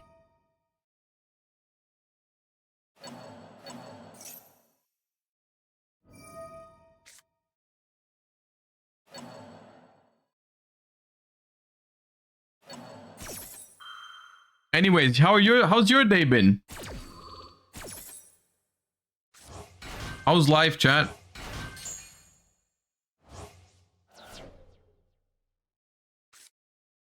I thought we were playing one game. Yeah, I don't know why I clicked. It was just out of habit. I clicked just next game. I shouldn't have done that. I should have switched.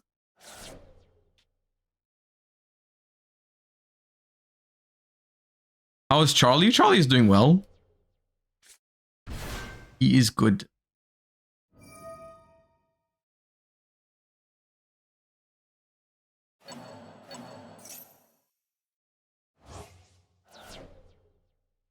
I just woke up and started watching you play Runick Stun, so my day was immediately ruined. Hey, but I appreciate you for tuning in the morning.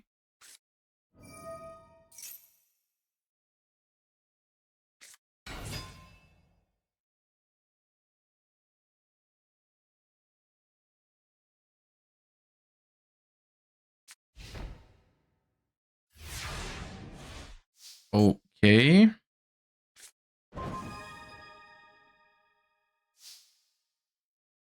That is not what I thought was gonna happen. But all right.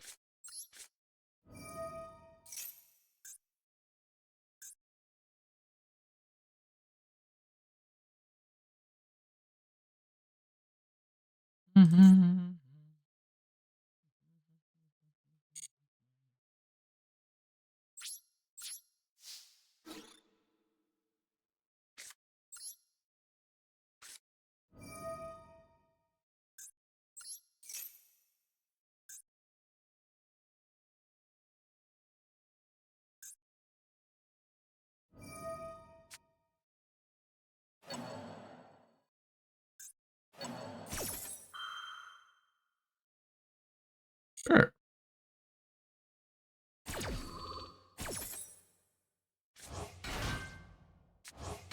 Why would you?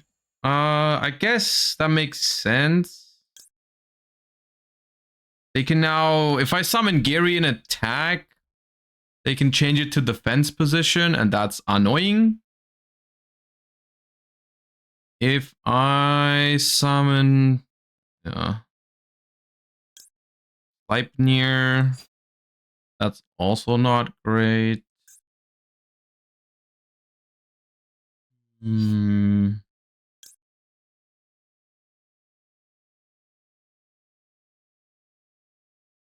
Get Allure.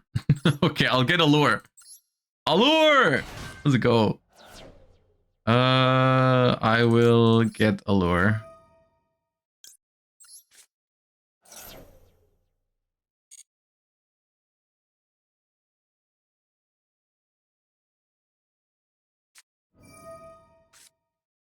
Okay, that is definitely a decision. Okay.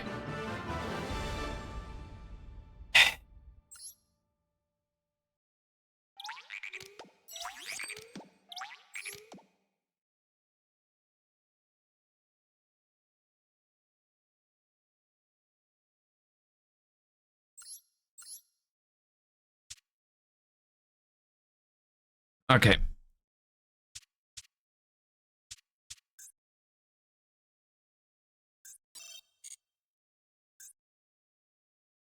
Play real decks. I'm gonna show you what a real Runick deck is, not what Master Duel wants you to think a Runick deck is, alright?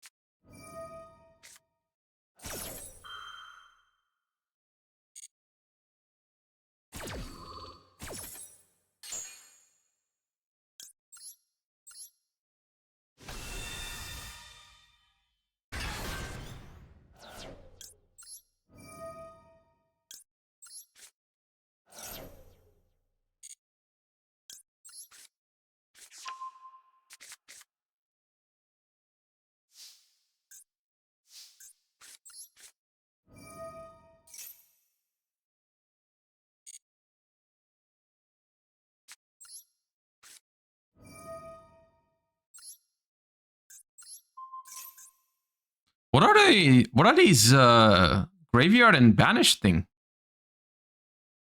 I've never seen. Are these part of the board? Oh, it's Melodious with Shadol cards?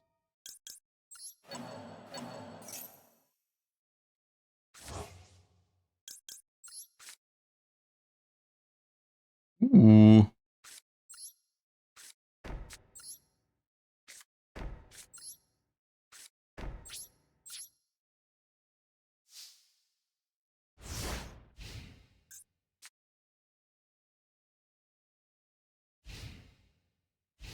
Concerto can summon Construct? Wait, can it? Can it?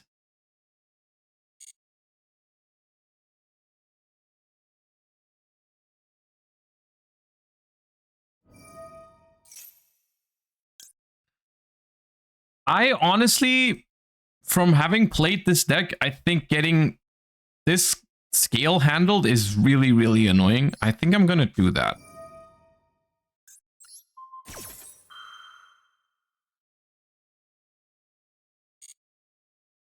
Especially because that's also the second one. I've already banished one. It depends. If they run 3, they'll have one more. But if they only run 2, they might be out of it. We'll see. But it's good. Okay, that's fucked up. Because I have a Hugin on the board. And I can't do anything about that. But that's alright.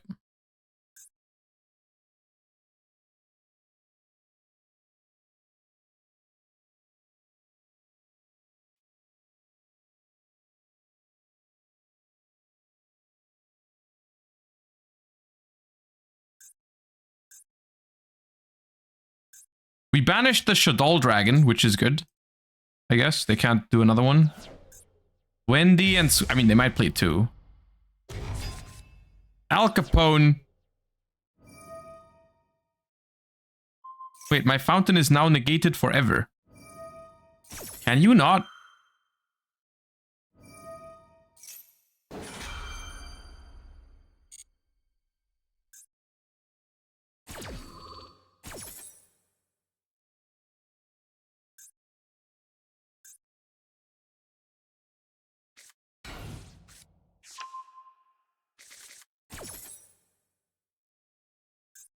Yeah, Ariel is cringe. Bro, why didn't you send Ariel to banish my graveyard? That would have been really good.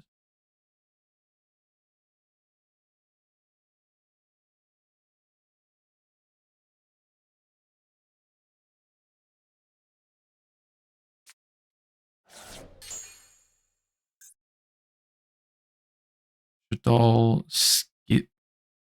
Why is Shadol Schism in the graveyard? I don't get it. Okay.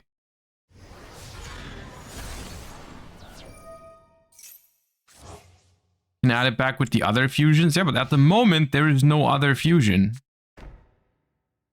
And they just attacked my Hugin and are about to just pass. So... that's weird.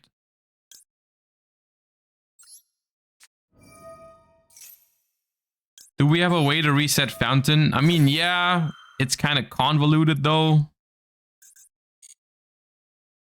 But yes, we do.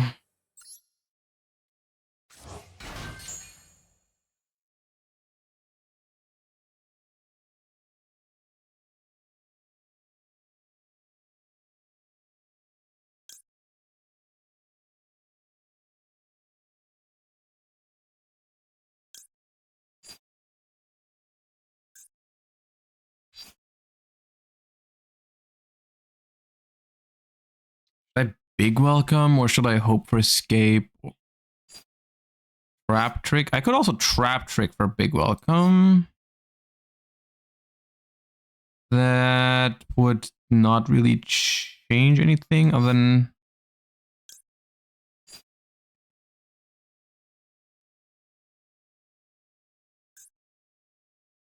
Pop, pop, pop, pop, pop, pop, pop.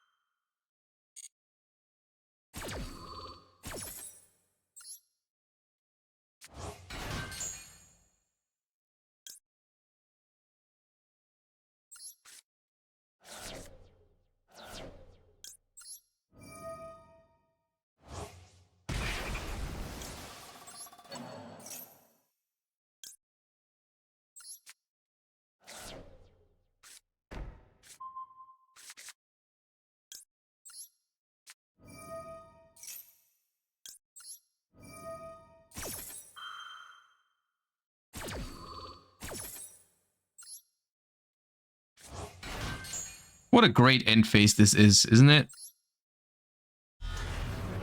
I think it's a great end phase.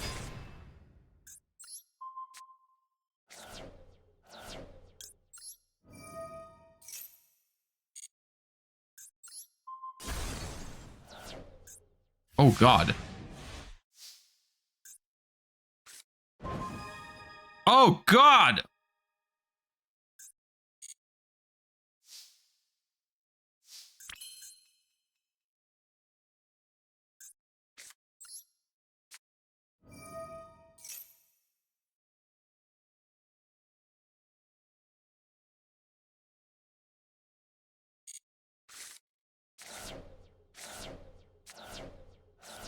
Hell yeah.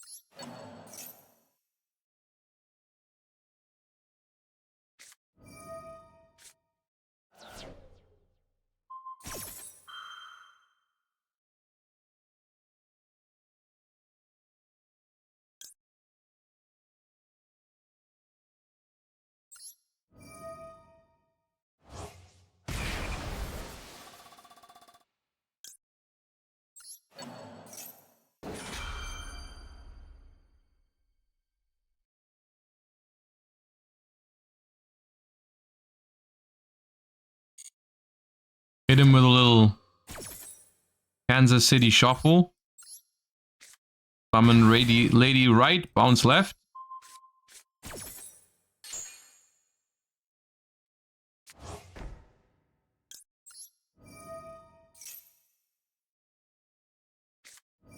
Okay, fair enough. Alright. Alright. Fine. Fine.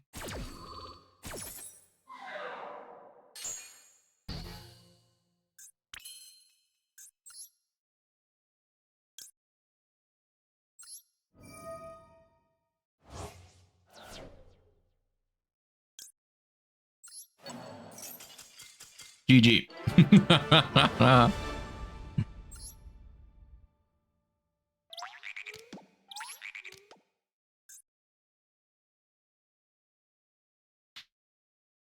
You think multi-universe is okay for Runick and Master Duel, or is the card too bad? I think it's too bad. Where are the Tenpai Andes? Where are you? Well, not here.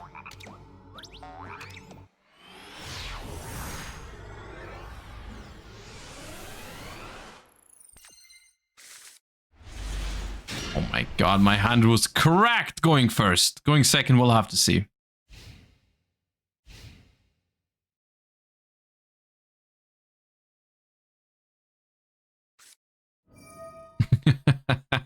Okay. Okay. What is happening?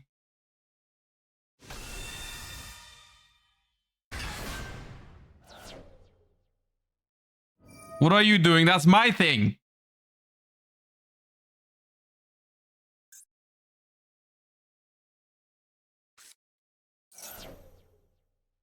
Oh, discard destruction is not as scary because that means their hand is very good, I think. That is very scary. What?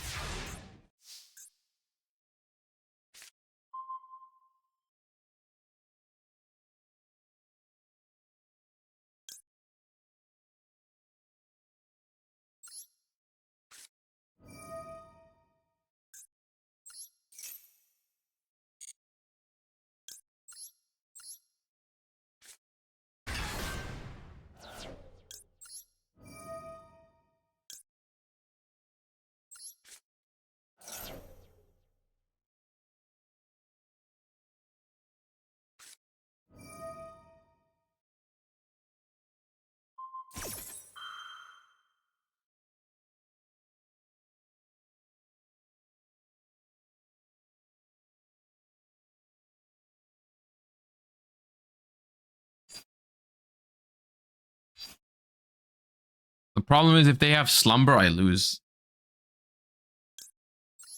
If they have slumber, I basically lose. Unless my reasoning is insane.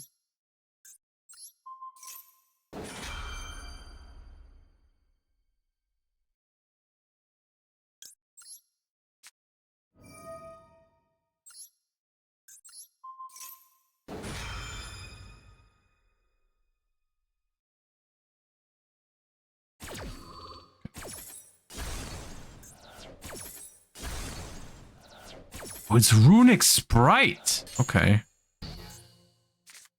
Well.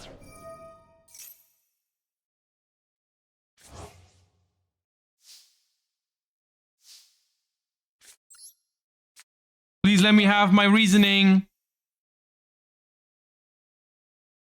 Oh man.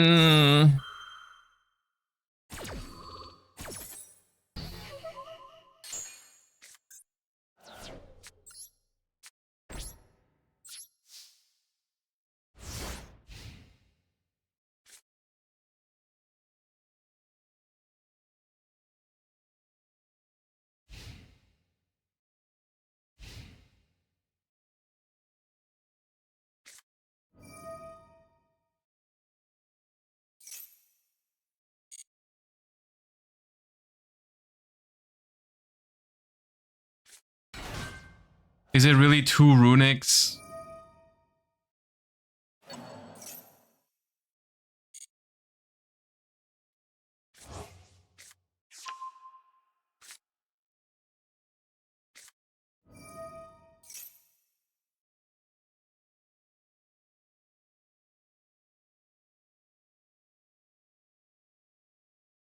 I mean, which Runicks can they activate right now? Freezing Curse is number 2. If I just chain Karma Cannon, I think they can't activate another Runick right now. But then, next turn in my turn, they can.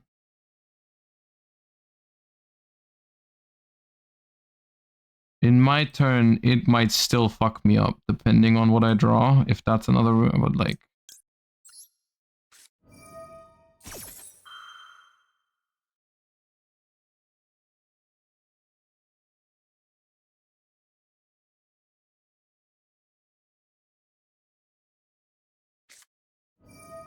Okay, that's fine.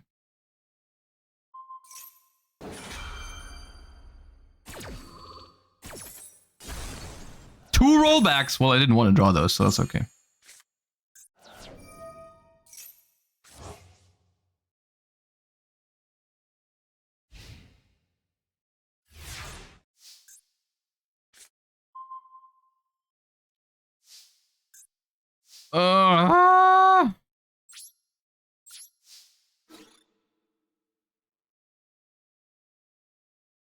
Oh, I have a battle phase. I thought it was gonna end my turn. No Runick, please.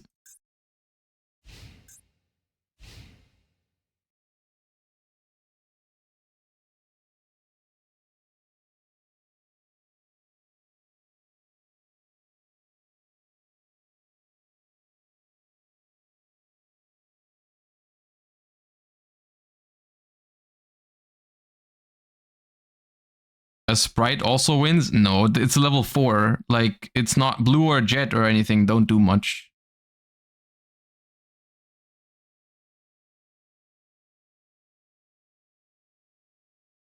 Actually, nah, they do. Yeah, you can like revive it with elf. Yeah, nah, it's fucked up. Yeah, it's fucked. It's fucked. Yeah. I keep forgetting elf exists. It doesn't. I can't comprehend the concept of Sprite Elf being a legal Yu-Gi-Oh card. I keep forgetting that. Okay, yeah, we died to that probably.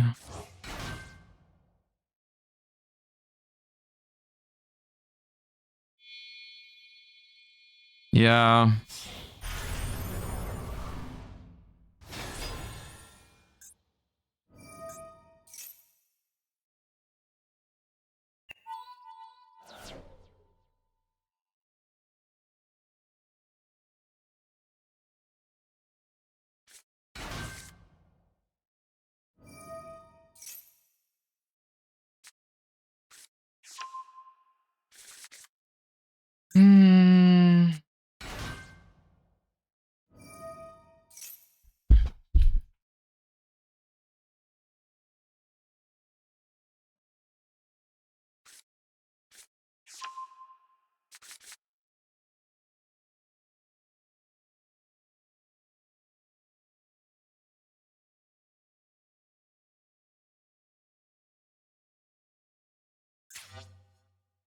Can we even draw anything? I mean, it depends on what their extra deck has. Because the carrot is in the graveyard. If they play 2 elves, then we probably don't have outs. Or if they play 2 carrots, right? But like theoretically, I don't know. I could draw a good discard for Dynamishes. I don't know. Maybe Reasoning.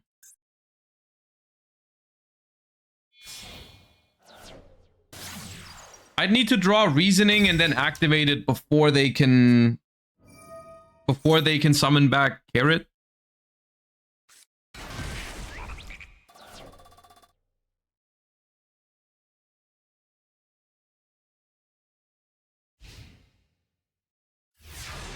Yeah, Reasoning could do it. That is not Reasoning.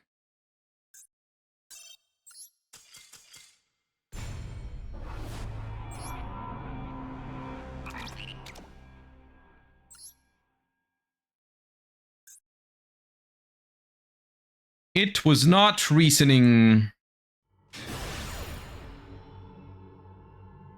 Okay, I think I'm being sniped again. Because their name is Cheeky Tip. I think it's a stream sniper situation again. At least we lose to Runick's. No, that is fine. That last game is fine. Not the lovely.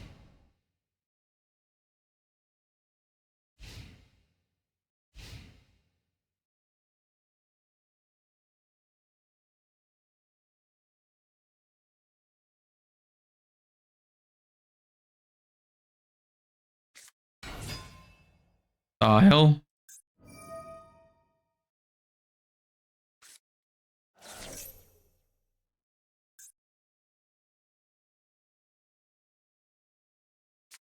I thought that was a go second deck.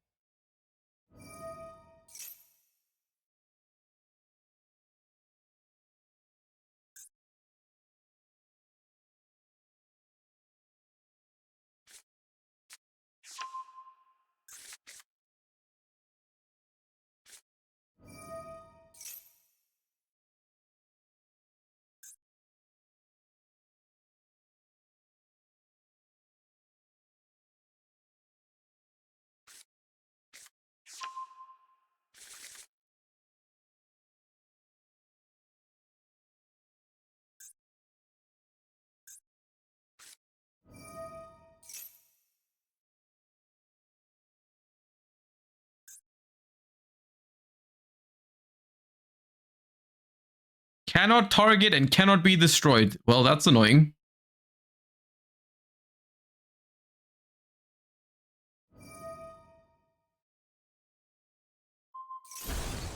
Okay, they destroyed it. All right. You can special summon an ancient gear monster from hand or grave.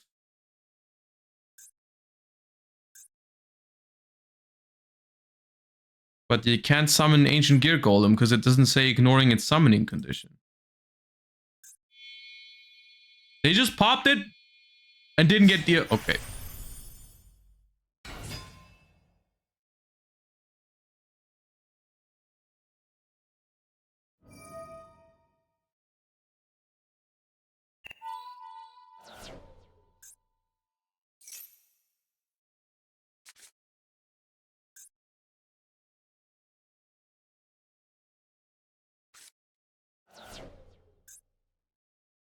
The Gizmek?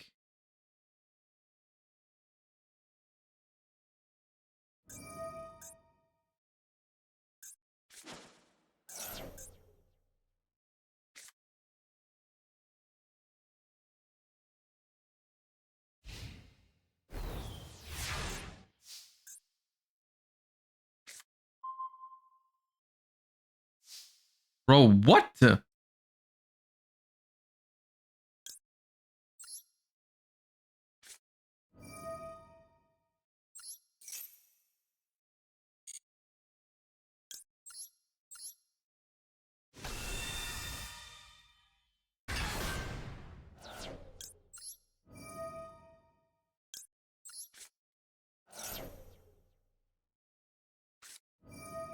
Ha!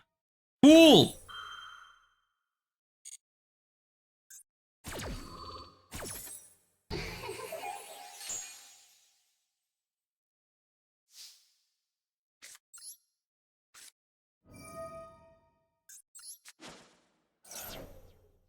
I'm about to mill.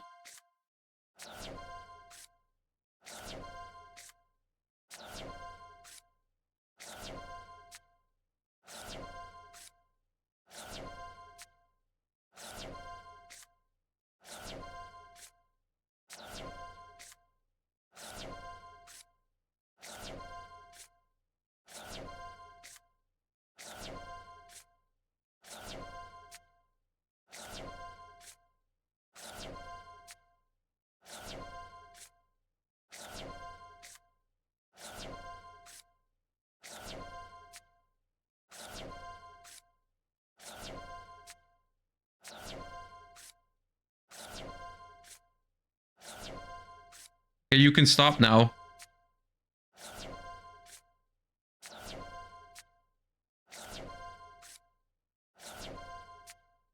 You can stop milling.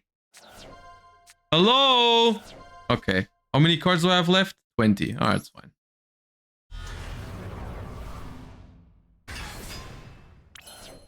Woo! Okay. Let me reset.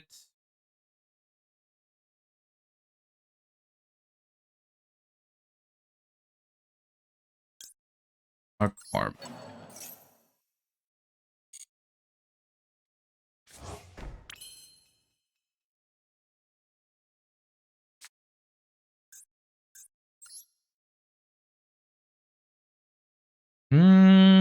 If I roll back, grab trick.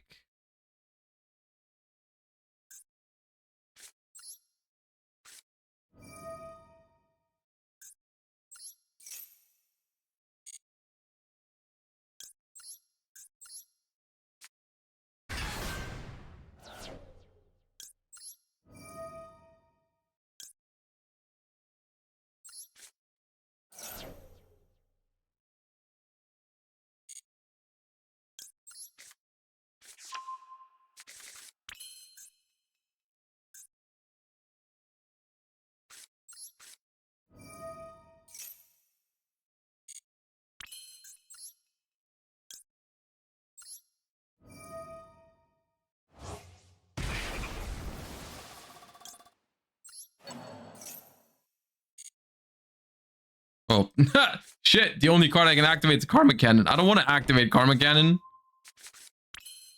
Man. Okay. That was not what I was planning to do.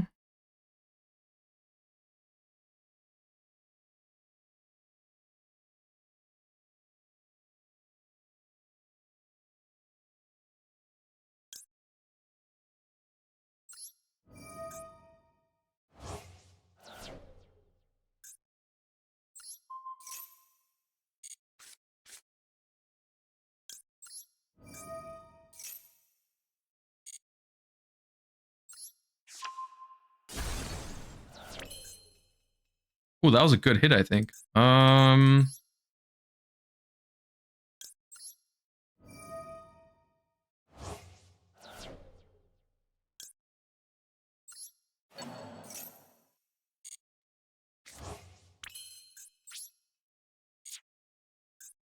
Syriax, thank you for the 9 months. Appreciate you. Do I just Chaos Angel, the Ancient Gear Advance? I think so. I think I do. Because it is still a fiend.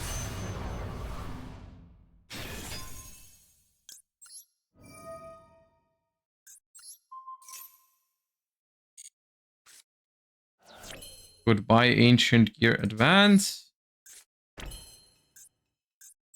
Goodbye, Battle Phase. They skip their draw phase, so they have 3 cards in hand only. I'm a shotgun, hope for escape, to draw 2 cards, to hopefully draw Runick.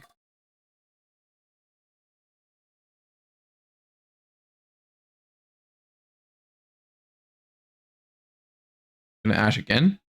Alright, cool. Noted. Fine. You're just trying to be annoying.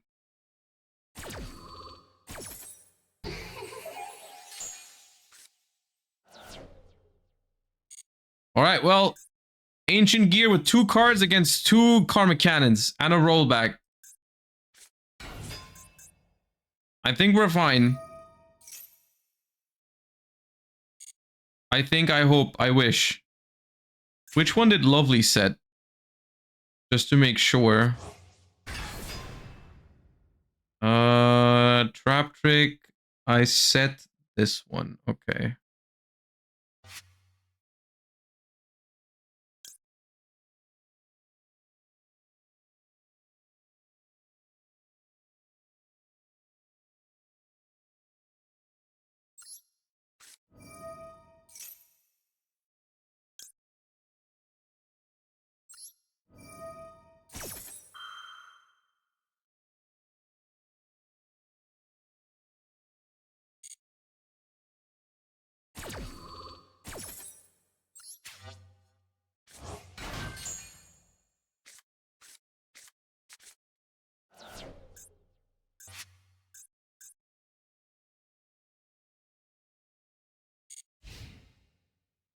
The end of the main phase. All right, so I should, because I put back 1 big welcome, I should have 2 more big welcomes in the graveyard, so I can roll back,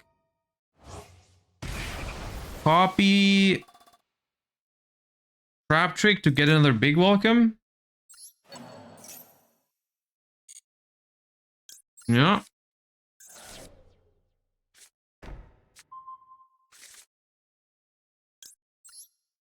We activate it.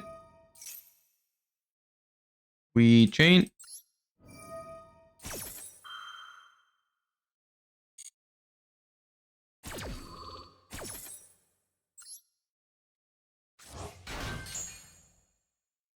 Summon this.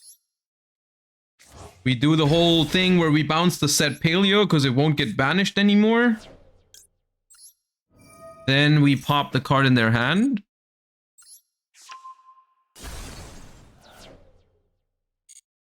And then we vibe.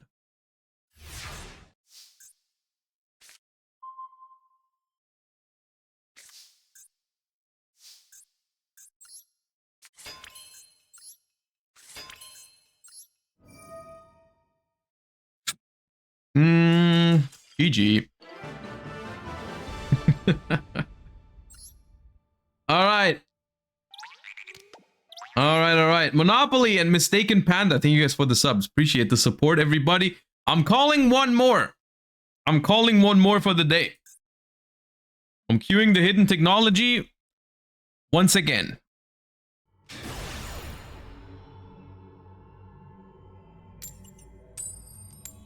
I haven't gone first with this deck once.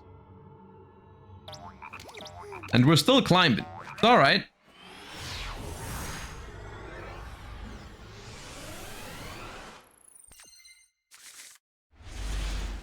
Dragon JC, thank you for the 13 months. Appreciate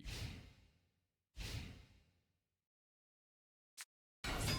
You did the first game? Oh, maybe. Oh, not Pendulum, dude. Oh, sure. One more game. Josh wants to play one more game. Let's queue him into a deck and let him lose the coin flip against cards that should have never been printed. Let's go. Oh.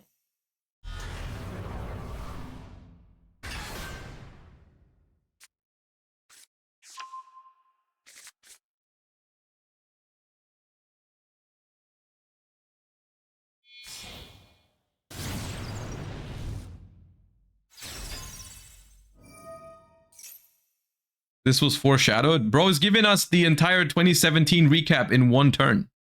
Watch.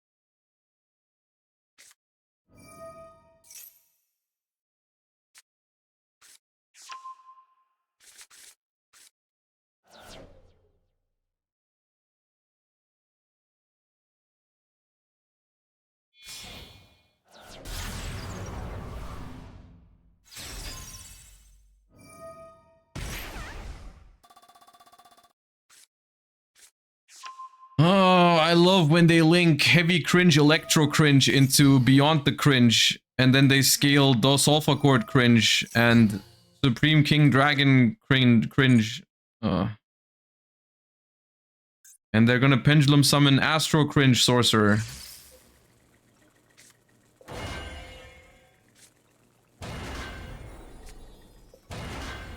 And Supreme King Gate Cringe. Twice.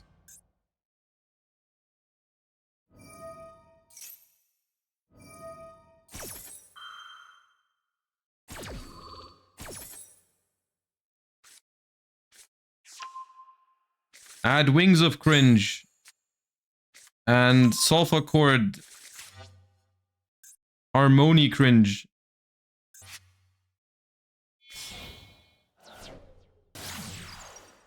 Oh, Grand Cringe. Sick.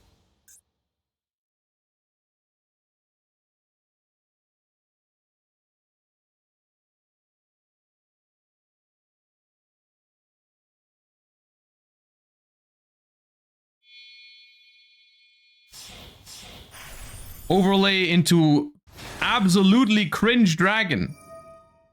Let's go. That one is absolutely cringe.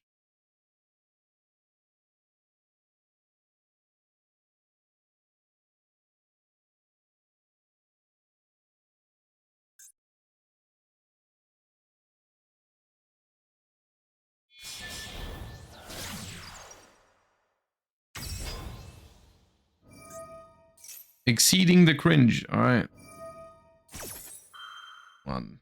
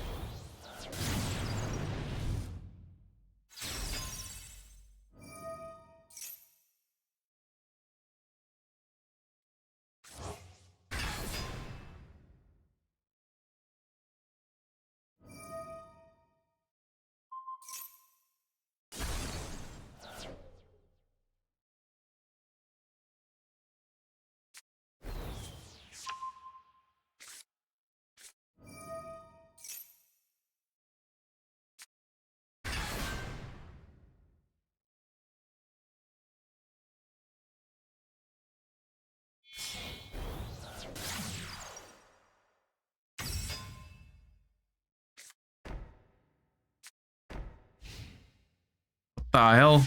Okay.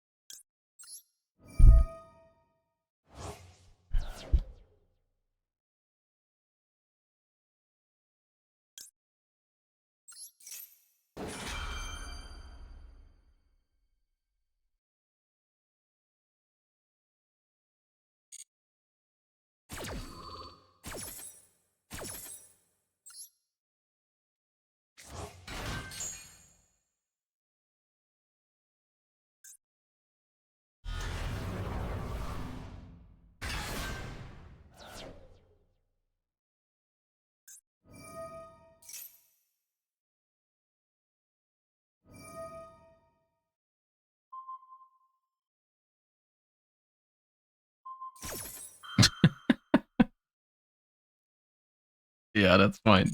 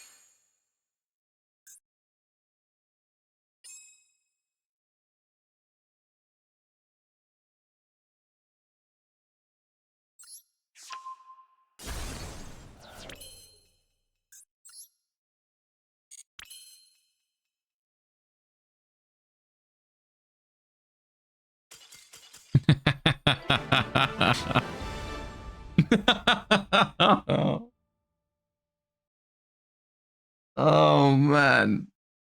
Oh man.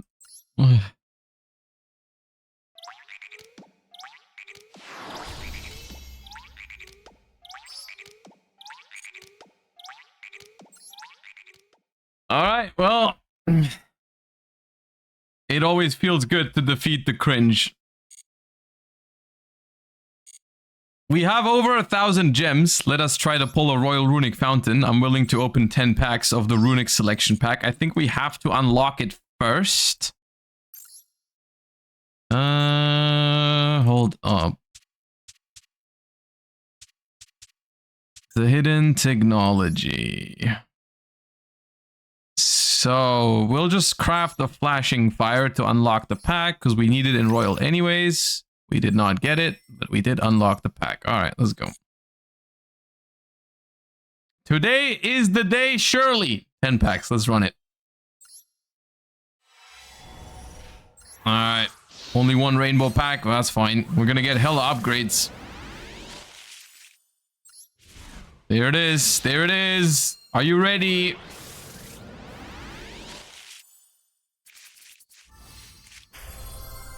Not the one I was looking for. It is not Royal anyways.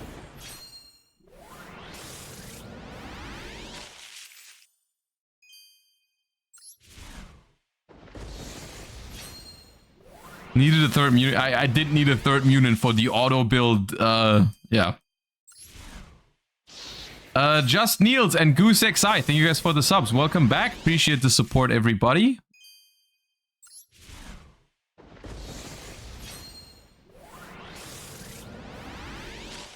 Oh, well, it's outside the pack. Draco Utopian Aura. Well.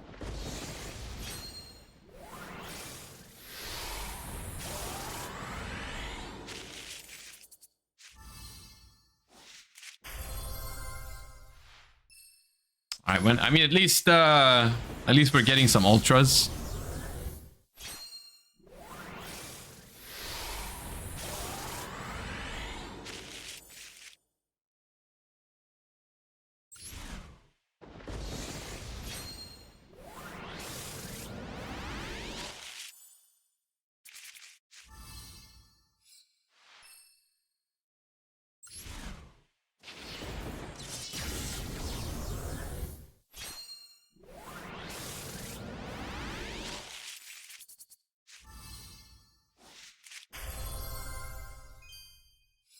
Well, today was not the day, but we did get 4 ultras. Can't really be mad about that. That is A-okay. Not a bad ratio at all. All right. What would you say is your favorite Runick combo deck? Bestial. Runick Bestial is my favorite Runick combo deck. Because Branded Regained is one of my favorite cards that they made in recent years. All right, you guys. It's been a fun day. Little cozy react and some Master Duel. I hope you enjoyed it. Thank you all for tuning in. Thank you as always for the support. I will most likely be back tomorrow. And I'll probably see you guys then. There's a small chance I won't be live tomorrow, but only a small chance. I will probably be here. Until then, thank you for watching. Make sure to follow the channel if you're not following yet. You know what? I'll send you guys to Raran. Raran is playing the Bazaar at the moment, but I haven't raided Raran ever. Let me send you guys over there. Tell him, remind him to check in with Master Duel every once in a while. And I'll see you guys tomorrow. You guys have a wonderful rest of your day. And I'll see you guys then. Bye-bye, everybody.